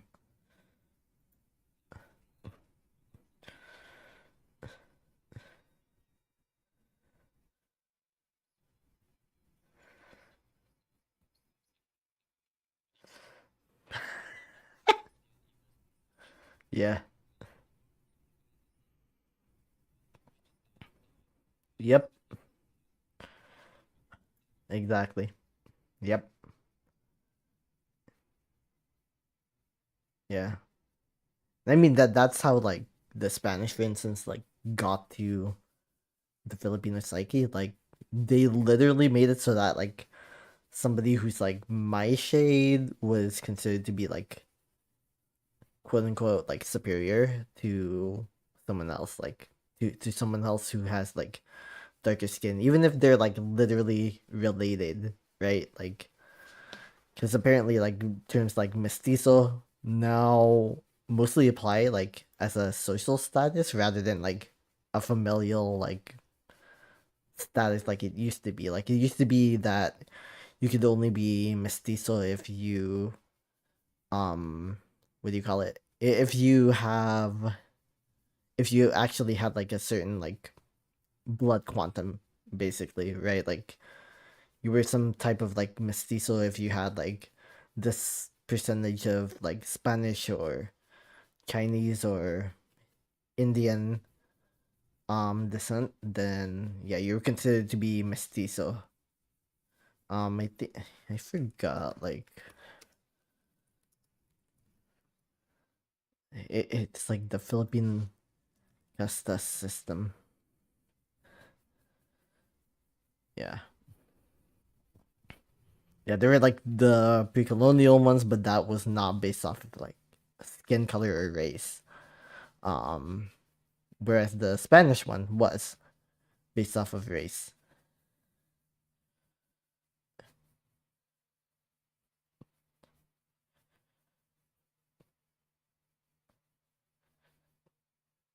Yeah, but like in the Filipino one, apparently like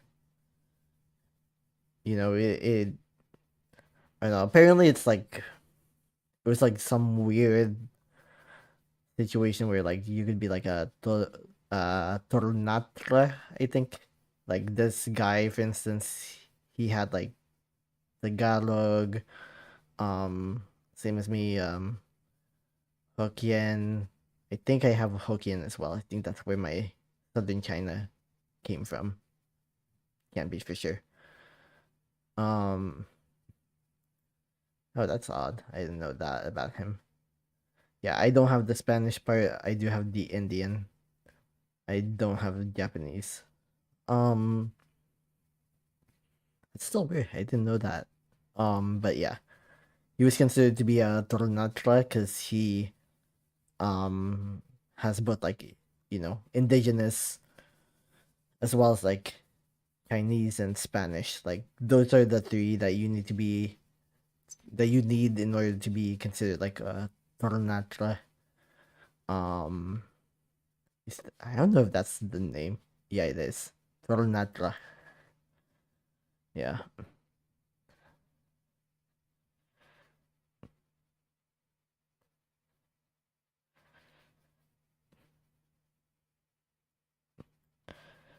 yeah. So it's like this. This was like the context in the Philippines. I think. I mean, not I think. Like you can literally find it here. Mestizos, Albinos, and Europeans. Oh, I guess white people were called. That's a weird, crazy name.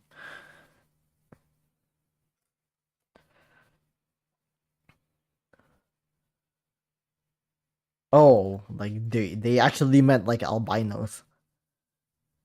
That's odd. But yeah,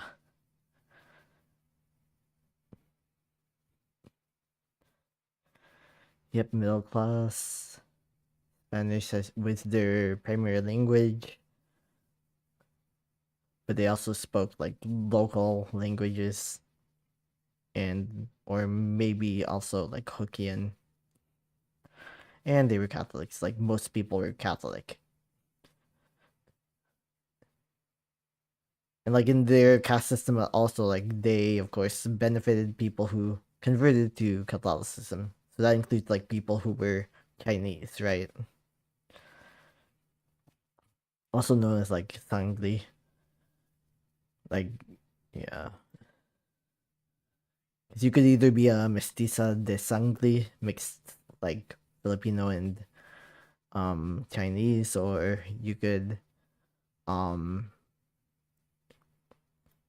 you know only have Chinese like lineage, right? And such a person would be automatically higher on the race, on the like casta system, than someone who was just like pure Filipino.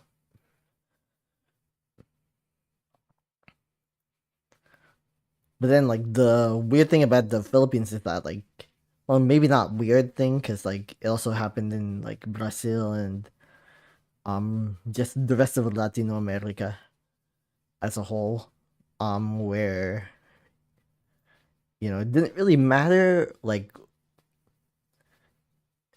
let's just say that they made it so that like everyone like intermixed, basically. Like, there's not really, at least when you go to like, when you're like in Manila, or even like a more populated lowland area like Manila, Cebu, also places outside, even like this province called like Bicol, or like, which has like the apparent highest like number of, I think like, I think they have like the highest like Spanish percentage. So like Bicol, listen, that street, that's where I grew up.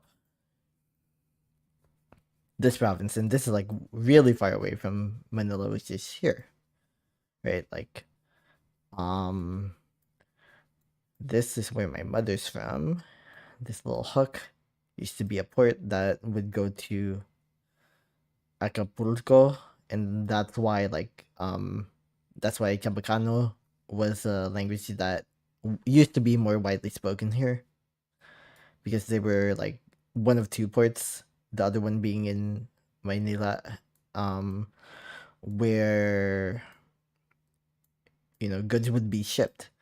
And basically like Chabacano ended up being like this language that was developed in order to be like an intermediary between you know Filipino languages and Spanish. At first it was like Tagalog and Spanish, and then eventually in other places, like Manila, of course, like they have something similar where it was just Tagalog and Spanish.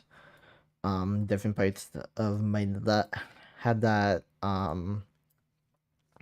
Also in Cebu, and then also in like Zamboanga. Basically, they would have like a form of Chabacano that was like more Bisaya, which is like a different linguistic group in the Philippines. It's like the most spoken linguistic group in the Philippines. Like, this is where Chabacano is still actively spoken en masse, whereas in Cavite it's only like a few thousand people who speak it today, which is honestly kind of sad. And for me, I'm like, okay, I wish that I could speak that language, right? But it's like I barely speak Tagalog. But yeah. Anyway, this is where my father comes from. This little um municipality, what they call barangay in the Philippines. This is where they come from. Very close to the Bisaya. Bisayas. Like, this is like this island, for instance, is like these islands, for instance, are actually like part of they are actually populated by a Bisaya group. And actually like the purest Tagalog is found here in Marinduque. Um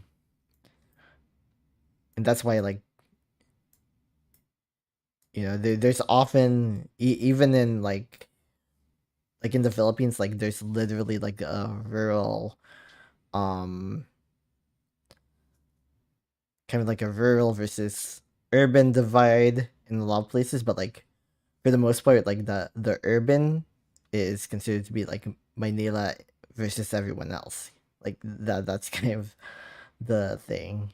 And whenever they say Manila, they do mean like this general region, like the national capital region, and like even surrounding um areas like Greater Manila area. Like so that even includes like Cavite, and that's part of why like um Chabacano is dying as a language because like being in um Greater Manila basically means that like local customs, whether they be indigenous or whether they be any type of minority, like speaking Chabacano, those cultural customs basically like it was encouraged that they would be like more or less like erased, which is kind of sad, of course, when you think about it. But like, yeah, that's it's it gets complicated very quickly, like when you're talking about like the Philippine context. And I think right now they have like protests, right?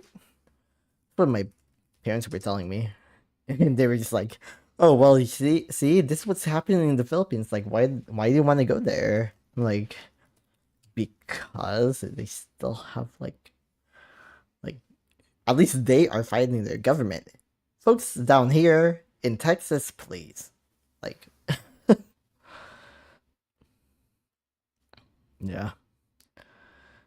But yeah, I feel like we need this. Like the Philippines needs this.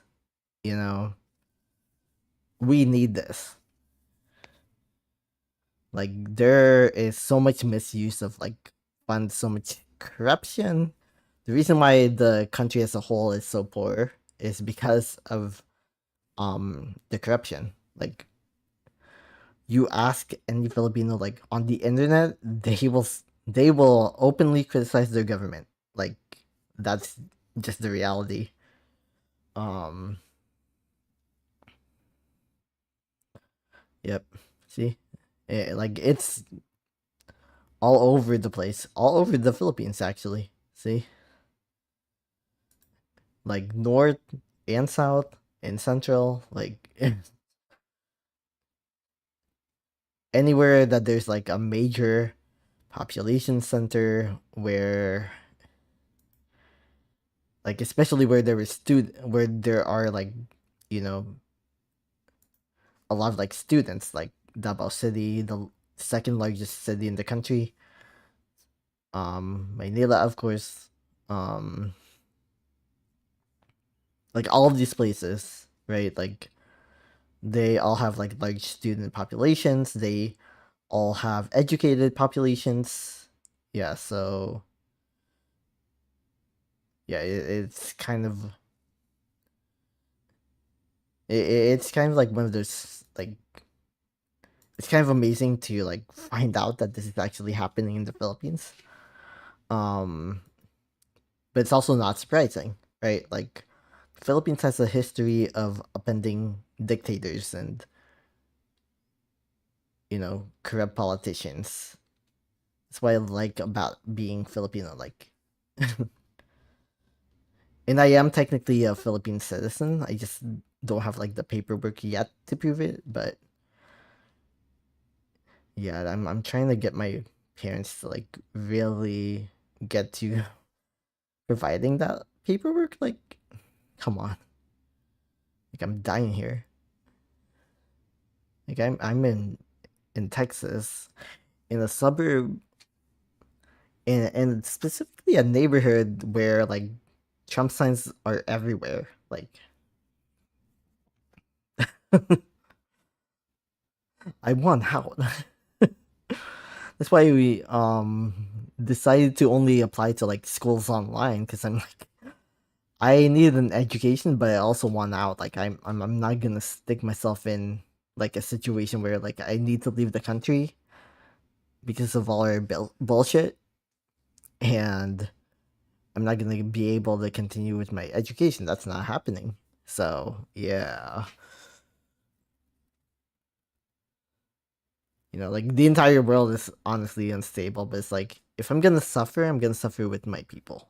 Like that's kind of my policy. That's kind of what I want to emphasize. Like if I am going to suffer, I'm going to suffer with my people, with the people with whom I share my ancestry with. You know, keep hearing about the school. I don't know why.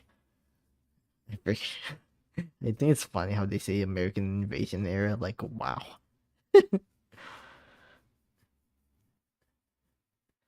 Like American invasion. It's not even like occupation.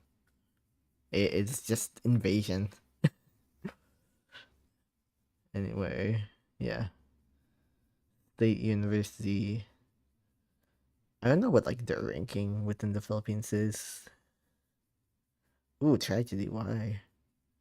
Oh, I know. Yeah, yeah. Bulacan isn't that like a peninsula? No, no, definitely not. Like, oh yeah, yeah, they're close to Pampanga.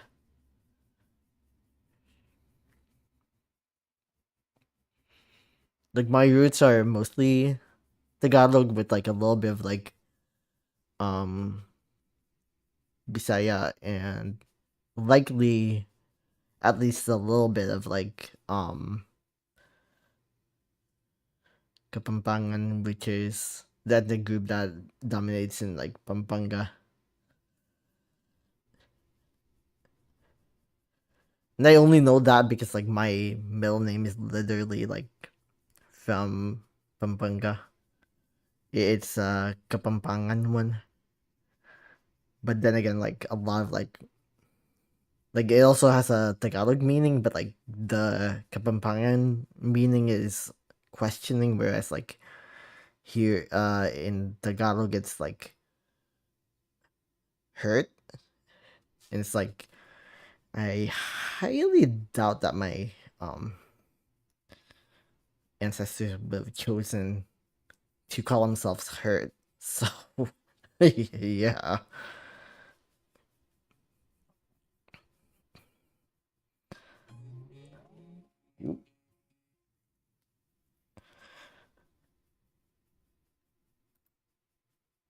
Yeah.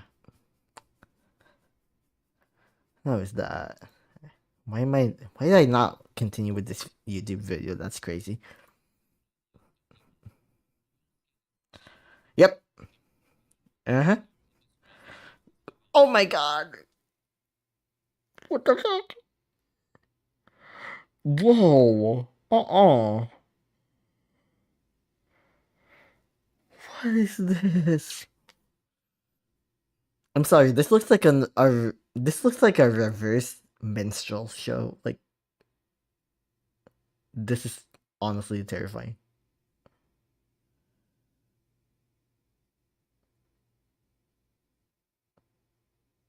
And that's not to say that there are no black women with light skin. Like I've literally met like black women who are lighter skinned than I am, but like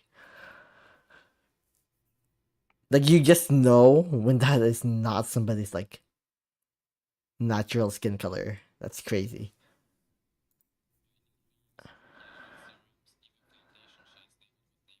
Pure ivory. Oh,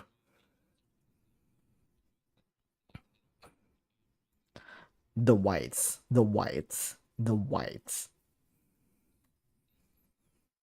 I'm not racist against like white people. I swear.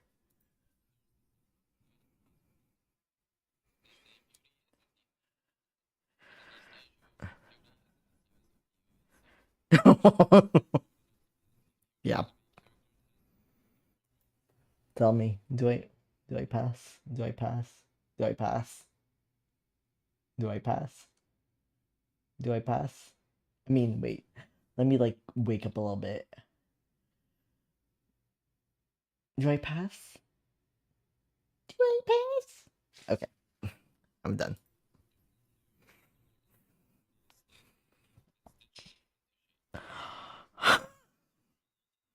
That's true. That's like one of the most popular surgeries in Korea, I think.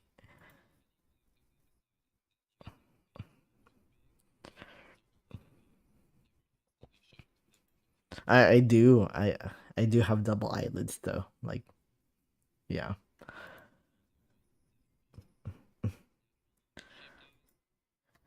Oh yeah, my mom brought boba. I was like, there's ain't no way I am going to drink that shit at like midnight. That's not gonna happen. I have class tomorrow. I have school tomorrow, bro. I really in Tagalog. I've been trying. Like, I've been using like the method that works the best, which is literally just like speaking it. Like I will still get things wrong, you know, but at least I'm practicing.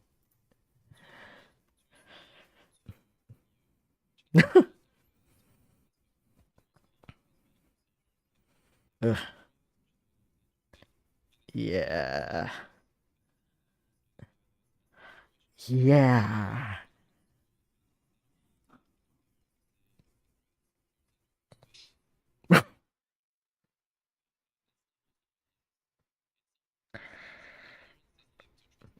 True. What the hell is this one? I didn't see that. What was that? What was that?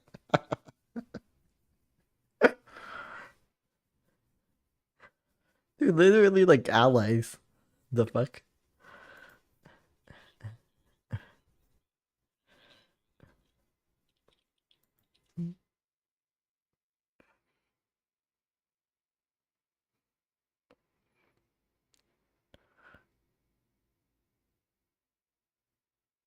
I I I, I want to say what I'm about to say that might be considered racist, even though I'm part Chinese.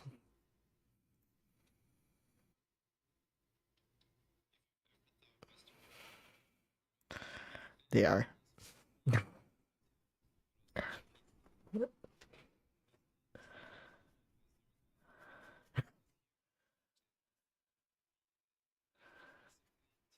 Oh my god. Oh,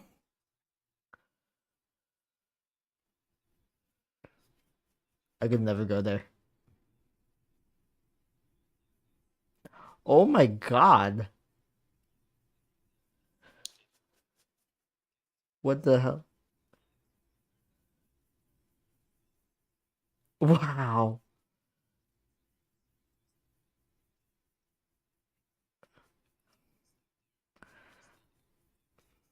What the?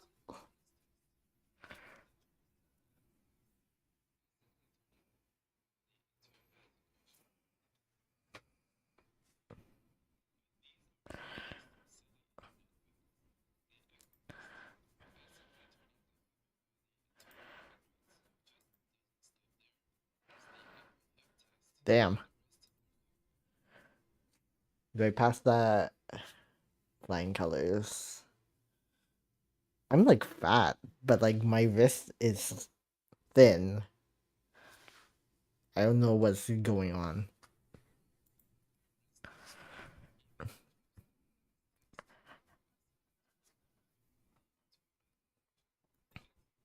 I do not want to body shame people. Like,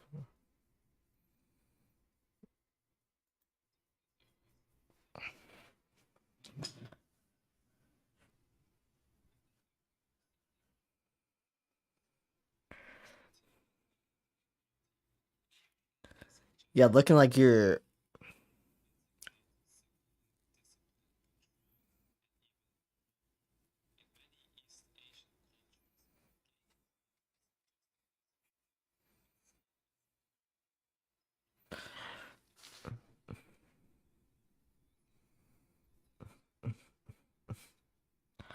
I bet not.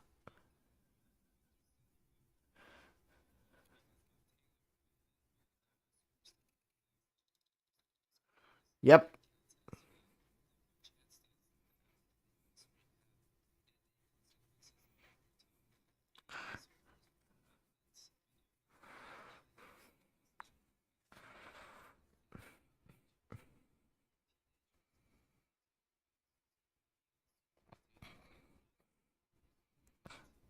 That's crazy.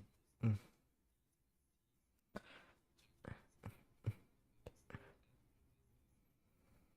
Yep. Yeah.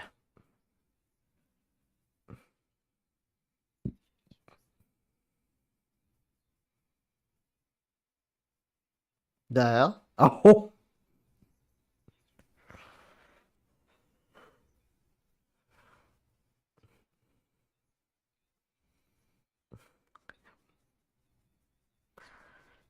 Yep.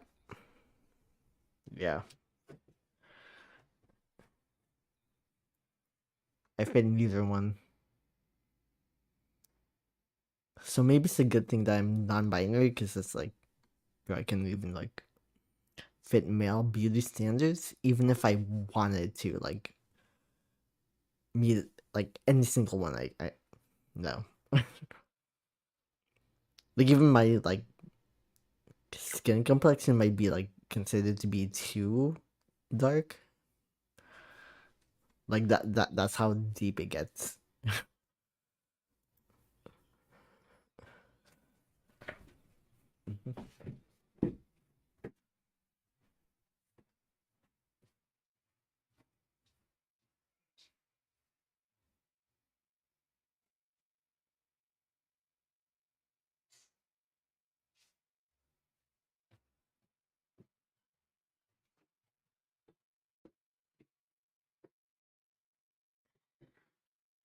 Yeah. Yeah, and that's why how do I forget his name all the time? Like how do I forget his name? um what was his name?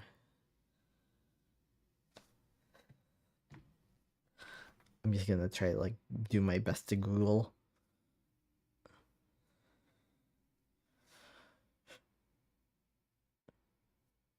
How do I forget his name?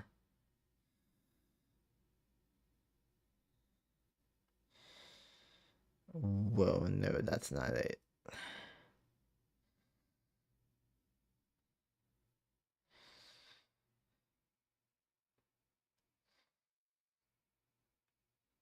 That is not it.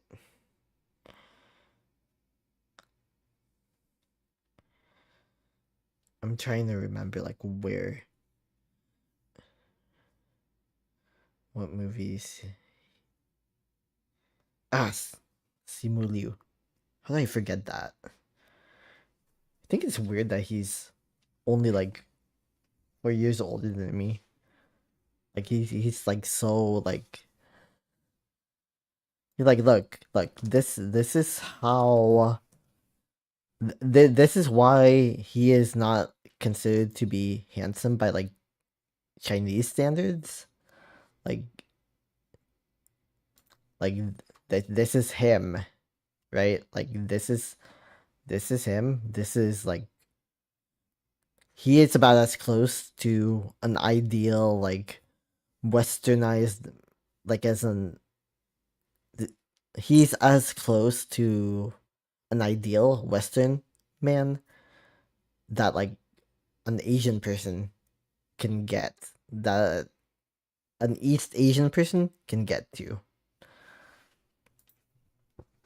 And yet like in China he is often referred to as ugly because like he's too chiseled, he's too like rough around the edges, like he doesn't have that like this look, this type of like look, right? Even though of course someone could argue like, right, like I don't know why everyone wants to collect data, but whatever. I'm a data scientist, I should know. Yeah, like his features aren't exactly like the most like chiseled, but because he has this type of physique. That's why he doesn't fit like the Chinese beauty standard. Even though like yeah, people really will like there are definitely a lot of like people in the West that are like Ugh, what the hell? Ad. Yeah. See, like there are a lot of people who like his look, but it's like you know different like different nations do have their different like social contexts, right? Yep.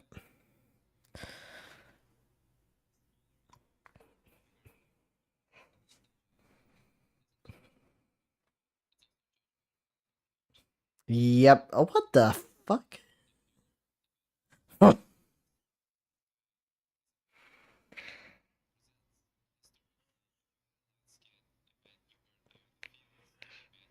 Yeah.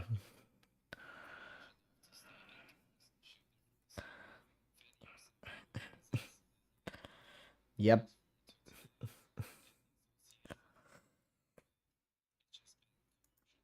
Of course, that's like crazy because like literally, if you had like both of them, like if you have like both types of groups, like peons and because like Japan, for instance, was feudal. Even Korea was a feudal society. Um, but yeah, like if you have like the peons with the the feudal lords, like and you had them live like the same lifestyle, if you had like their children live the same exact lifestyle, they would most likely have like a similar appearance, right? Like in terms of their skin color. And like at the same time, like skin color of course is not like medically, for instance, referred to as like the appearance like in person, because like I am extremely pale because I don't go outside. I rarely go outside. Like yeah, and so you know, so like my arm color is not like significantly lighter or like darker than like my shoulder, right? Like whereas like for a lot of people who are athletic or go outside a lot because of work or be it like they just want to go outside and get a tan or whatever, like like they ultimately have like the similar skin color, right? Like it's kind of what I'm trying to explain, but very badly.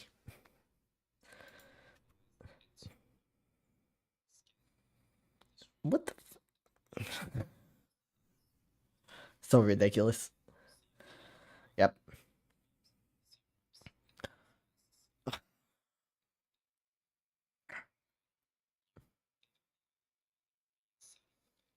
They really don't. It's like whitening cream.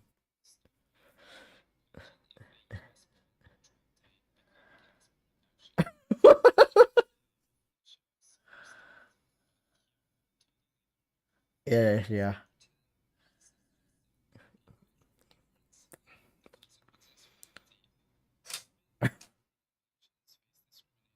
They do.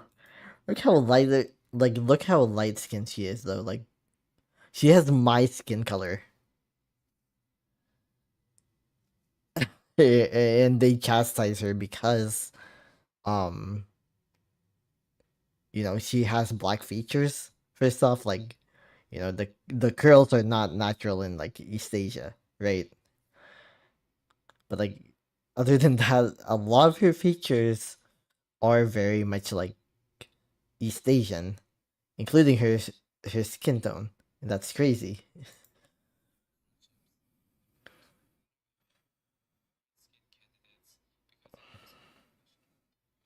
That's nuts.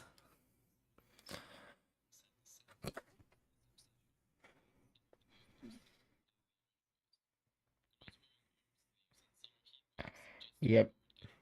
Yeah. What the fuck? Yeah, yeah. No, seriously, like even the men have to do that.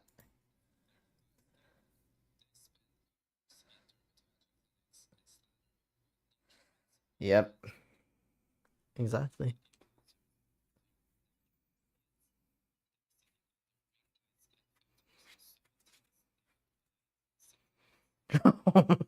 What the fuck?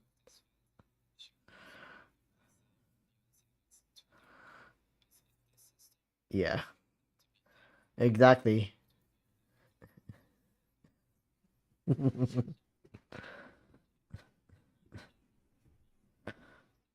Yeah, exactly.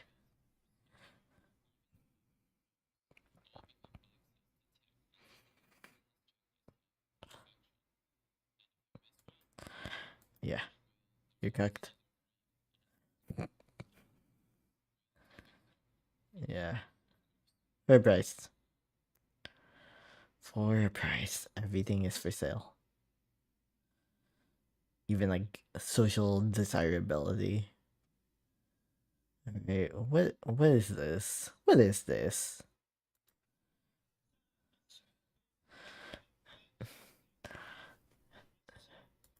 I normally okay, so normally I do discriminate against like VTubers, but like this might be interesting. Yeah, let's see this.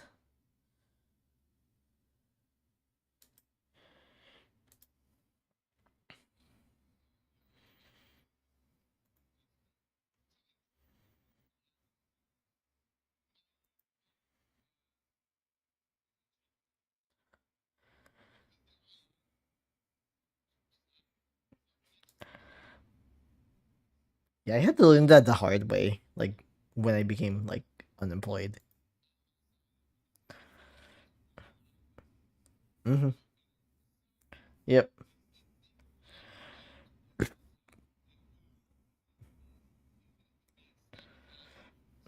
Yeah.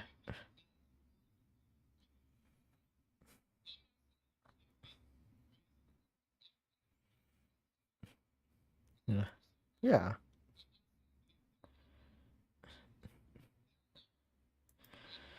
Yeah, but it's often like self-interest. Okay, this is depressing me. Let me.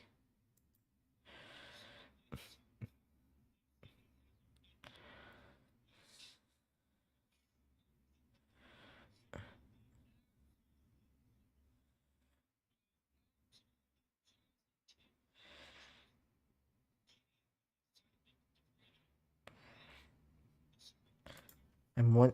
Why am I so pale? Like, why do I look so pale? Let me close this closet. Like, maybe this is why. No, still pale. Okay, still pale, but not as pale actually. I do notice that. I do notice that. Why did I open that light in the first place? I don't know why.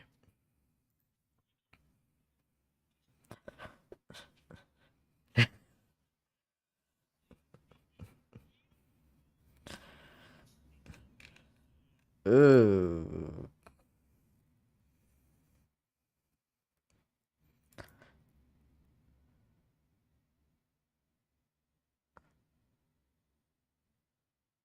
Okay. I am. Okay, so when I encounter something like this, okay, with my history, I just delete my view. I delete my view.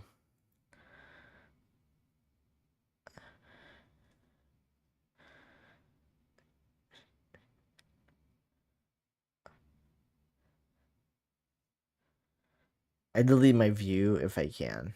Right. Okay. So it looks like my view did not count. So I don't have to do that. Because I do not want to. I don't want it to be like pointed out that like yeah, one viewer, one view on YouTube. Great.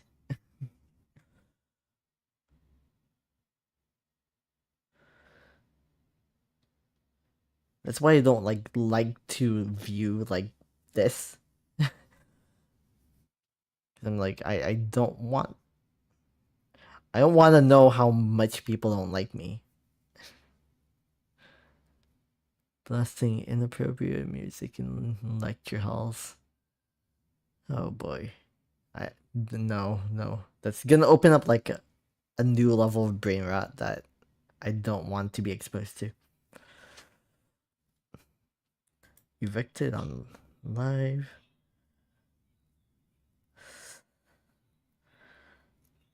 Oh my god.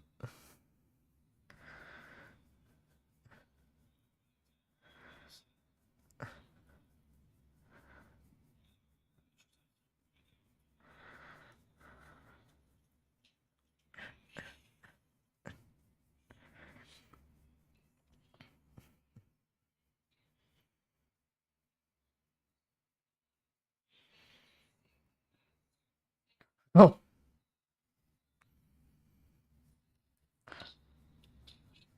Oh wow.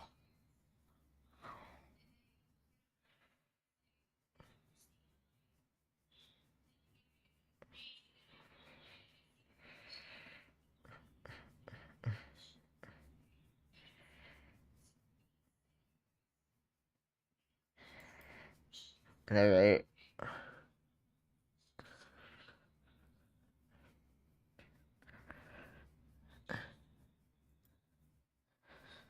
Not steroids, bro.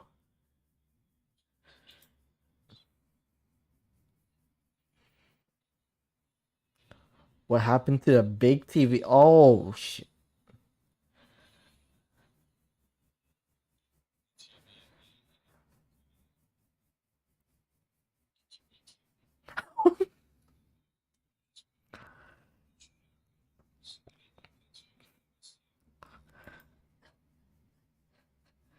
Yeah. I never sided with like landlords because like why the fuck would I? But like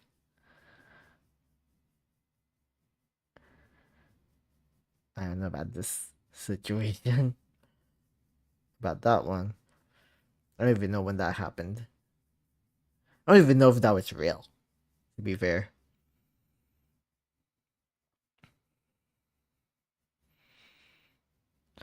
I hate it when they have to say like black, brown, and Asian. Like I'm both brown and Asian.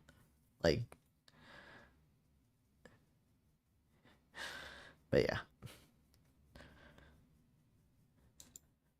Ooh, do I want to sign up for a 30-minute video? They look interesting, but do I want to sign up for two 30-minute videos?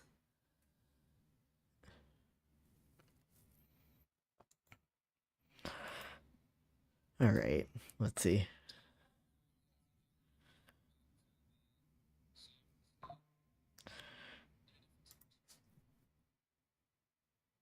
Wait, isn't like the sovereign state movement like a thing? I could have sworn. Okay. Oh, sovereign citizen movement. Okay, never mind. I'm so glad I got this like GPU. I'm just mad at myself for like not streaming for so long.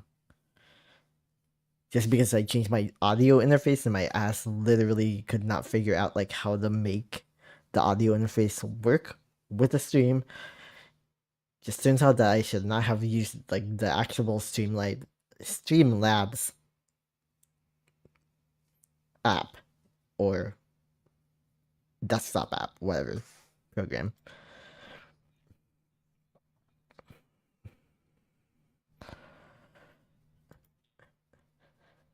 This one's a condenser. I don't know why you felt like I had to say that. The one I have here is dynamic, but it's like hidden behind my whole like setup.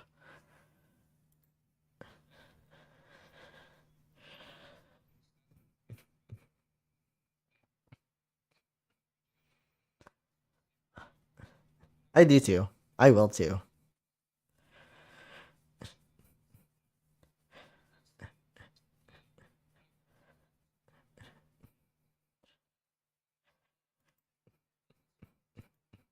Yep. Yep. Yeah, same here. Like, I promise it's not recency bias, like, because I actually know Filipino American history, I know Black American history, I know Latino American history. I don't know everything about those, or even Filipino American history, but like, I know a lot of the context. So it's very, like, it's very easy to, like, extrapolate the reasoning for why those things happened.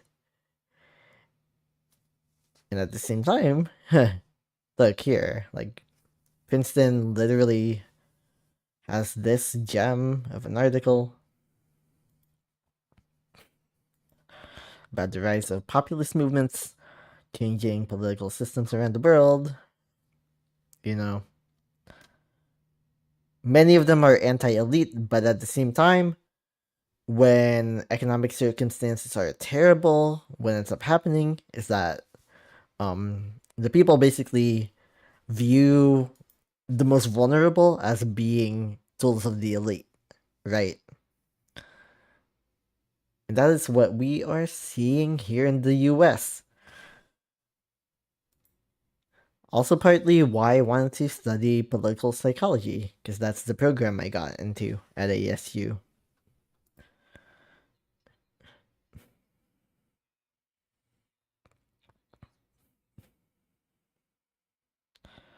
Yep.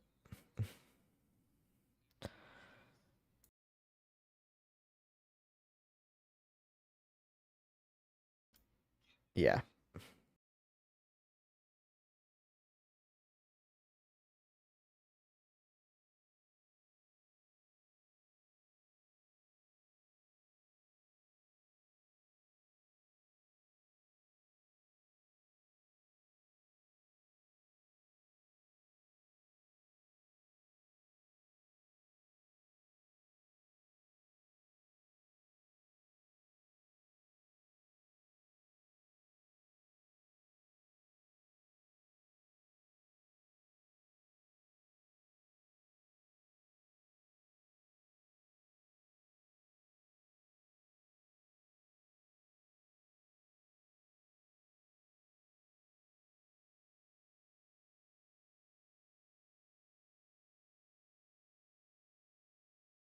Yeah, I think it's weird. It's like that's how you know the level of brain rot. Like Destiny and Hassan are literally like opposites when it comes to like ideology. Like at least when you limit like the continuum to leftist and liberal, like Destiny full liberal, like Hassan leftist and probably more moderate leftist, but like still. So that's weird. Like that's how you know brain rot, right? Yeah.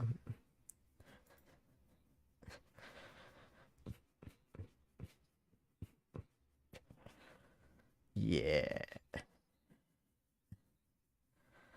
Yeah, that's crazy.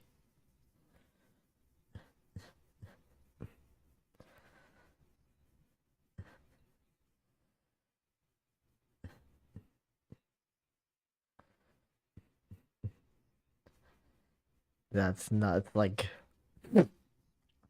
literally no free speech in the US. It That's the reality here. We don't have free speech anymore. And of course, some could argue that like we never really had free speech, but like whatever free speech you used to think that we had, we no longer have any of it. And it is frustrating actually to like watch this happen in real time. It's even more frustrating honestly when like we know that had Trump not been elected, so much of this would not be happening today. And it's like I understand, of course, why people did not trust Kamala Harris, right? and we shouldn't. I would be a hypocrite to say that like we all needed to vote for her because I didn't even vote for her.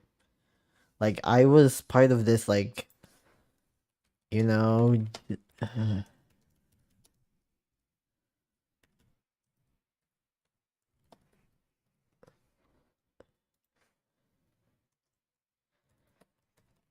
yeah, like I was not in the Kamala Harris majority, though I knew that it would be a majority in my county, right?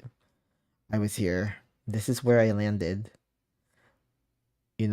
More like for the probably the first time actually. Like, Jill Stein got, you know, more votes than the Libertarian candidate in my county. I was part of that. Without my vote, it would have been 7-4-2-7, but because of me, it was 7-4-2-8, right? And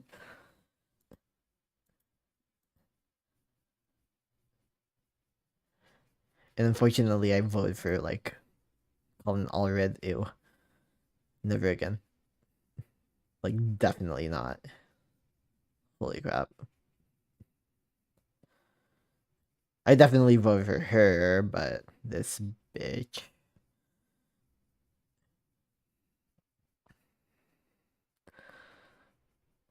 I didn't realize how close it was here.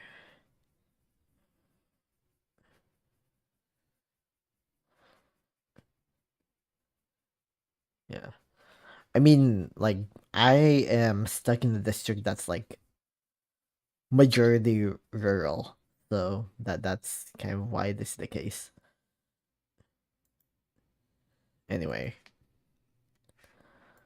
yeah, I would, that's why I'm not like faulting necessarily people who voted for the Green Party, for instance, but like there is no strategy, and that's what upsets me the most. Like there was zero strategy when it comes to like activists. Like activists were literally just like, like your feelings are valid. You can vote for whoever you want. Like you don't have to vote for the Democratic candidate. You don't have to vote for this person or that person. And so as a result, we are in this mess because we listen to social media influencers, we listen to activists, we listen to people who basically already have not trusted the electoral process, the electoral system. People who know about this system, its problems, its issues, but they also know its function. Unfortunately, when you make the assumption that like the electoral system is not important, then of course the people are not going to the people who listen to you, the people who value your words, like they are not going to value the electoral system as a result. You are essentially suppressing their votes. And like we all saw this coming. We all knew about Project 2025, right? So for me, like the only justification that I could give for voting for the Green Party was literally because I don't live in a state that was competitive. I simply don't. Texas was not competitive in the 2024 election the way that it was during the 2020 election. And that was it. Had it been had it been competitive, I probably would have voted for Kamala Harris, right? Like so for me, I had a strategy. I knew why I was doing what I was doing. I wasn't just, you know, going with the flow. I wasn't just doing what everyone else was doing. I knew why I was, conducting said vote. I knew that it was the best way to show the Democratic Party that it needs to change course. It needs to change direction.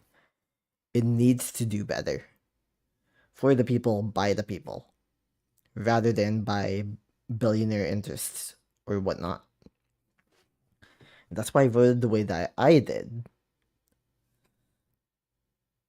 But if we were, strategic, if the pro Palestinian camp, for instance, was strategic, they would have rallied against Trump. That's just the bottom line. They would have made sure that, the Green Party would have had more votes in non competitive states, while, in more competitive states, they would have rallied against Trump. And of course, like many of the activists were like, no, hell no, we're not voting for Trump. But they also said that they weren't going to vote for Kamala Harris either. So it's like, what do you think was going to happen? You know, it's like one thing, of course. It's one thing when you say, I'm not going to vote for this person, but you should vote for, the right option based off of, where you live, right? Your circumstances. You should vote for the proper person for your circumstance. There should have been more strategy. There should have been, more knowledge spread. The fact that, if nationally 5% of all voters voted for Jill Stein, then she would be eligible in the next election. So focus, focus like red states and solid blue states, those votes on getting Jill Stein, that 5%, right? And then for those swing state voters, they should have voted for Kamala Harris. That was their imperative to do, but that's not what happened. And of course, it is one thing to say to someone who is Palestinian, right? Like, you should have voted a certain way. But not everyone in a swing state was Palestinian. And so, they are a very small, very, very small percentage of the US population. And so the reality is that, like, the other people who were empathizing with them should have known better. Like, we should have known better. They should have known better. They should have understood why they're doing the things that they're doing, and they should have realized that their role was not to do the same exact thing that they do. They should not try to mirror, what Palestinian activists, what Palestinian people were doing, because they were not experiencing the same level of pain that Palestinian people still are. The pain that they're experiencing is empathy, whereas the pain that Palestinian people were experiencing was literally born out of the fact that their people are being murdered.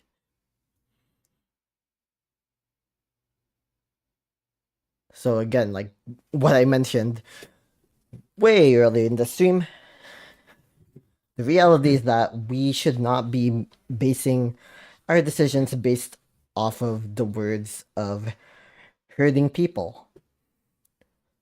If we listen to people who've experienced pain and trauma, it should be after their wounds have healed, when their scars are visible, when their scars are actually present now, not when they're still actively bleeding, not when they are still in the healing process, but after, when they are better able and better capable of expressing empathy for someone else, right? And of course, not every Palestinian person, you know, believed in that sort of belief that, like, they can't vote for um Kamala Harris, because like around a third of Palestinians, I believe, actually did vote for Kamala Harris, right? Another third voted for Jill Stein. Another third voted for Trump. So like, it was a pretty even split.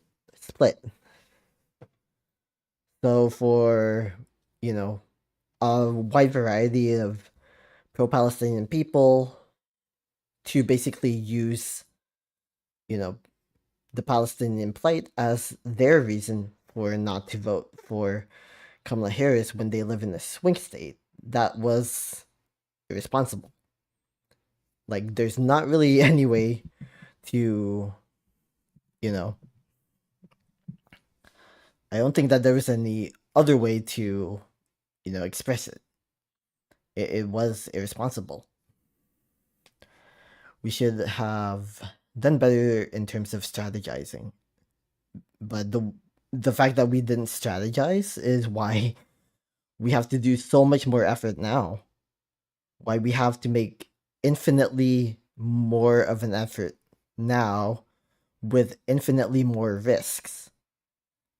Because now, like, the leftist discourse is literally all about, like, showing up, being an activist, when the truth of the matter is that if your ass that lived in a swing state had voted for the candidate that could have beat Trump, which was Kamala Harris, we would not be in this fucking mess. Like, that's the thing. Like, I am not a facts, not feelings type of motherfucker. I'm really not. But that is the truth of the matter. So many people don't want to hear that, but like, that's the reality, you know? And it is about like political polarization, right? Like, it is definitely about like just people wanting to perform instead of be I don't even want to say fucking be real, but like, there's not really another way for me to express this, right? If people were more authentic to themselves and, you know, maybe things could have gone a different way. Maybe we wouldn't be, you know, like, yes, the Democratic Party was doing evil bullshit, right? They were. They absolutely were. But they had a ceasefire, right? But they were warning actively against Trump's border policies. But they were actively talking against, you know, speaking out against the culture war bullshit of the right wing.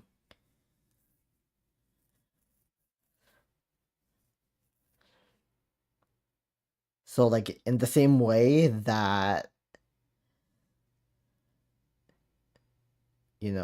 some leftists are just like, China and Russia, they might not be doing the best things, but they're not nowhere near as bad as the US. Like,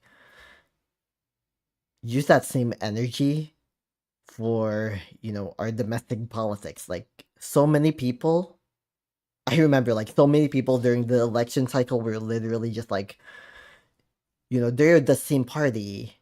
It's like, bitch, no, they're not.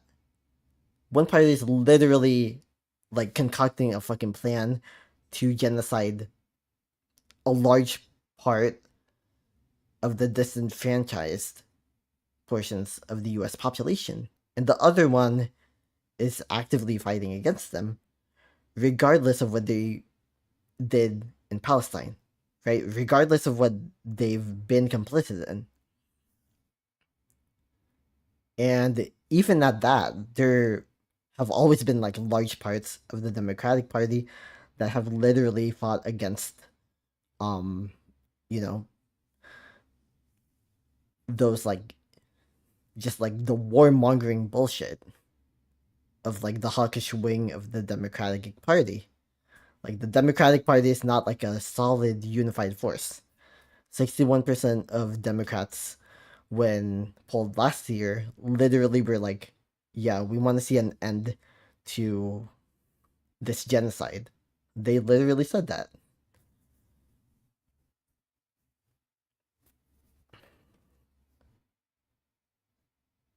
So yeah, I believe that we we have a lot of work to do to, you know, get to a point where we are able to work together towards the future that we actually want. We will never get it by playing purely politics, like it or not, right? We can't keep seeing the quote unquote other side as the enemy. We need to start seeing people as flawed but able to be saved. People who are able to, you know, they can change. People are fallible, but they are also able to do better for themselves and for others.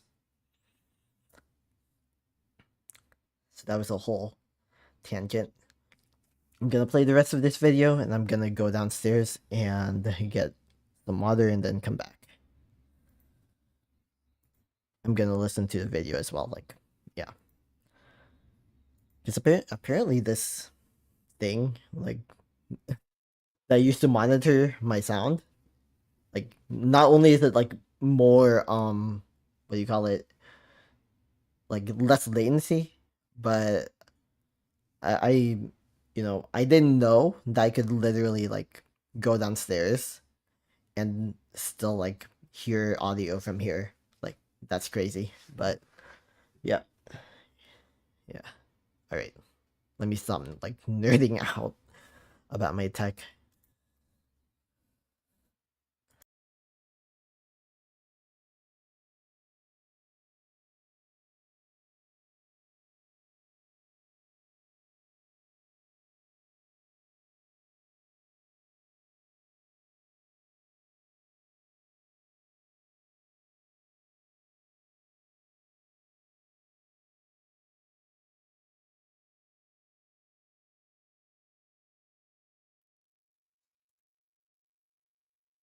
Why the fuck is this, like, I just spent, like, what, 10-20 minutes talking about this exact thing? That's funny. Like, I could have saved my breath and just let the man speak.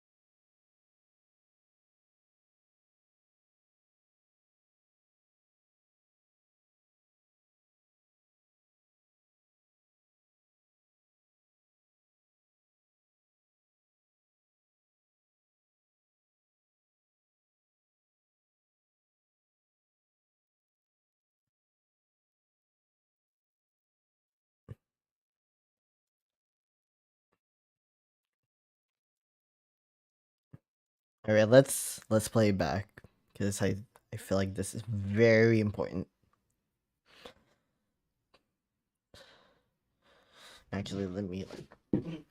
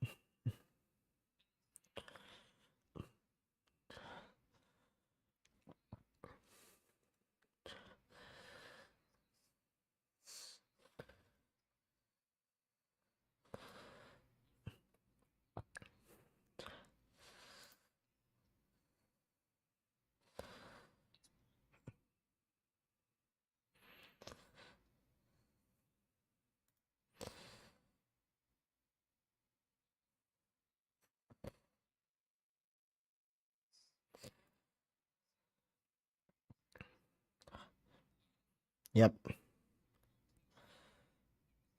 exactly.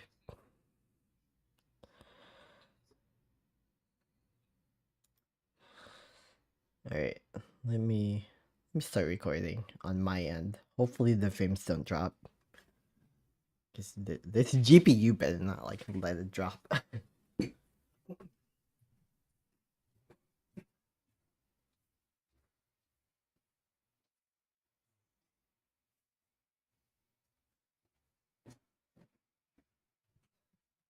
It's like ChatGPT told me it would make my streaming better. And I think it's working because like only 0.3% of my frames have dropped. Anyway,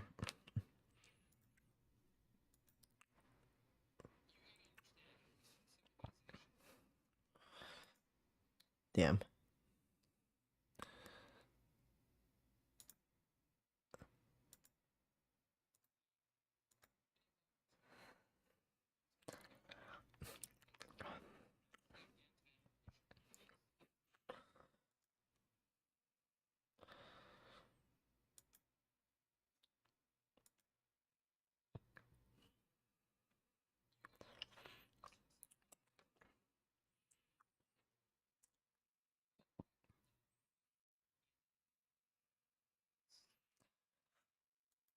Yeah,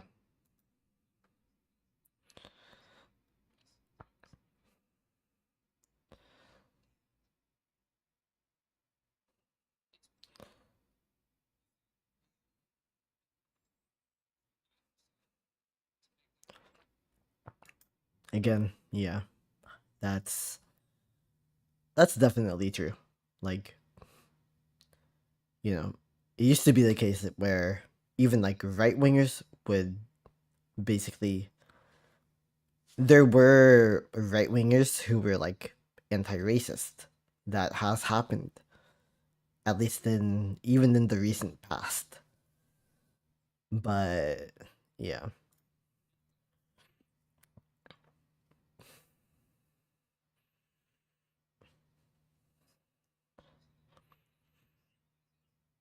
yep.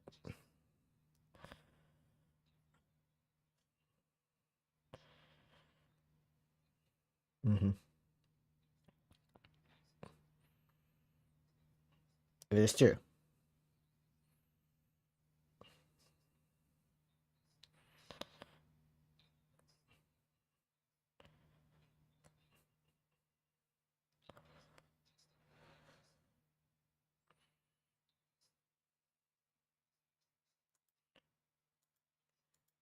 Yeah.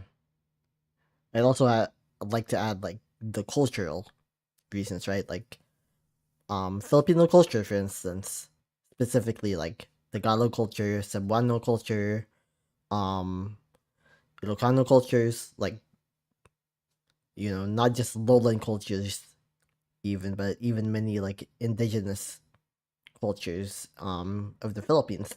They engaged in trade routes with people from across the world. Like um there literally was a centuries old trade route between India and other parts of Asia and the Philippines. That was the case. There was long-standing trade between the Philippines and the Ryukyu Islands as well as Japan and of course China. So like, you know, culturally Filipinos have always been like open-minded people who've traded with folks from all over the world actually. So there's also that aspect as well. Like, if you are in a civilization, if your people have historically lived in a way where they literally have like traded and met people from like all over the world, then of course they're going to be a lot more open-minded and a lot more willing to share their cultures. And that's the reason why like Filipino culture is so like open-minded, why so many Filipinos are multiracial, multi-ethnic, why so many Filipinos happen to be very active in social justice movements and stuff like that, because that is inherently embedded in our culture. That doesn't mean that cultures that don't have that context can't necessarily get to that point, but it does play a huge role in terms of like the foundation, right?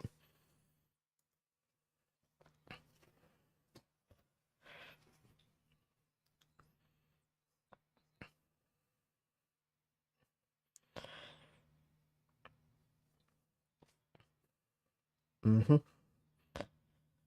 Yeah.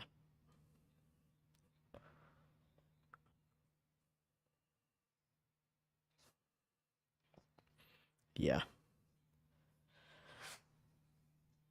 And we've been seeing that with Charlie Kirk's Turning Point USA organization. Mm-hmm.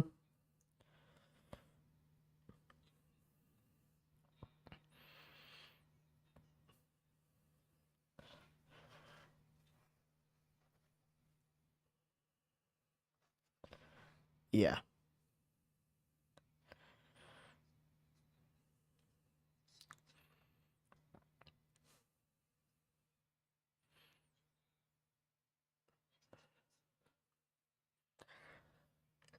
Mm-hmm. Yeah.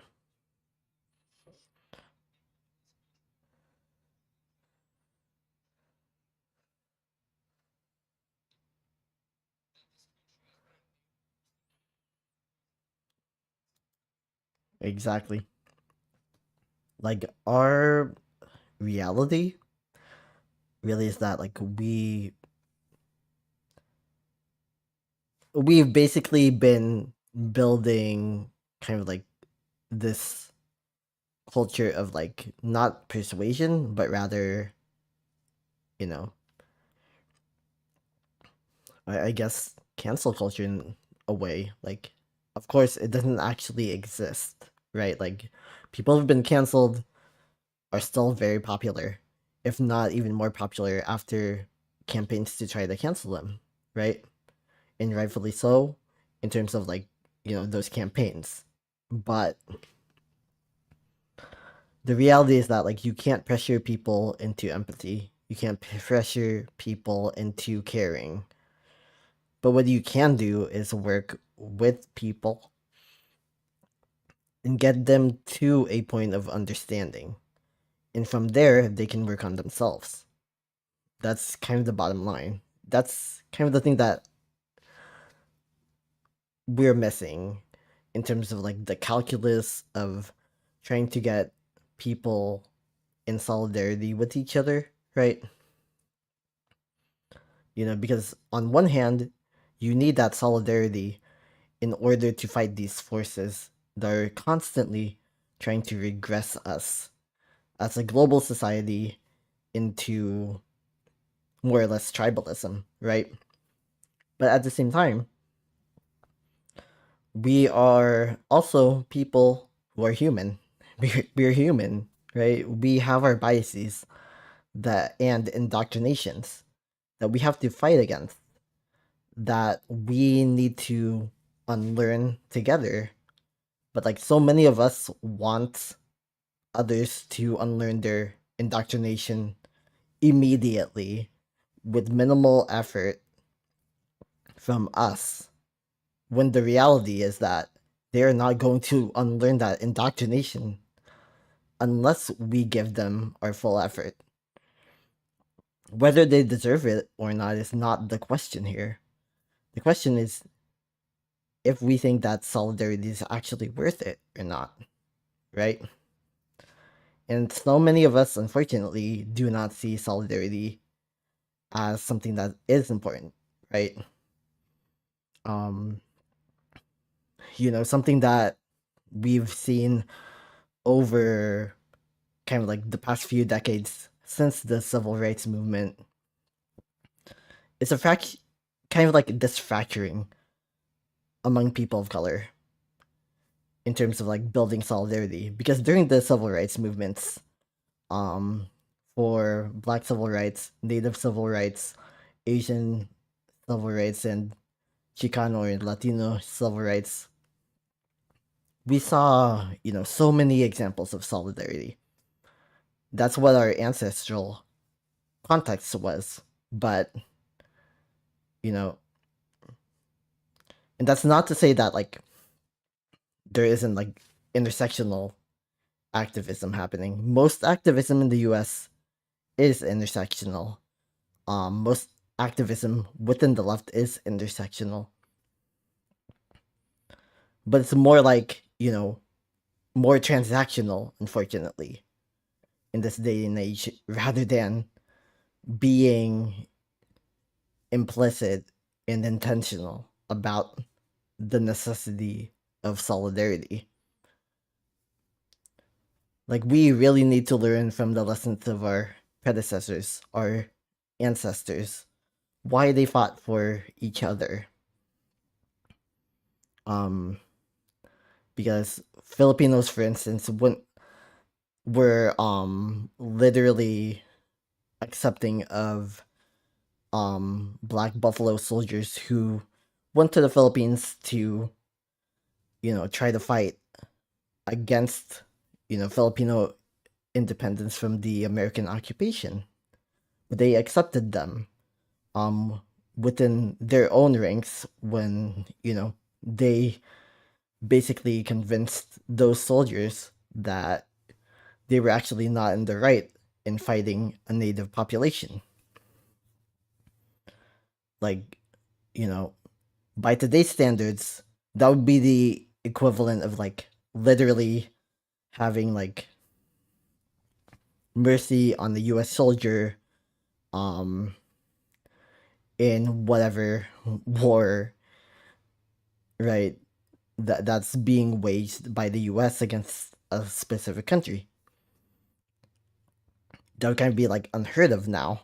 But, back then, because of my ancestral context, because of like what Filipino culture in general is like, that was a possibility. That did happen many times. David Fagan being the prime example, right? So,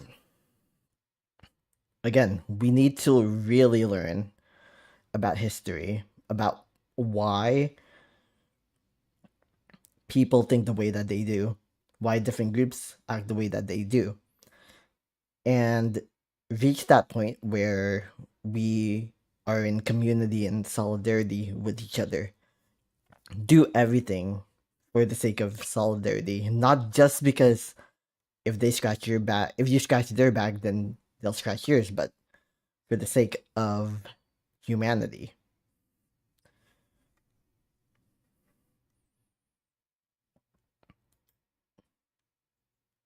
All right, that's the end of that recording.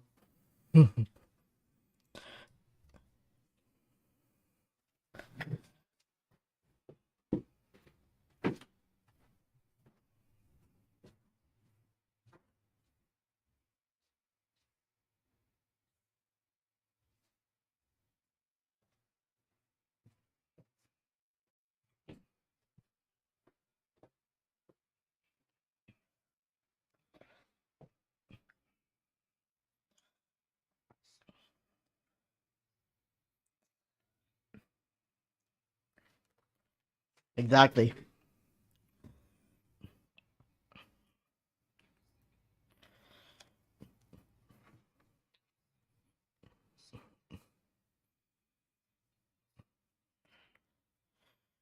Yep.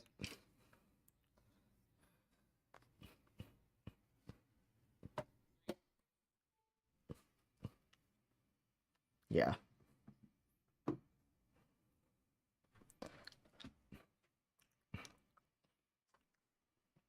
Yep.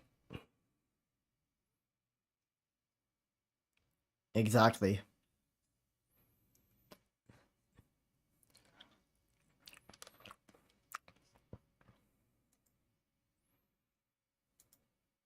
Yep. It is.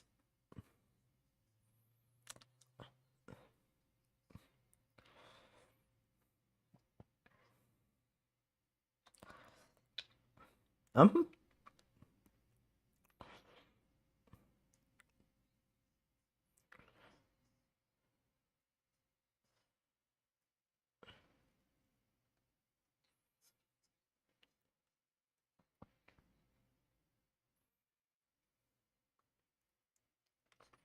Exactly.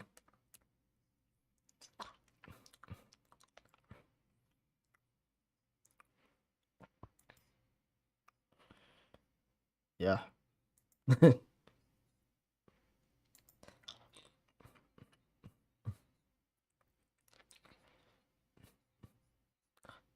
Yeah. Definitely.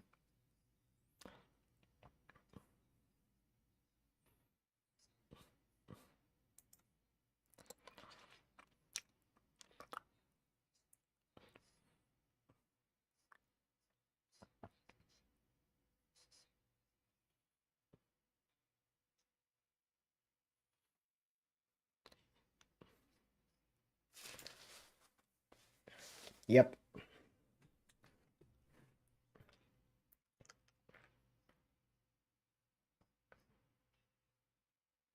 Yeah.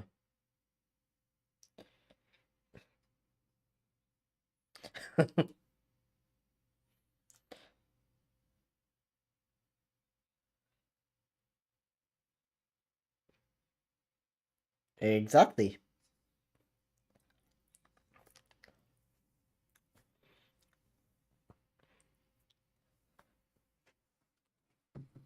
Literally, like so many Asian empires.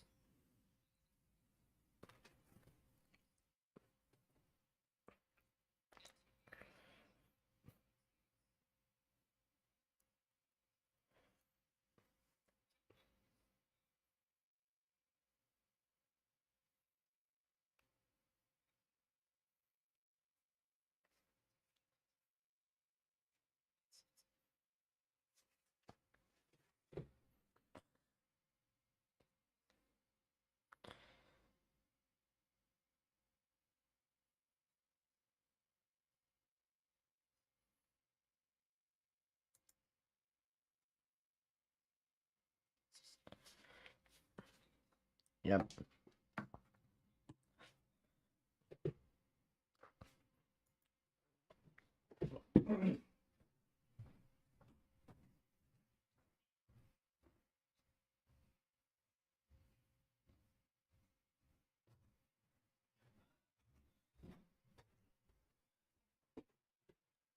Wanted to listen to this part all over again.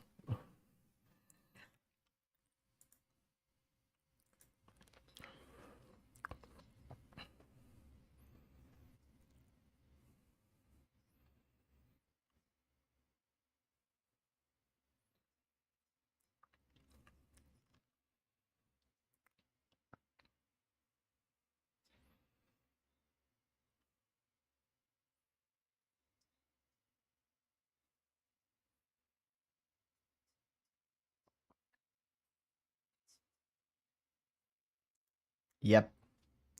And that is a great point about like what political violence actually means.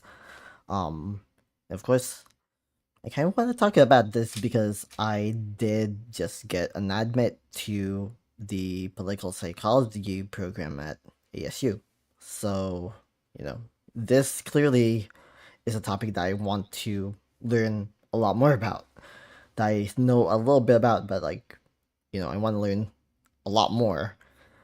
Um, since political violence is not just direct acts. Like in the same way that racism is just not it's not just like direct acts. Political violence is all about the intent. It's all about like how like what actions are you taking and what are the intentions of said actions. For instance, hate speech is a form of political violence in so many ways because like hate speech literally has the intent of normalizing dehumanization, which is violent in and of itself.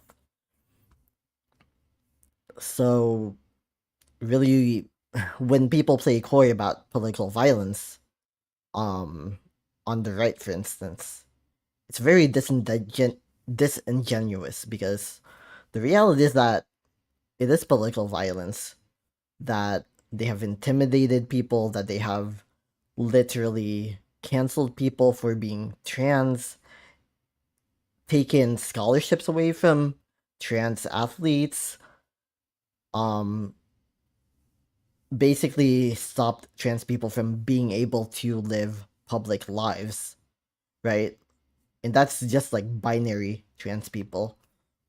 It is also political violence that this administration, its first act was literally to take away non-binary people like myself, take away our ability to legally identify as non-binary.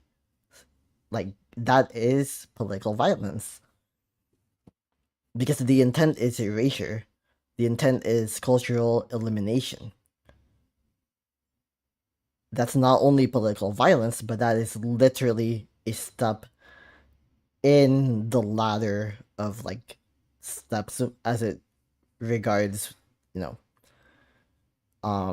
genocide, basically, right? Like 10, 100 steps, like stages. Okay, I'm not going to, right? Classification, symbolization, discrimination, dehumanization, organization, and oh my gosh, polarization, preparation, persecution, extermination, and denial. And of course, like this isn't like neat, right? Like it isn't just like one step after the other, and all the other steps don't apply anymore. It's like very much about like the focus of each step, right?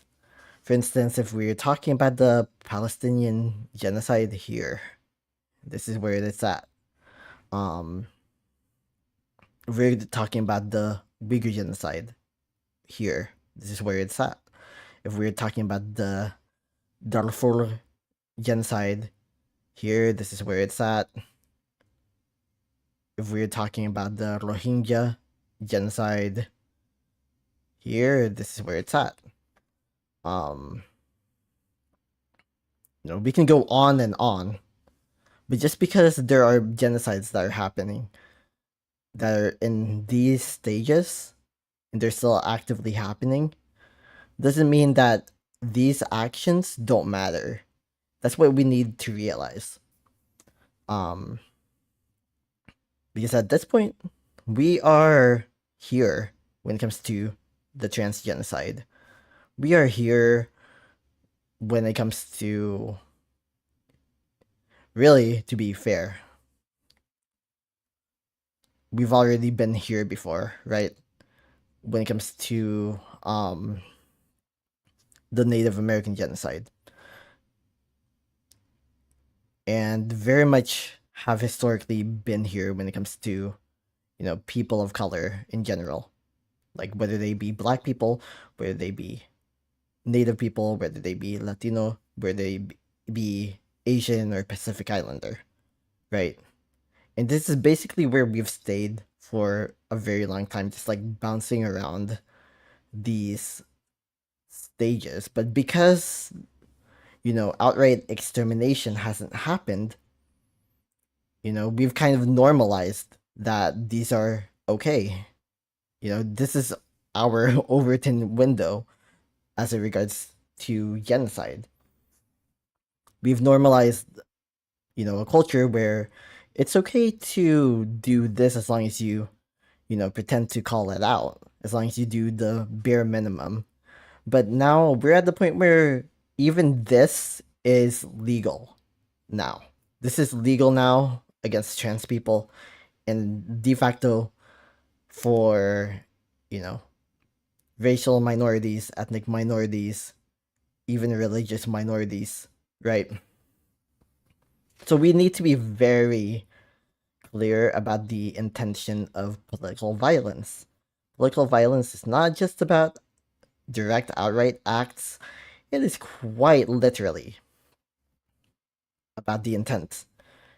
The intent of the trans genocide is this: is extermination, afterwards denial, right? The intent of persecution against, Latino and um Asian immigrants and even Haitian immigrants, right? This extermination, whether extermination be in the form of direct, you know, outright acts of direct violence,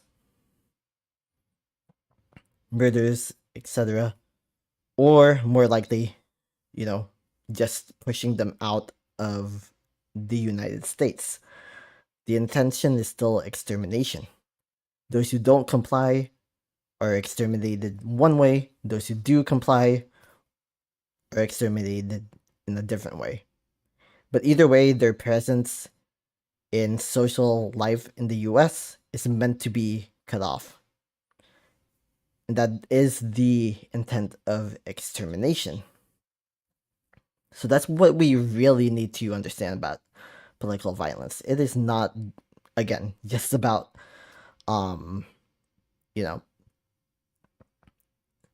outright acts of violence that, you know, people of different backgrounds may or may not have different opinions about, but rather the intent, right? And so, yeah. And of course, it's also relevant, like, relative to the amount of power that, like, certain groups have, right? What is the power dynamic between Black, Latino, Asian, Native American, Pacific Islander people with regards to, the positionality of white supremacists? We are inherently below, white supremacists in terms of the social hierarchy. As a result, it is possible for all of this to happen to us. And potentially even this. Same thing with queer and trans people. Same thing with Palestinians. Same thing with so many different people across the world and within the US. So, yeah. Let me continue. I just wanted to make that segue. Or,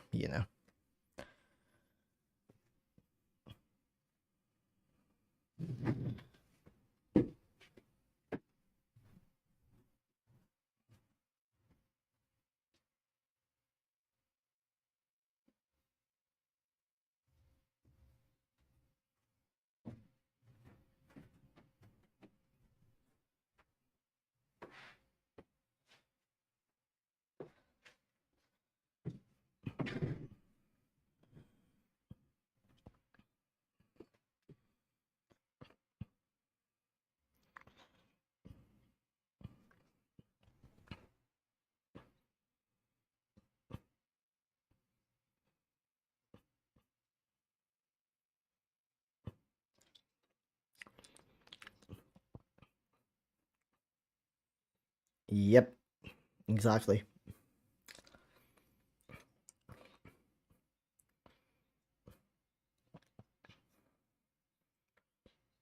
That's crazy. Exactly. White people are not native here, by the way. Just saying. And white people who do have native ancestry, the majority of their lineage is not native here. Bottom line.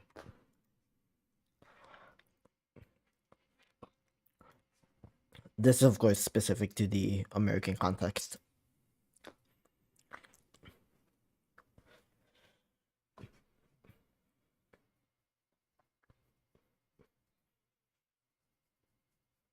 Mm-hmm.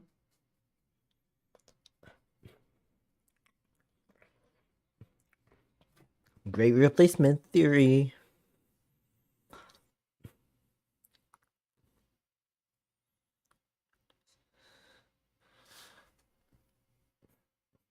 Should watch this one later.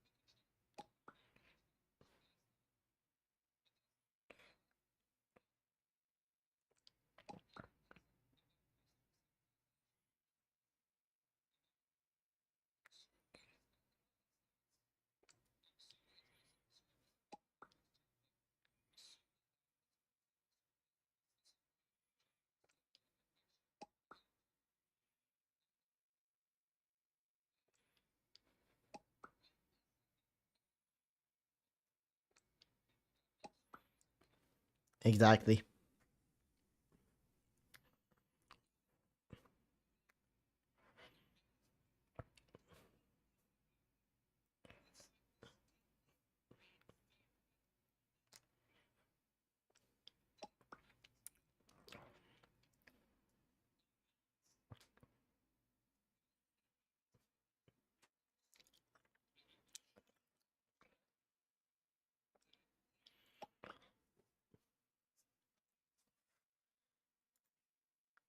That's why I want to study what I want to study. Like,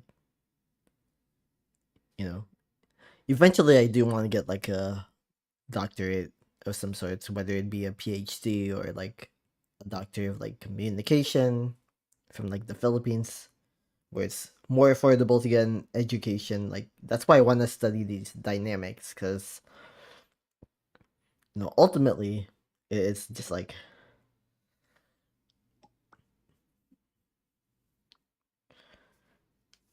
you know, I do just want to know, right? Like, what is the impetus? What is the reasoning? Like, why are they the enemy, right? Like, why is that like someone who's black having success, someone who's Indian having success, someone who's Latino having success? Why is and of course also not being conservative? Like, why is that such a big issue, right? And I mean that really is like a fundamental question in terms of like political psychology, and because like my current capstone for my current program is literally about like hate speech, like I will get to study this at least somewhat, right? Like, and that's what I want to do. Why why is my like white balance like messing up? Oh, TV. Forgot. Yep.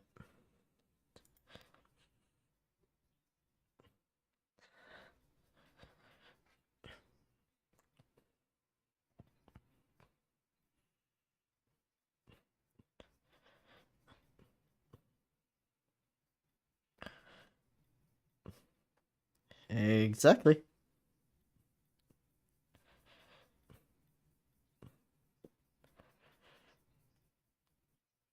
It's literally impossible.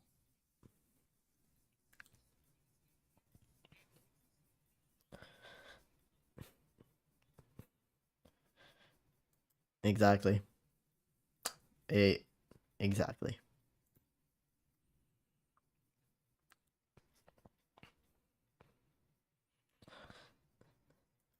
But ultimately, I 100% know for a fact that it is about ruling class dynamics, right? Basically, what the ruling class wants is for infighting to happen to ensure that revolution never occurs, right? Up the ante on ethnic, like inter-ethnic conflict, up the ante on, all sorts of different conflicts, right? Create white privilege, create the appearance of model minority privilege, create the appearance of all sorts of different dynamics that look systemic, but ultimately are meant to distract us as a whole, right?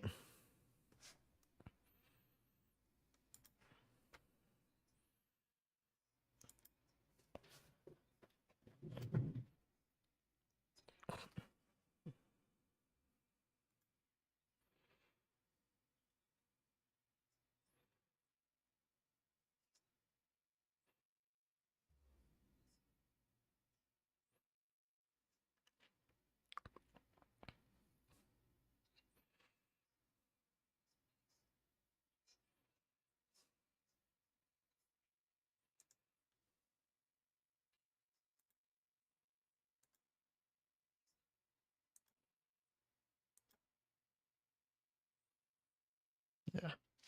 You know what? Maybe I should make another video. I don't know.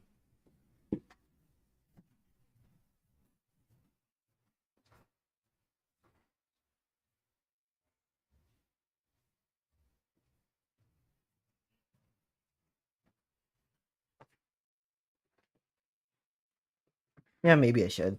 I mean, since I'm at it.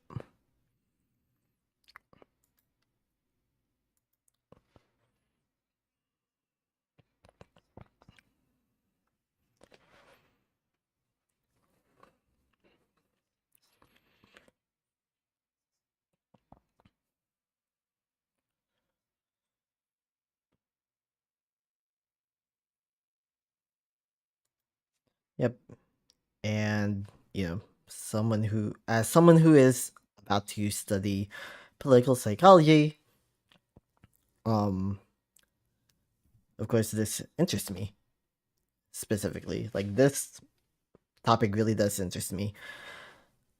And ultimately, I believe that this is about the ruling class wanting to keep the rest of us, you know, in our proverbial place, which is basically within, you know, their ability to make their impositions upon the rest of us for the rest of our lives, right?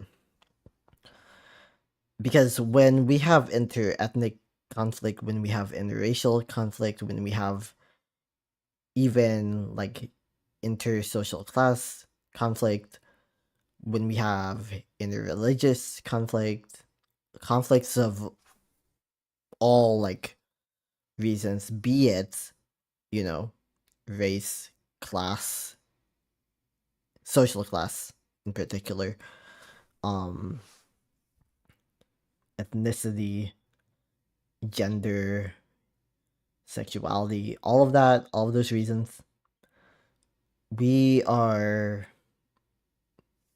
wasting our effort in trying to fight for our own interests instead of understanding how our interests align with those who are different from us, right? Instead of focusing our, battles on the people in power who are keeping us down, we waste our time, you know, trying to shame other people for existing. You know, we invent things like white privilege. We invent things like model minority privilege.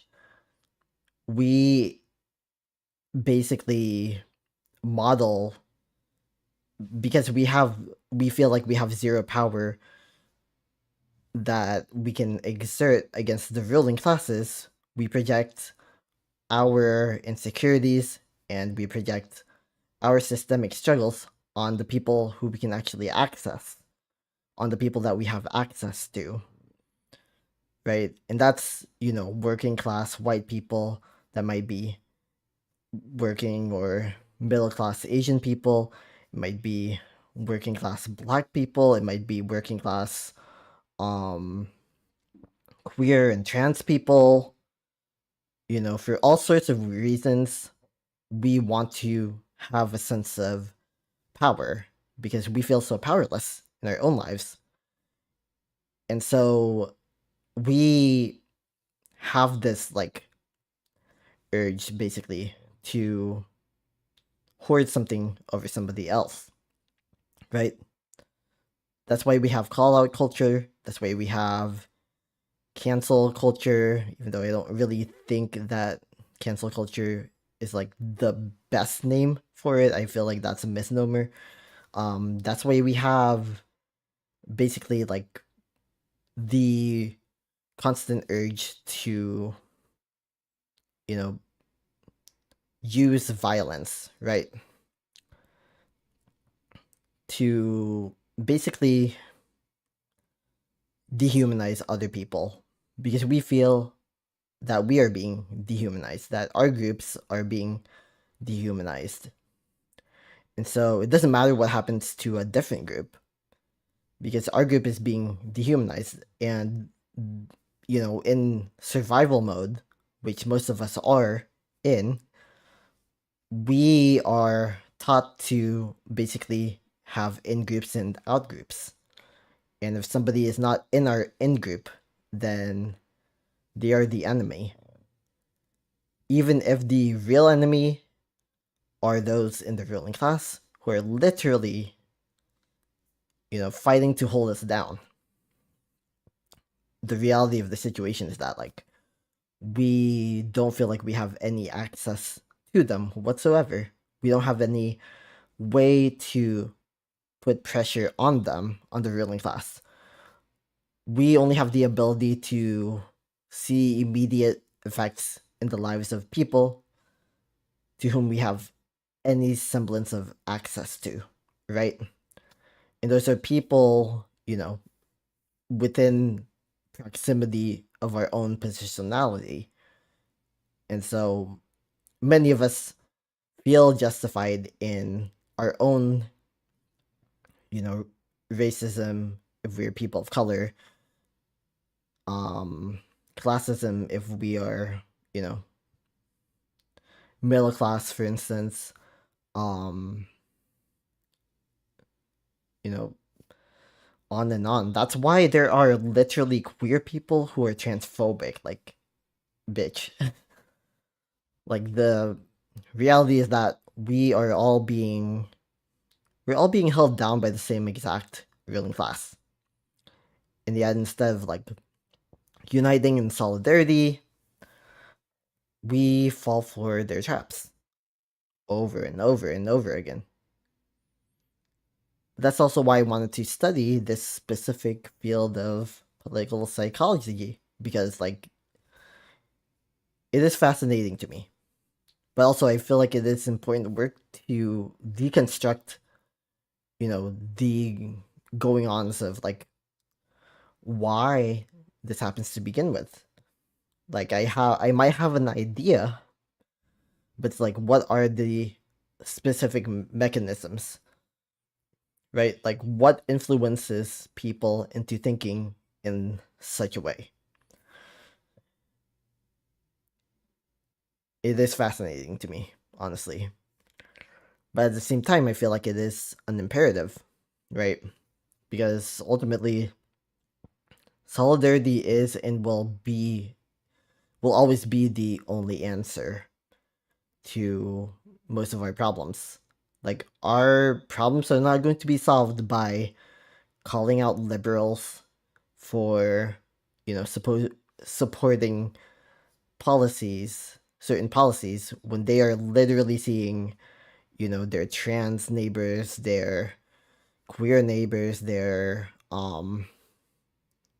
black or brown neighbors, literally friends and family as well, like literally suffering under this administration, right? The answer is not going to be um fighting people who are not of the same race or ethnicity as you, because you want what little breadcrumbs the ruling class is willing to hand to the rest of us, to throw at the rest of us, right? We're never going to achieve the result that we want, because honestly, the results that we want currently are not the correct results, are not the results that we need to get. The results that we need to get involve appending this current system, this current hierarchy, hierarchical systems, like set of systems actually, of patriarchy, of white supremacy, of um just the entire thing, right? Because what upholds racism? Systemic hierarchy. What upholds ableism? Systemic hierarchy. What upholds genderism or discrimination against trans people? Hierarchy, right? You can go on and on with this. Ultimately, we have systemic hierarchies that currently run this world. But we're the people who are running the world, actually. Like, those are just the ideologies that force us into these boxes that we don't need to support, that we don't need to keep in place or intact. So, yeah. Those are just my thoughts about that. Alright. I know it's kind of cringe for me to like keep making videos just to know for sure that I'm probably not going to like post most of them.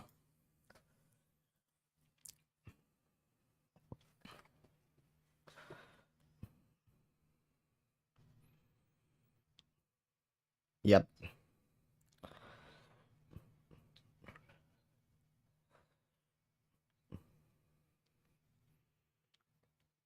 exactly.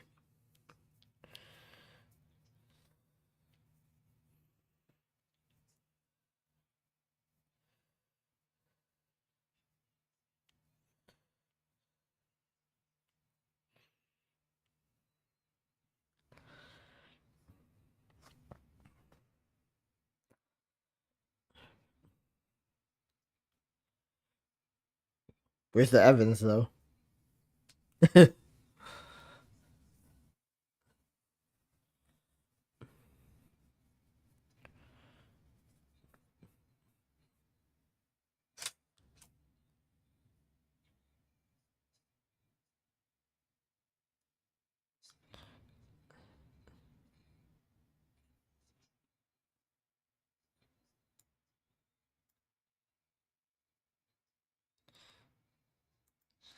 Well,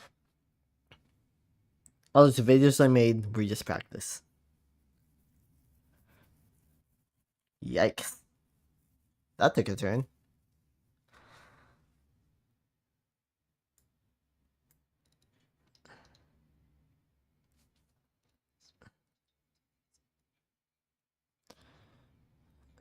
I'm gonna do that. What I need to know where they migrated to.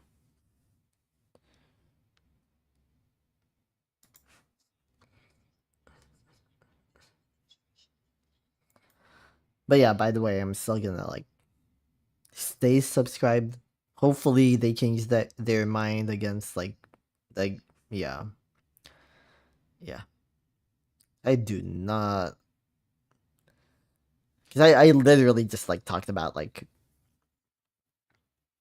how political polarization happens, like, bro.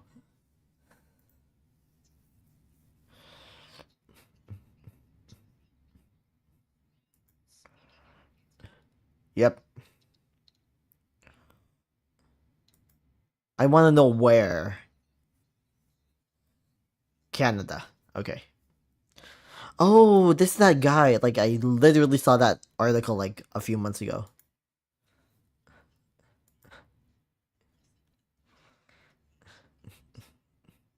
Yeah.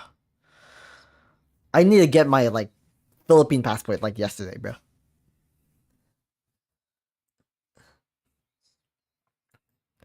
Yeah, because like, you know, like I think my personal destination, my preferred destination is Spain.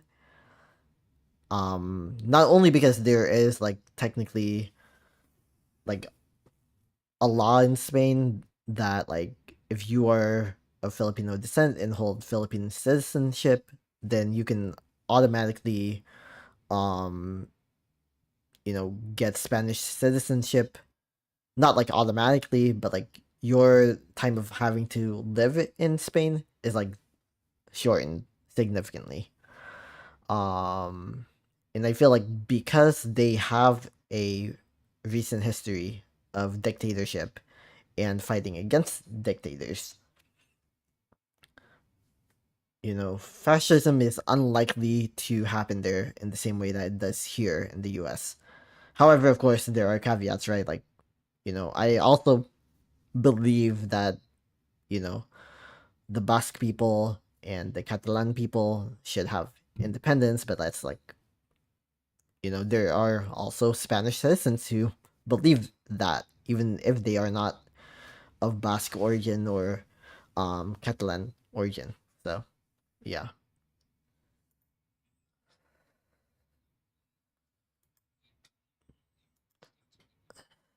Hmm. Yep.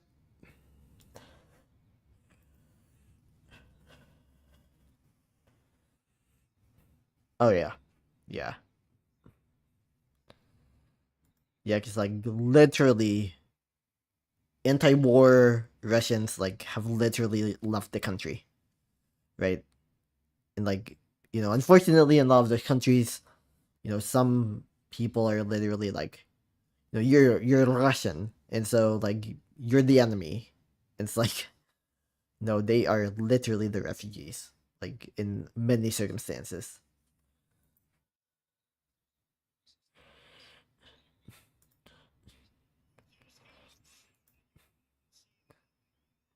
And that's the scary ass fucking part. Like, damn.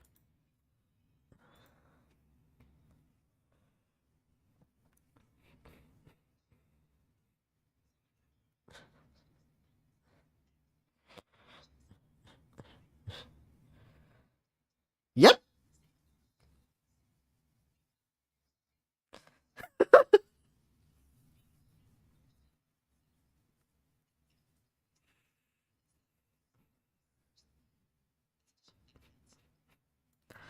Like, yeah, yeah. That's literally how it feels like. Yeah. By the way, I'm not watching because I support the New York Times. never gonna subscribe. I'm not even gonna like the video, but like, I do feel like this is important to watch, nonetheless. Oh, Jesus Christ.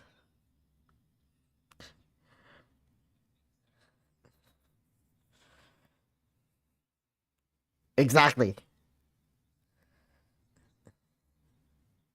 Exactly. Like, Alpha fucking Mick. Oh my god. Ugh. It still annoys the hell out of me. Like, the fact that, like, Google capitulated and made that ugly ass change is crazy. Google and Apple, actually, but no one uses Apple Maps, but still.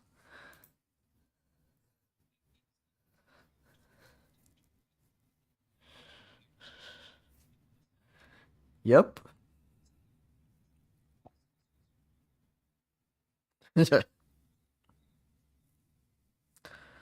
Authoritarianism. Like, when people say fascism, they mean it, actually. Like, there is a hint of truth, normally.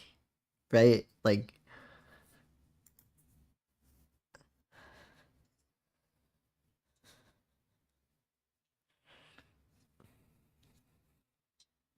nope. Exactly. Mm-hmm. Yep.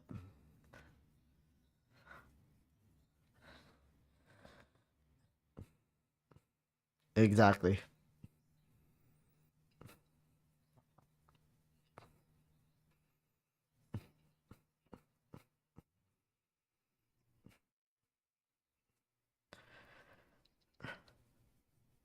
Graceful. Yep.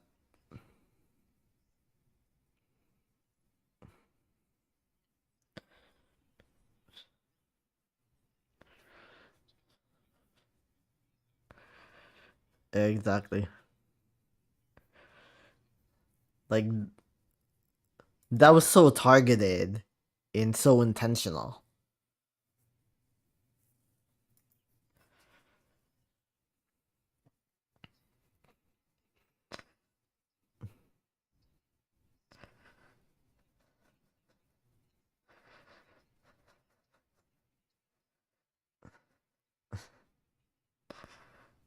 Exactly. You don't know. Yeah.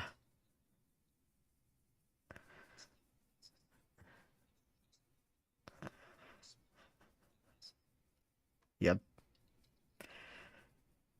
Продажность.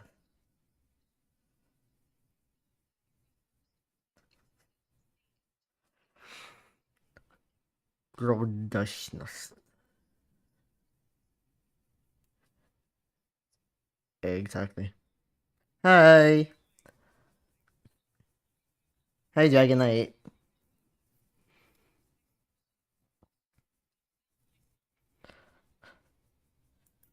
Ooh, neat. Well, I mean, not neat because, like, ugh, this club is rough. But, like, yeah.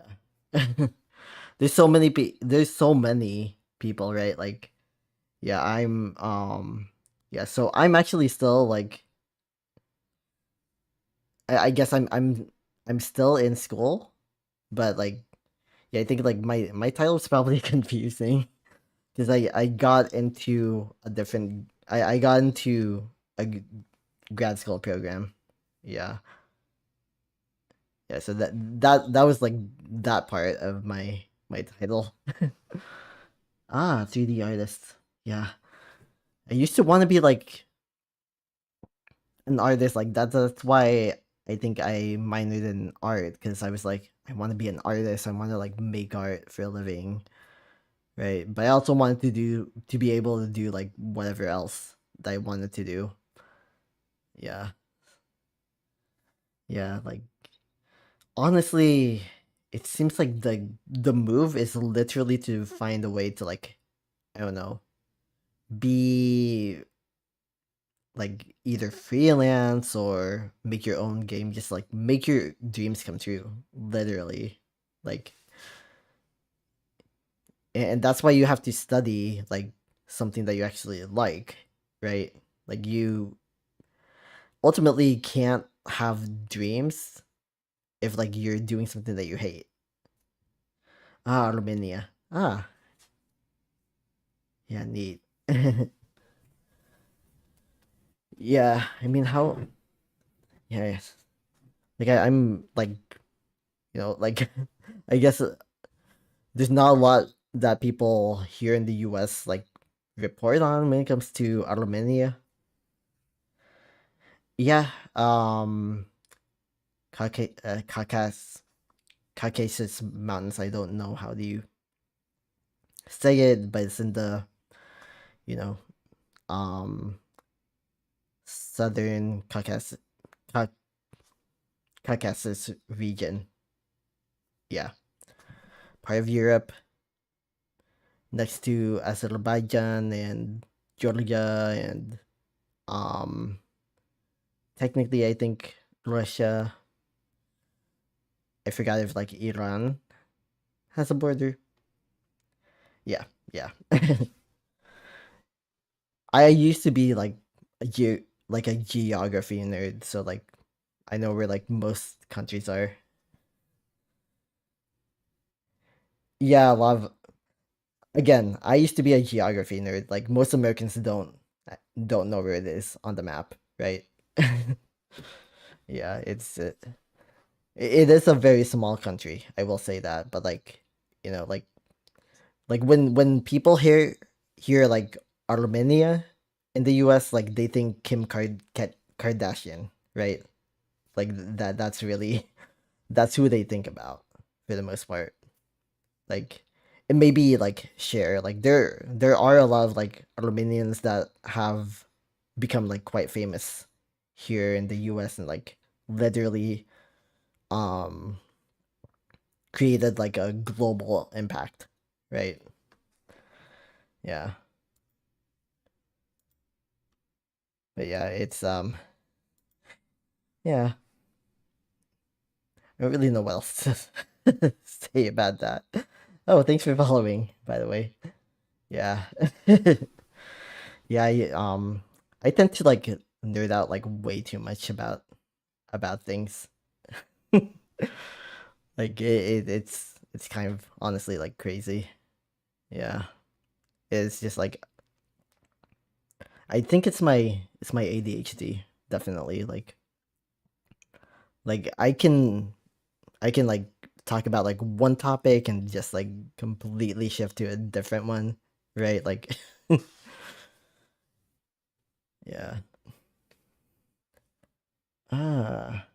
Oh yeah, yeah. I know that it was the first Christian country in the world. I just never looked up like when it was formed. But yeah, yeah, I do remember. Yeah, I do know like it is. Yeah, it's very well known for that.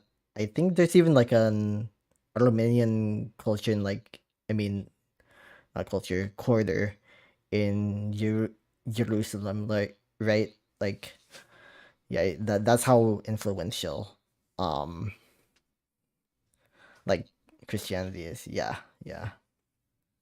Like that's how influential like Romania has been in like the course of Christianity. Yeah, that's what happens when you're like I let's just say I don't really have like that many friends or like people I talk to on a regular basis, so I have plenty of time to just like look up random stuff. And I can't even tell you like what process I go through to look at like random stuff, but like it's like if I see a rabbit hole, I'll like go into it. Like I'll dig through it. Like it literally just takes like a small piece of like yeah. I can't even like say like what happens.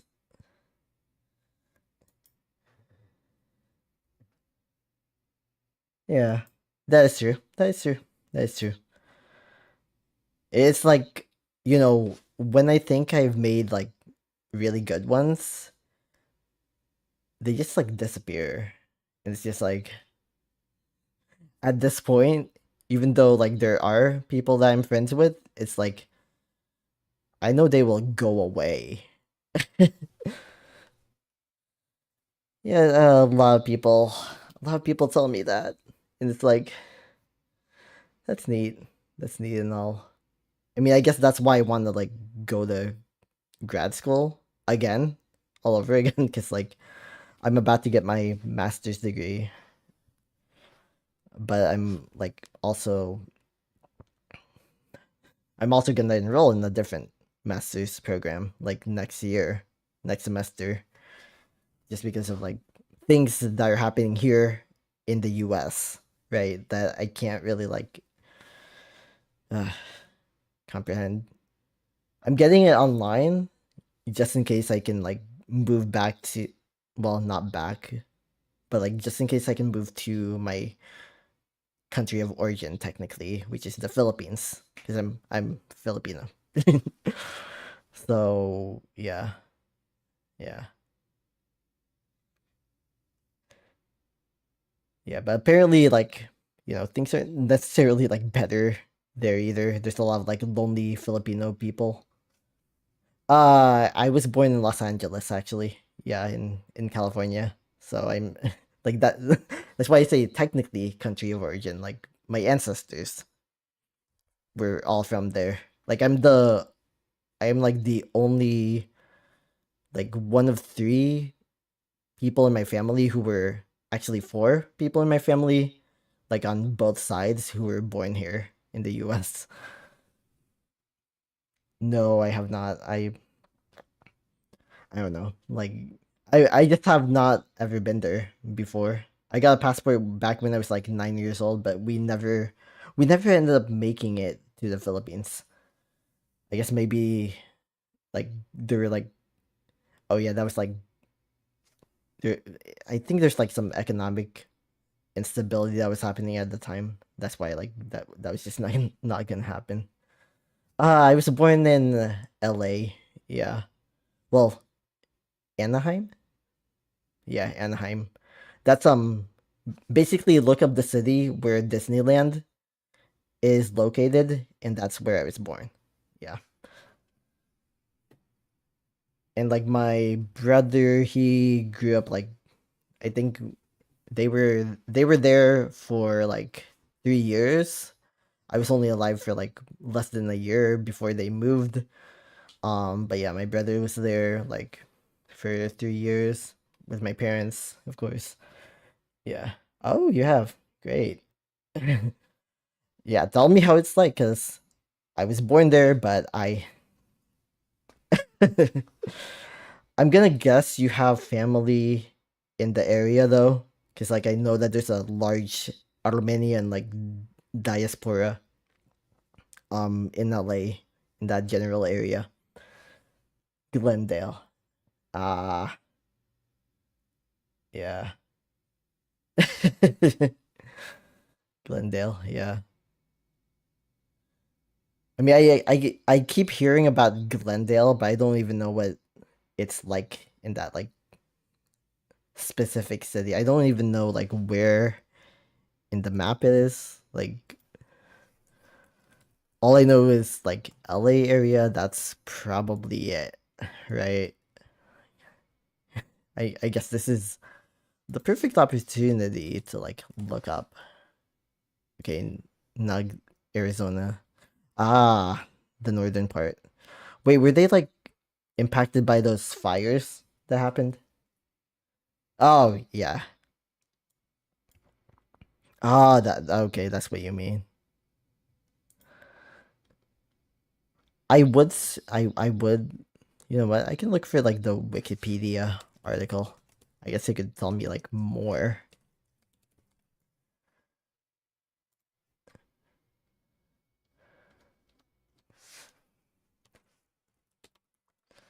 Ah, okay. Yep.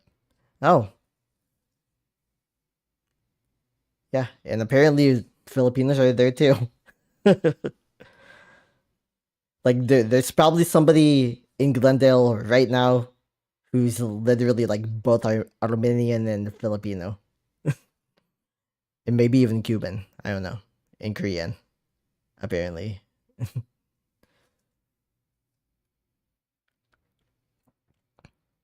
That's interesting.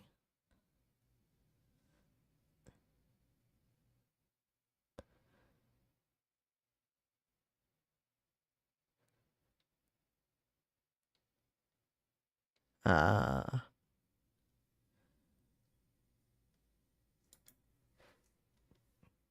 that's funny. Yep, this is where I'm at and grew up. I I don't think I've ever met someone who's like, yeah, definitely have not met like someone who's Armenian here, like in the area. Yeah, I'm like right next to Houston. Well, I'm not because I'm like in this southern portion. Uh, But yeah, I'm in Texas. Yeah, I haven't like like I think I've left like twice since like my parents moved us here. And both times I went to like Washington D.C. That was it. Otherwise, I have been here literally like my entire life since like I was like 3 years old, I think. Yeah.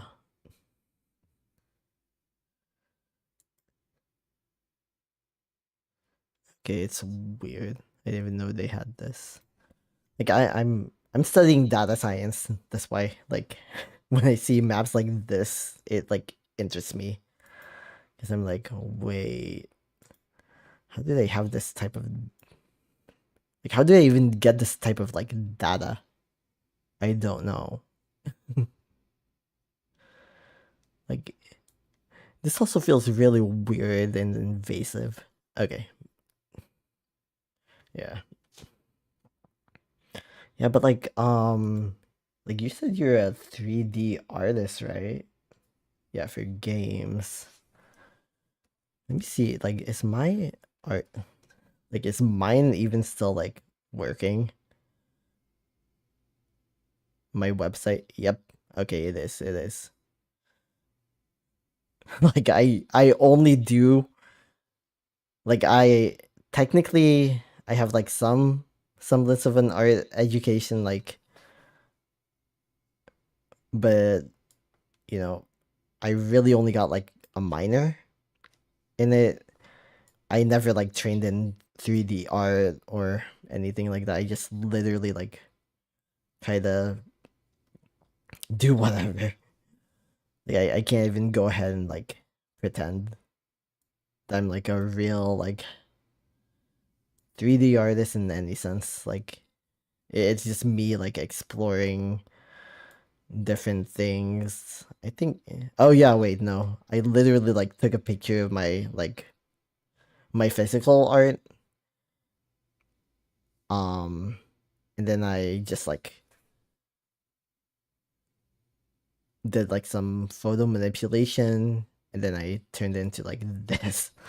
Like that's like the extent of 3D art that I've made so far. Oh, I forgot this had audio.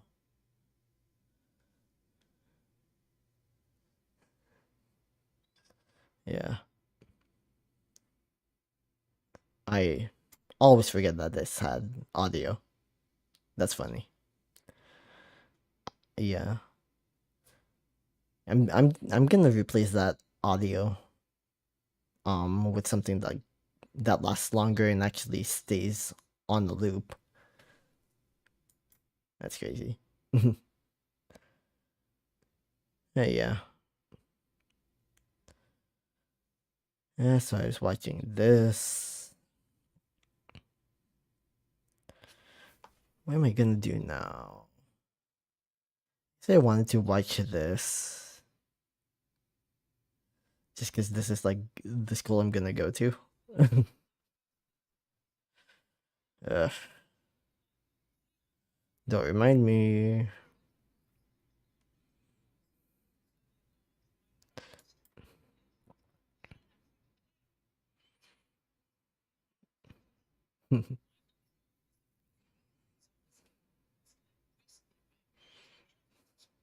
Yep.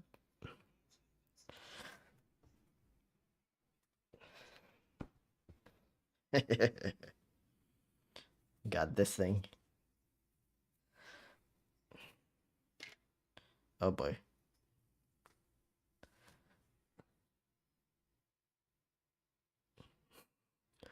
I don't know why they mentioned that.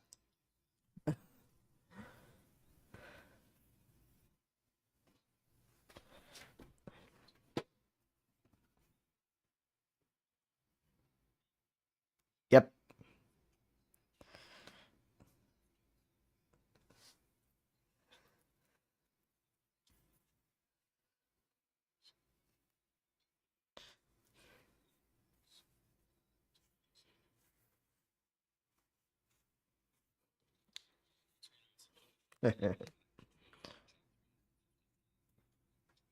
Yeah.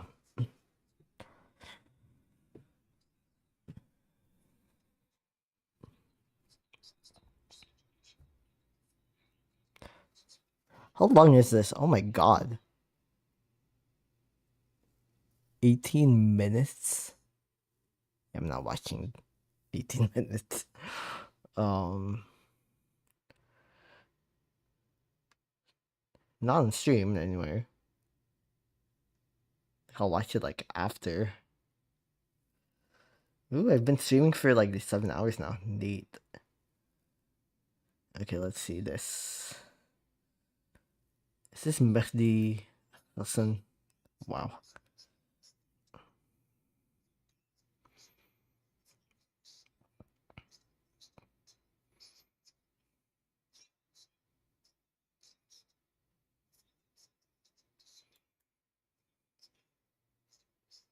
Damn.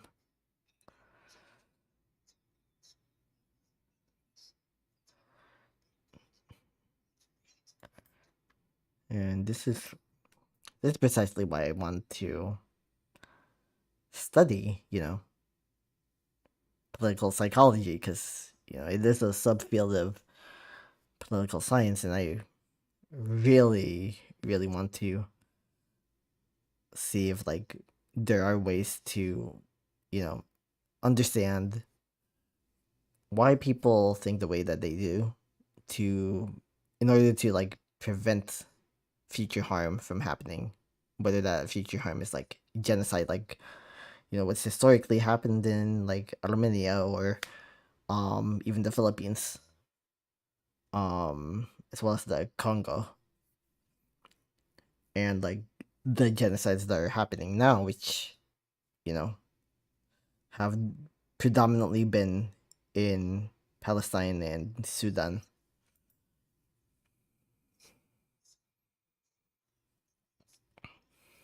Yeah, it's unfortunate.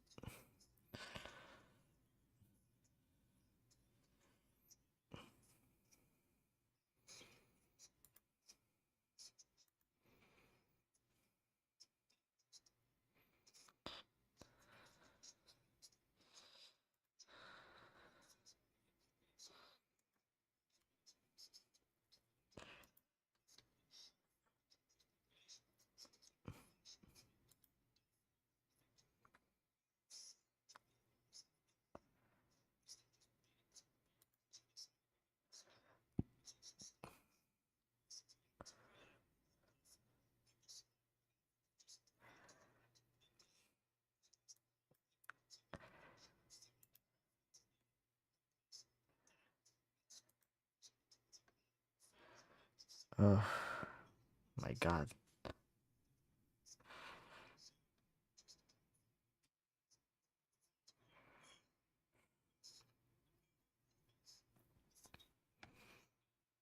Yeah.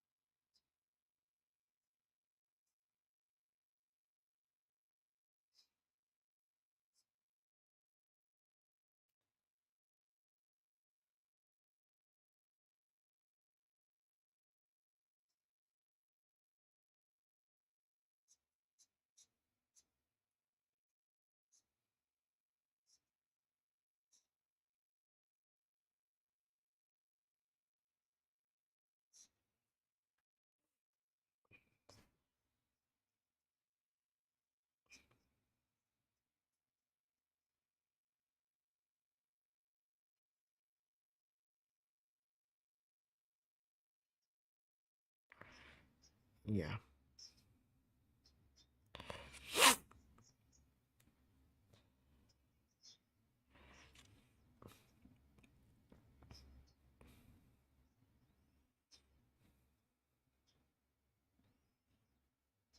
Yeah.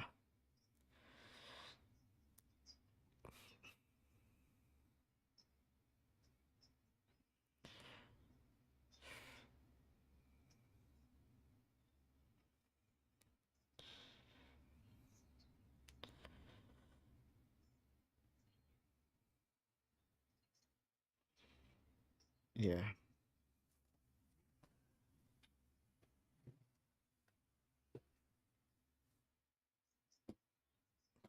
Sort of like what happened in Bucha, I think. That was a suburb of Kyiv in Ukraine.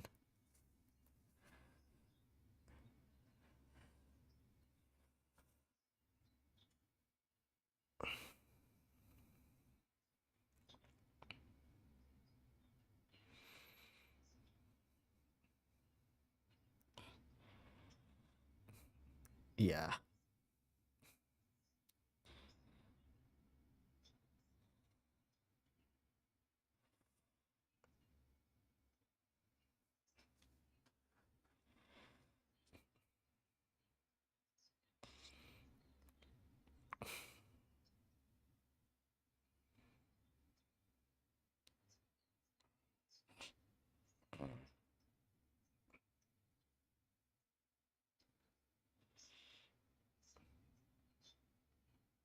Yeah.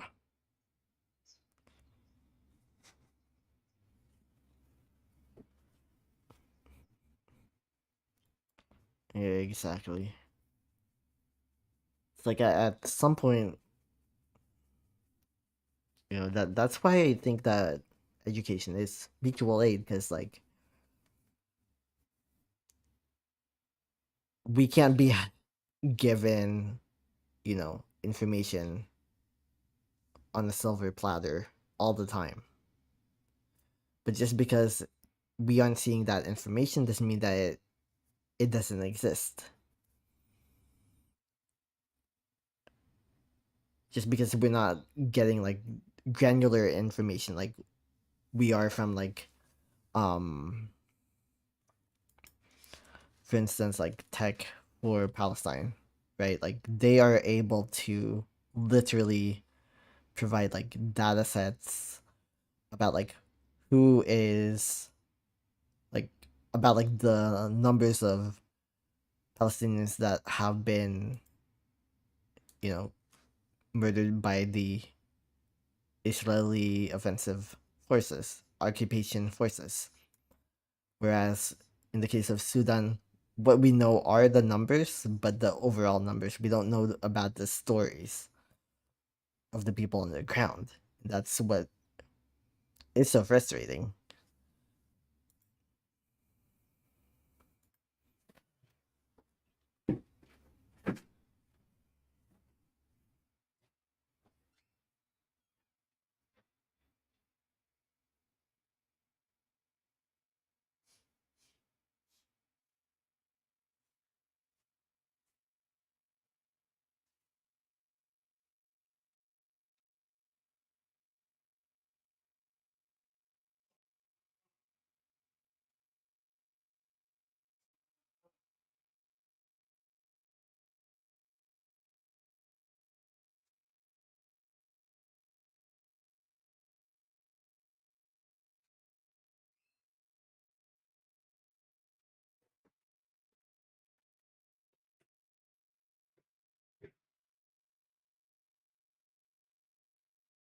Yeah,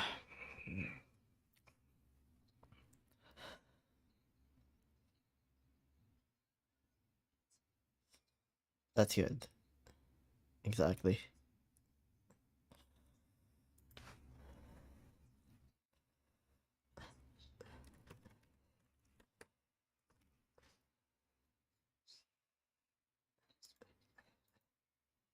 And just for context, like, yeah. And this is what I mentioned when it comes to like Because obviously there should be attention paid to Palestine, and most Sudanese people agree, actually, that there should be attention to Palestine, but they also want attention to themselves, right? For themselves and for good reason. They're watching their own brethren suffer. They're watching their own people suffer. Knows, I can only imagine because, you know, I wasn't alive, thankfully, during the genocide against the Filipino people.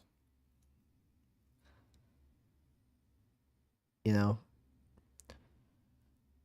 and so I could only imagine what it would be like, what it was like for my ancestors who were alive at that point. What it was like for them to know that they were suffering and no one was coming to help them.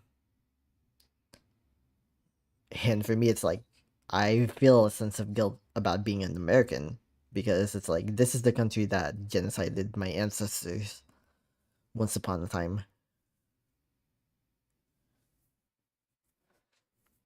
So that's why I feel like, me being an American, it it has a lot of responsibility, right? Like there's a lot of responsibility.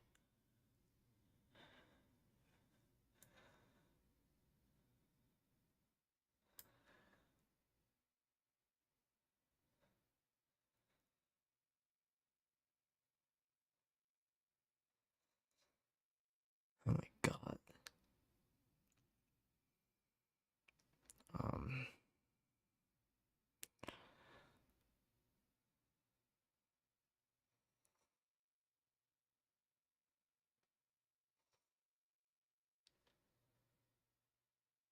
Oh my god.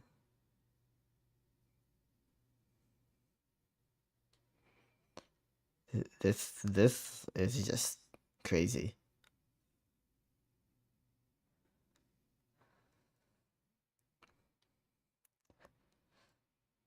I mean, it's like the fact that there's so many memes here in this like subreddit is like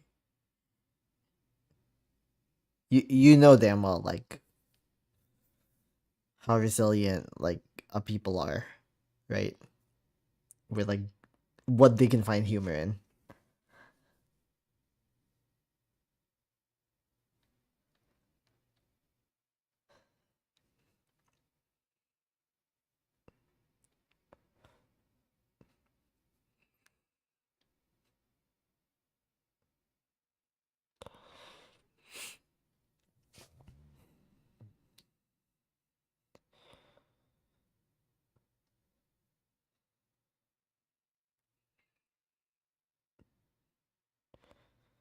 Yeah, I could only imagine that like there must be there must be a mental health crisis. Not only among like the people actually living in Sudan or even like South Sudan, but like also among the diaspora. I don't know. I just like follow this sub just because I'm trying to make like a concerted effort to ensure that like the ignorance does not like the ignorance to like the plight of any marginalized group is not like lost on me.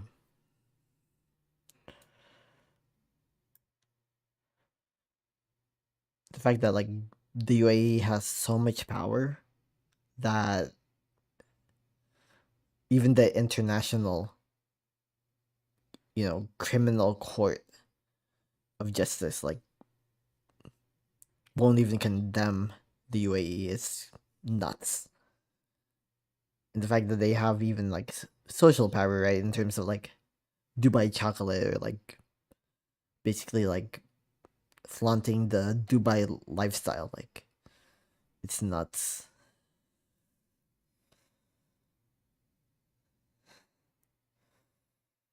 But yeah, this is what they're talking about. Like,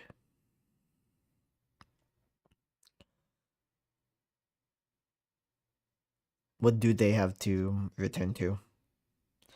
I mean, obviously, like, liberation is still, it's something that's necessary, right? But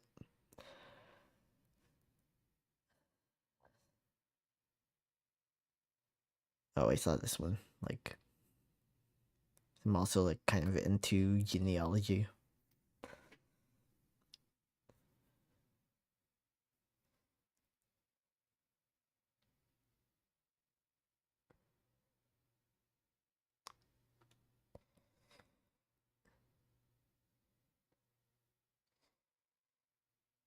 Mm.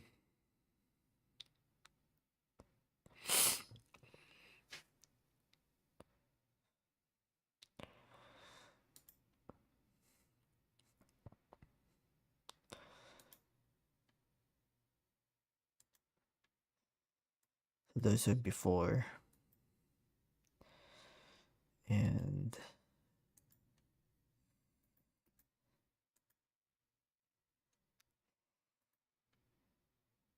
or are these after?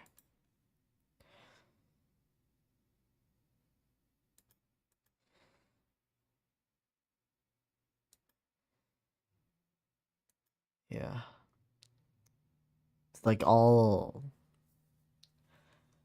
keep in mind, of course, each of these tiny little squares, windows, there's somebody's entire life.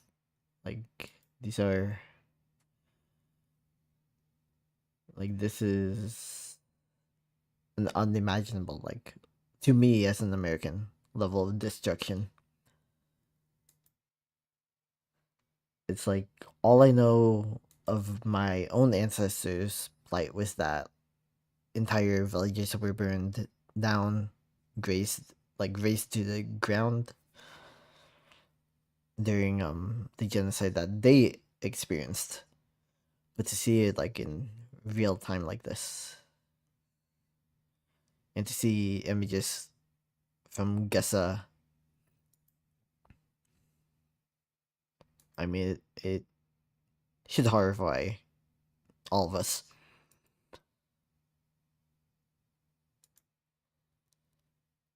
The fact that like these used to be buildings that either housed like entire families.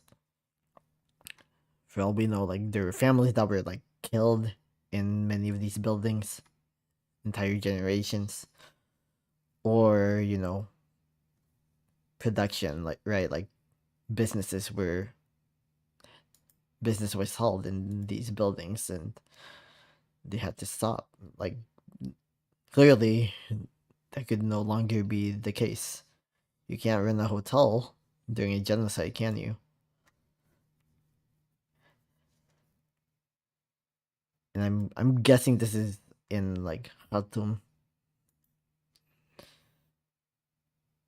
This is nuts.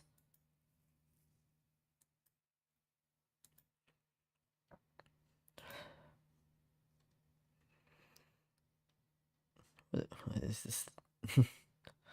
This looks like my dog. That's crazy though. Oh, what the hell?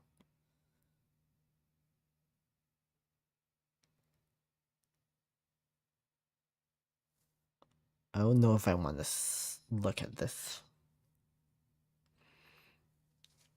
Because, like, I feel like the reactions would be understandable, but, like, wow.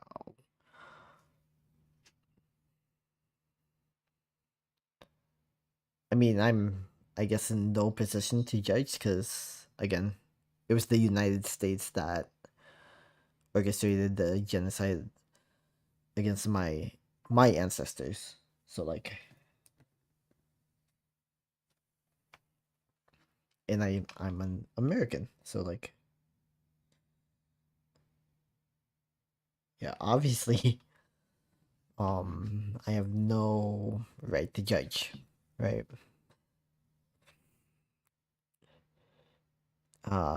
So she's Sudanese, but she's British Sudanese.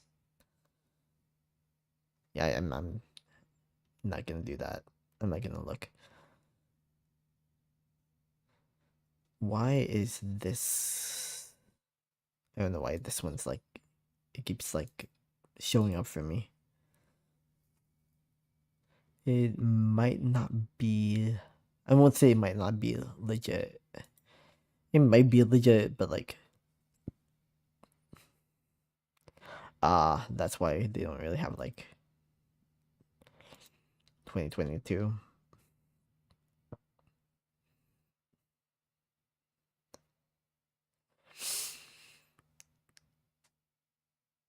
Chinese medicine doctor who is not Chinese.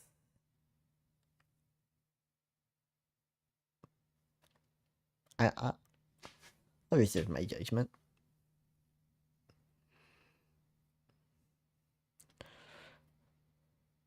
And of course, I know like you can definitely engage in culture like responsibly, right? Even if it's not your own culture.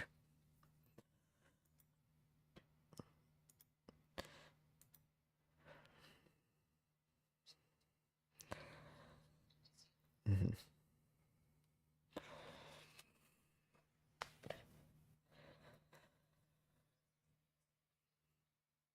Yeah,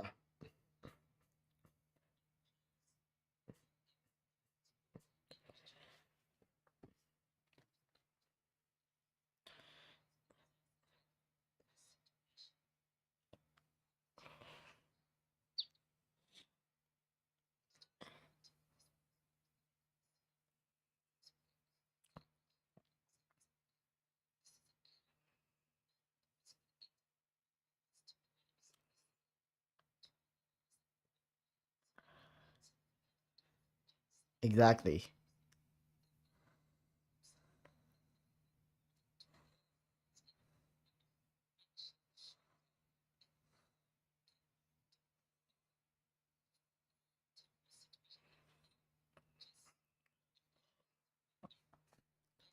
And again, like the RSF and the SAF, they used to be, a united front.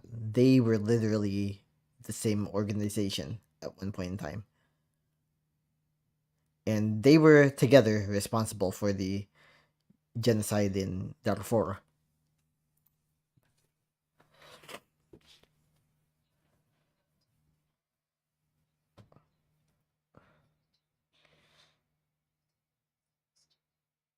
Oh my god.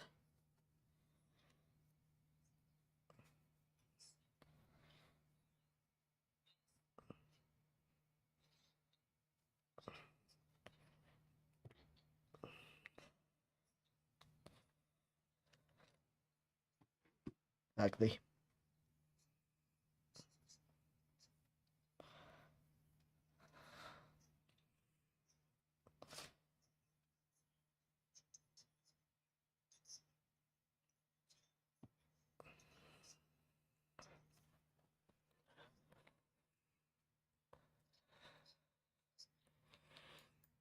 That's why it's important to, understand the context of genocide, right? Because 20 years is not a large gap of time. And at the same time, like, the Sudanese civil war has been going on for decades, actually. Um, this did not just come out of thin air. This was very much systematic. The current genocide in Sudan is literally an offshoot of prior genocide that happened specifically in Darfur, but has, ended up spreading across the rest of Sudan and has been orchestrated by the UAE with the hope of controlling, their portion of the Red Sea.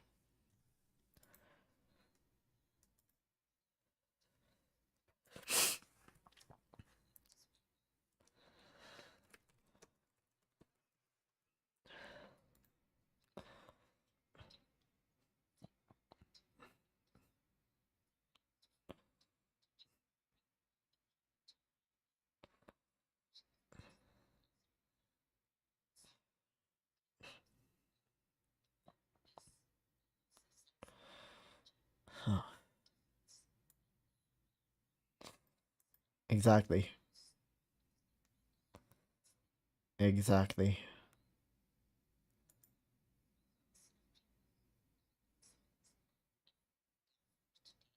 Exactly. Yep.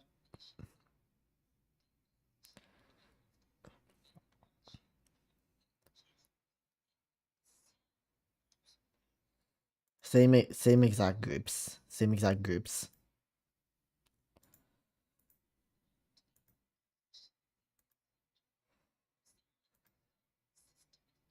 Exactly.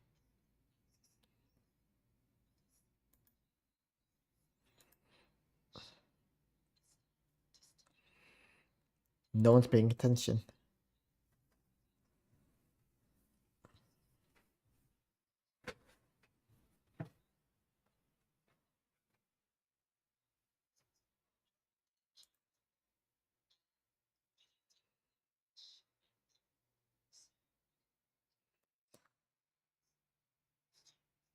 That actually no.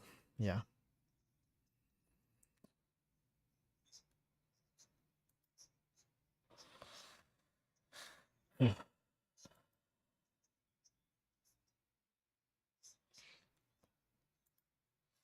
Yeah, and when she was talking about like, the same specific tribe, she was talking about the Masalit in particular, who of course, as you saw in the previous page, were systematically targeted during the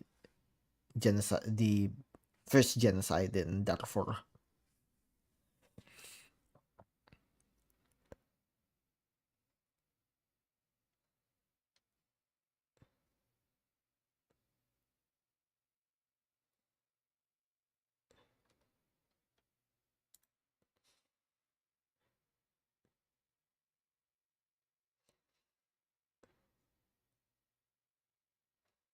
You kind of wonder what like happened to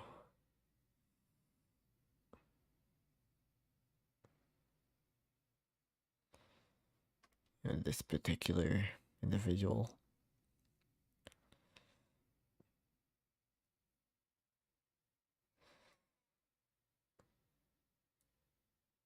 Yeah,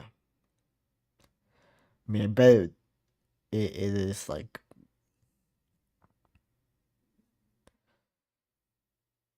it would be strange, that like the country that you escaped to is complicit in someone else's genocide when you yourself are a genocide survivor, right? I mean, of course, there are Palestinians in the UAE, for instance. It's like for you can't really blame like a Sudanese person for living in Israel to escape genocide, right?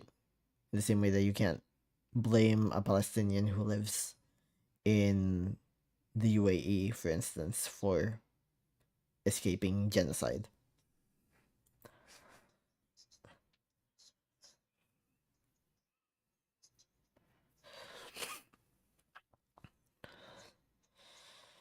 I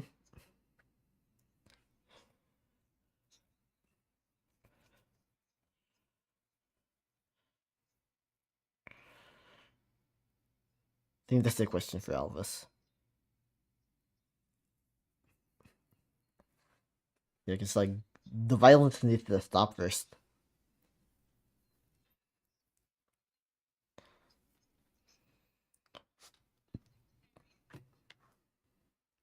Yeah.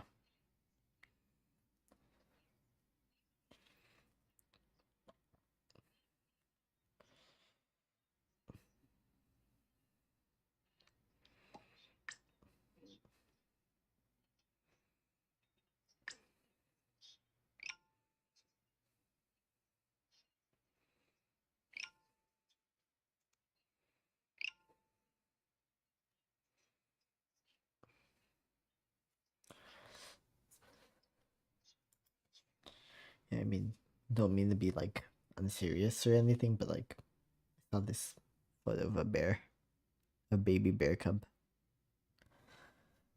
I had to repost it. I just had to. Like, it is my way of maintaining like mental clarity and security.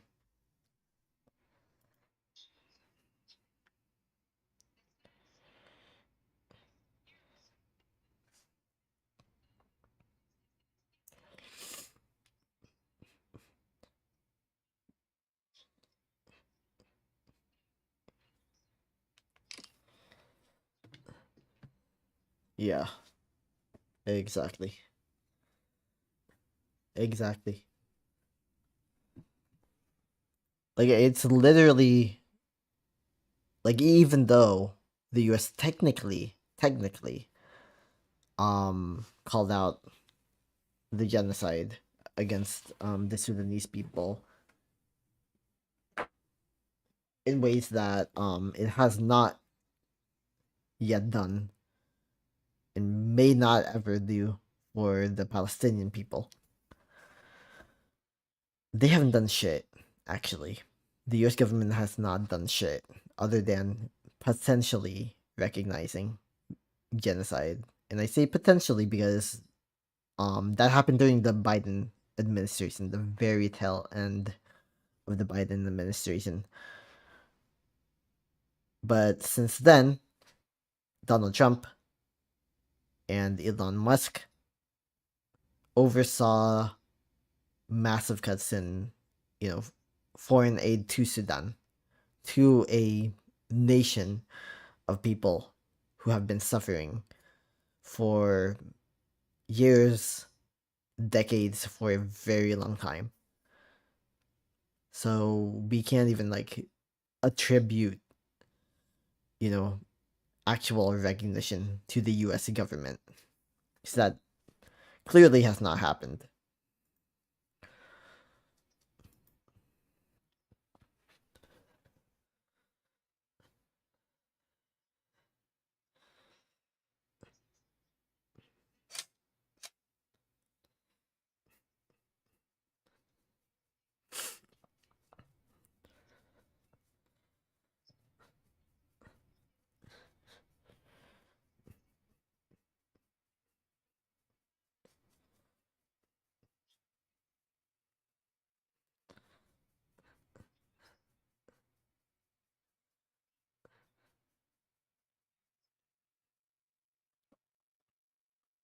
Exactly. Hmm.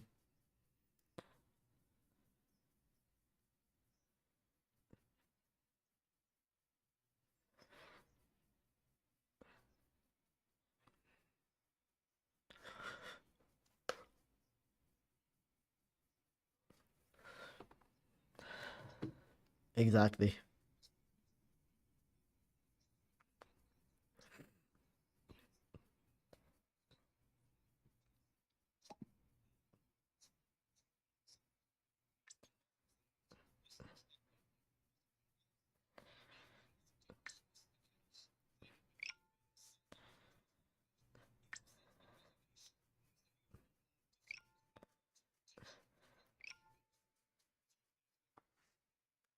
Like, what the fuck, right?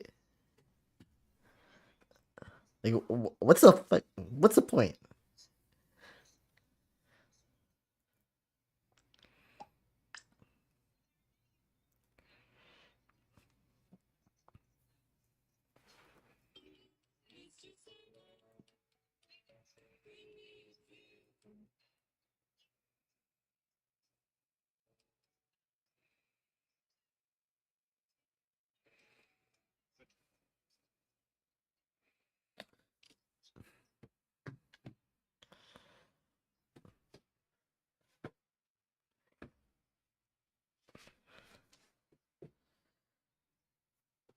Just so fucking crazy.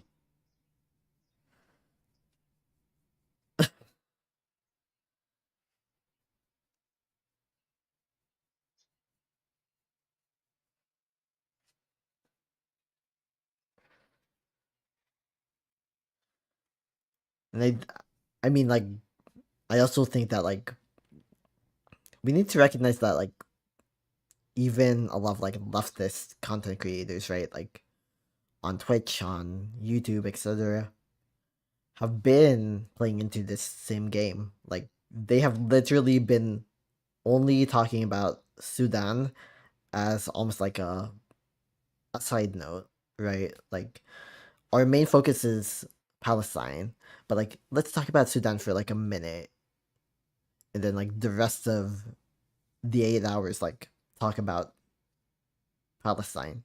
Of course, you know, Palestine needs attention. Of course, Sudan needs attention too, because like I have seen way too many like Israeli Zionists literally say that like we should be paying more attention to Sudan. Why is the world not paying attention to Sudan?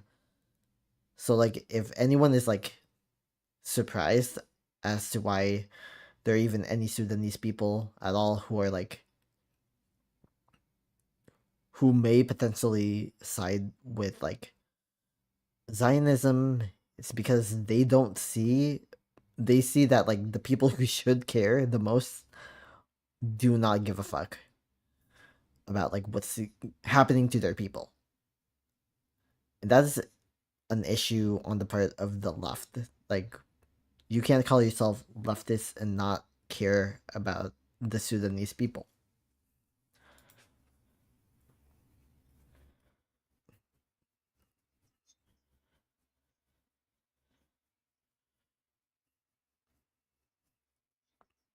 Hmm.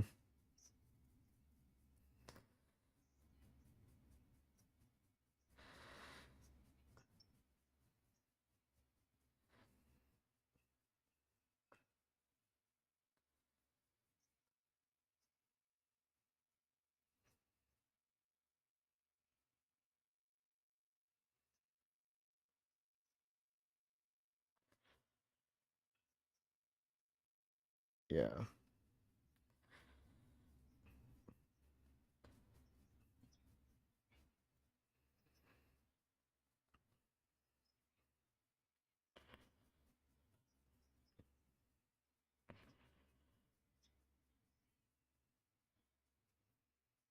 Hmm.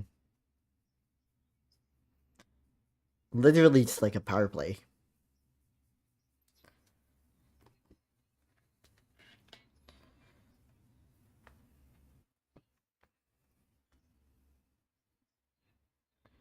Exactly.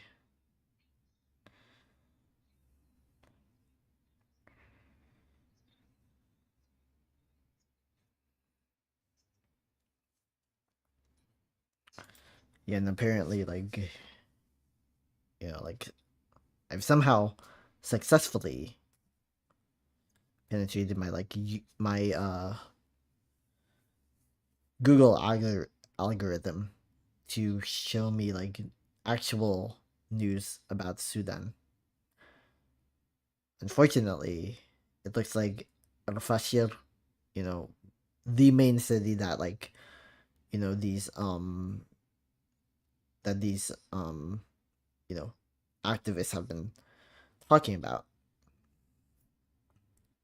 It looks like the RSF is on the verge of taking over completely, which is very much bad news. Um, yeah,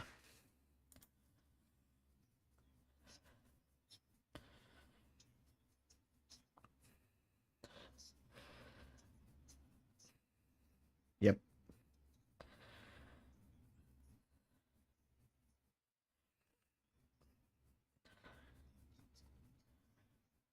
yeah, it's true. I mean, the same thing literally happened in like Tigray as well as northern Ethiopia.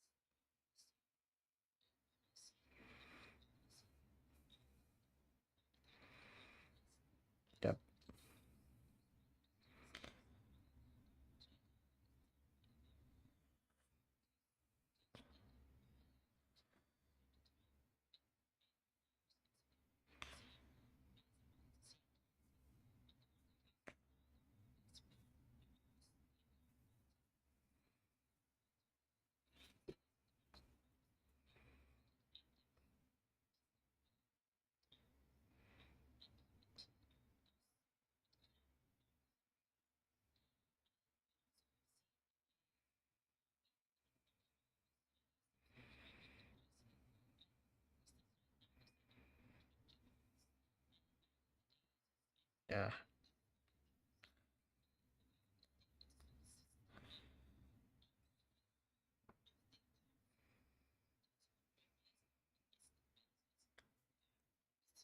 exactly.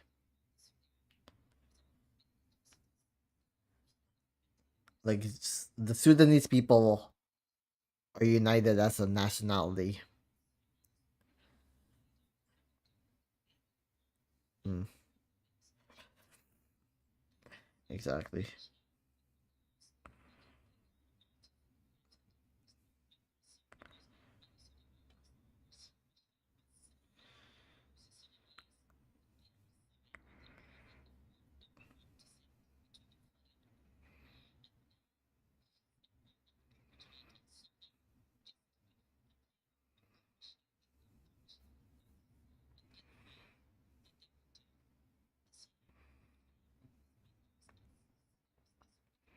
Yeah,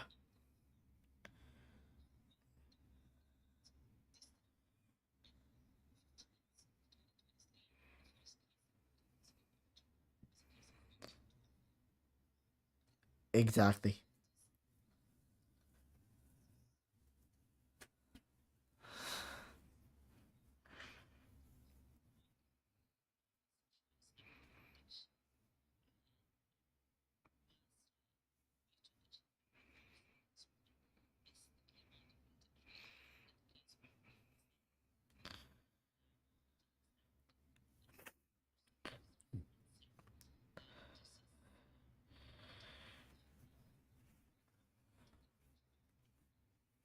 That's crazy.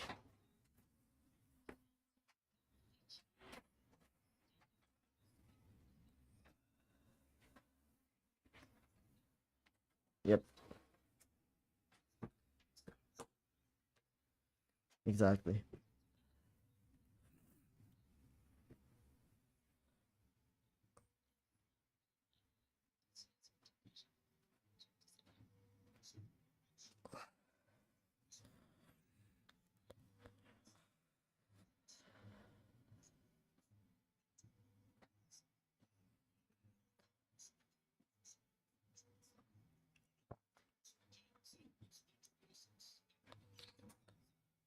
That's the crazy part.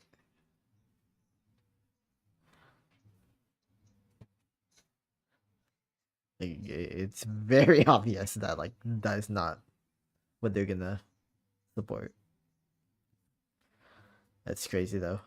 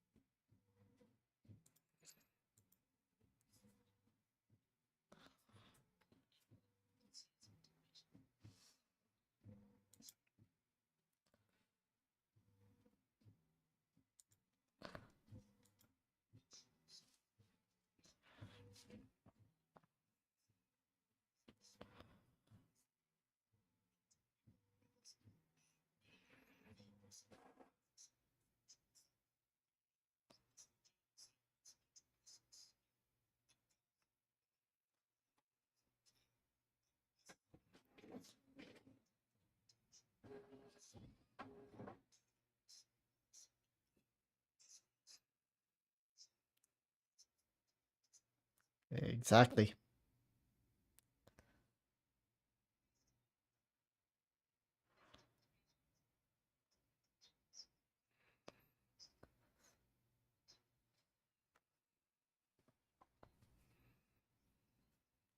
Exactly.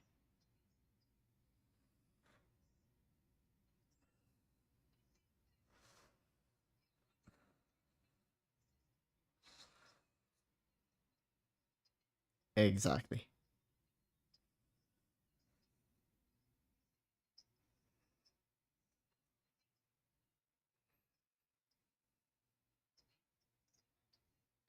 We do.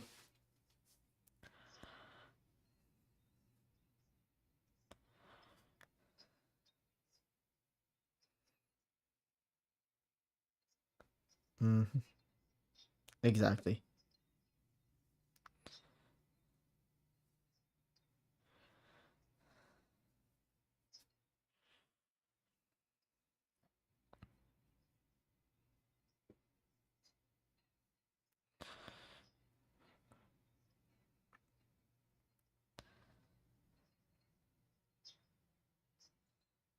Yeah.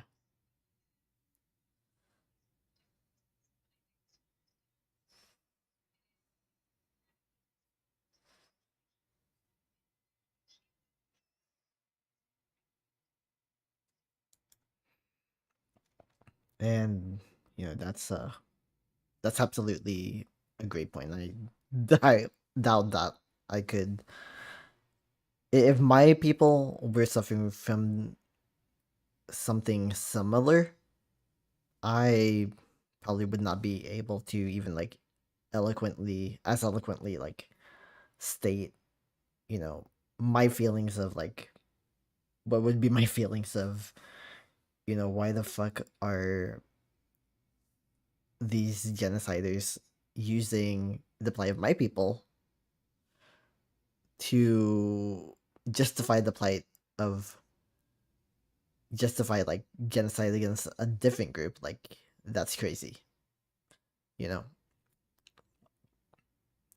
And at the same time, she said something very important, which was that, you know, people have more bandwidth than they think, right? We often think that like we can only focus on Gaza, on what is happening in Palestine, because we, you know, because it's like a domestic issue, because it's something that, our taxpayer dollars directly fund. But of course, on the other side of things is that like we don't have the proper context of why, you know, Sudan is also important to understand and deconstruct in a lot of the same ways.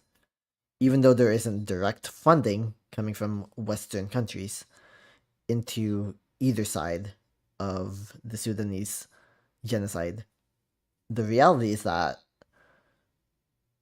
British complicity, British colonialism resulted in the Sudanese genocide. Every single one. Whether you're talking about Darfur, whether you're talking about the current iteration. Without British colonialism, these interethnic conflicts would not exist in the ways that they do today. And you can very much have an understanding of the fact that like this is literally the same case as in Palestine, right? We have two different ethnic groups, you know, fighting each other because one ethnic group were migrated into the native lands of the other, right? And this was allowed under, you know, the British mandate, now known as Palestine and Israel, right? So having this like understanding, of course, is about bandwidth, but it's also about having, this sense of broader, like a broader sense of like history, of context, being able to connect the dots, being able to understand that their plight is related to your plight. Because whether you like it or not, what's going on in Palestine is also related to what's going on in Sudan, and very directly so. And what's going on in those places is also very much directly related to your own plight, right? Or to the plight of your neighbors. And so it is an imperative for all of us to ensure that everyone gets the help that they need, but also that pressure is applied to our governments to stop, these genocides that are currently happening all across the world, whether they be in Sudan or Palestine or elsewhere. Genocide is not just somebody's special interest. Genocide is a real thing that is happening, that is threatening the lives and cultures of so many different people, whether they be Palestinian, whether they be any one of um the tribes in Darfur. You know, genocide is serious. It's not something that we can simply, you know, see as something that we're passionate about, as like, a resume filler, if anything. Like, we need to take these events seriously, and we need to take seriously attempts to not only rectify current genocides that are happening, but also to ensure that genocide never happens again. We need to study, you know, why these things happen in the first place. And we need to have a deep rooted understanding of what genocide even means. Because when you look at the 10 stages of genocide, right?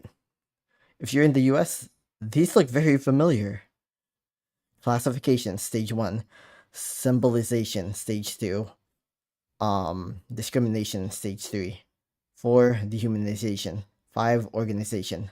6. Polarization. 7. Preparation. 8. Persecution.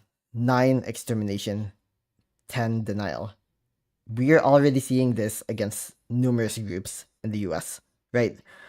The homeless. Literally, Donald Trump signed an executive order basically, you know, mandating preparation, if not persecution, and eventually potentially leading to extermination. It might not be direct murder, but it is at least, the disappearance of the unhoused from public life.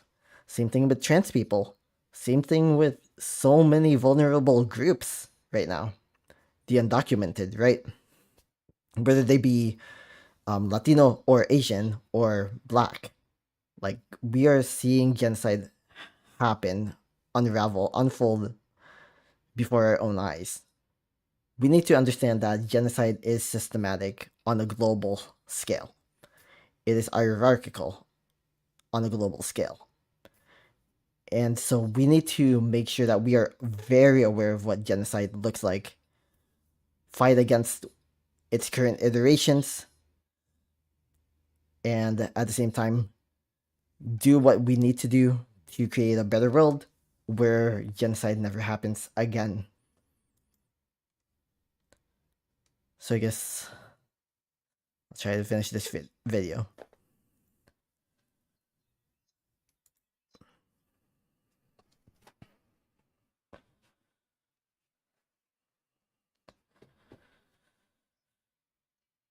Exactly.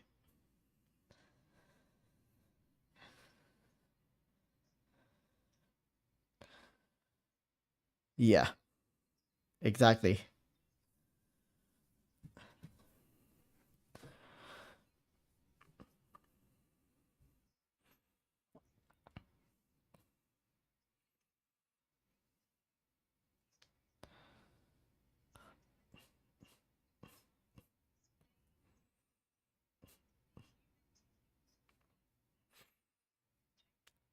Yeah.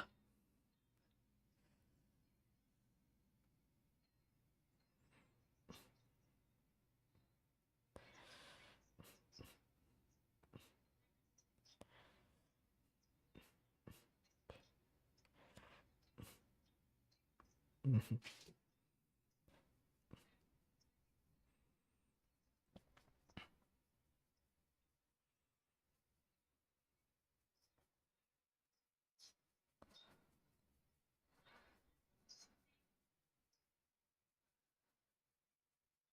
Exactly.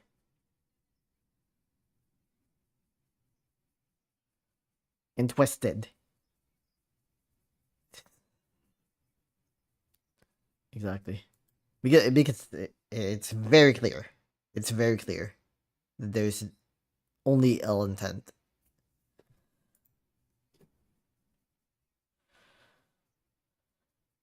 Yes.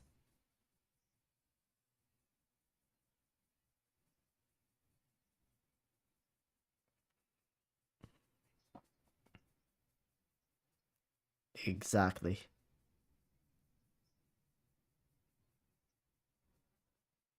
Yeah.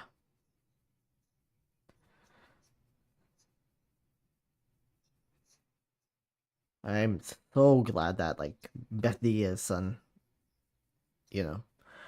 I feel like he's the perfect person to facilitate this type of argument or not argument.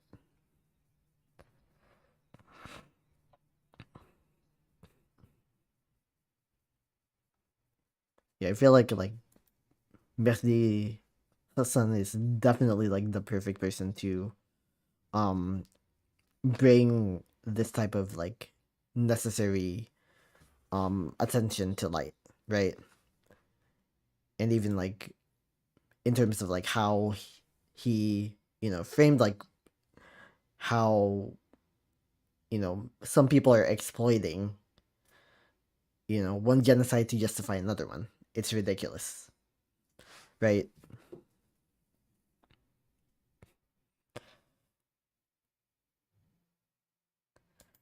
And ultimately we need to really understand that like drama sells, right? Like drama is one of those things that like people can exploit very easily. So if you can turn something into drama, like you're already like winning in terms of like the game of attention and the game of like ultimately this is an attention economy, and that's why social media also needs to be held accountable for the evils that it has perpetrated that and allowed, right? But anyway, I have been streaming for 8 hours now. I guess that's crazy. Actually, I did not realize. Yeah, I'm watching like some videos like after the stream is over. Um, but I will have to say goodbye.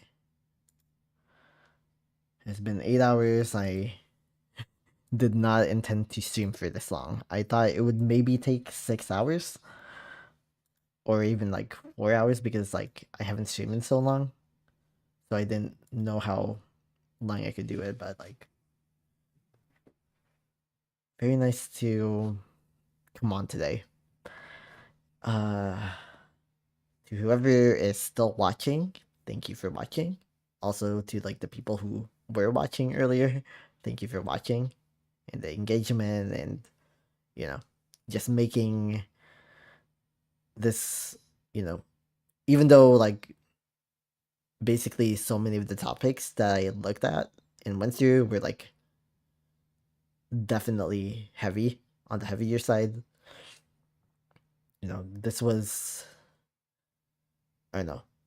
I guess maybe it's a combination of like me finally coming back online and then also me having like this new imperative because I got into that political psychology program at ASU. So it's like, you know, just the combination of those two things. It's just like, okay, well, maybe this is bearable for me. Maybe this is something I can do like long term and like academically, if not like career wise, and just like deconstruct, you know, these different like conflicts and the like, right? Anyway, thank you so much. Take care and farewell.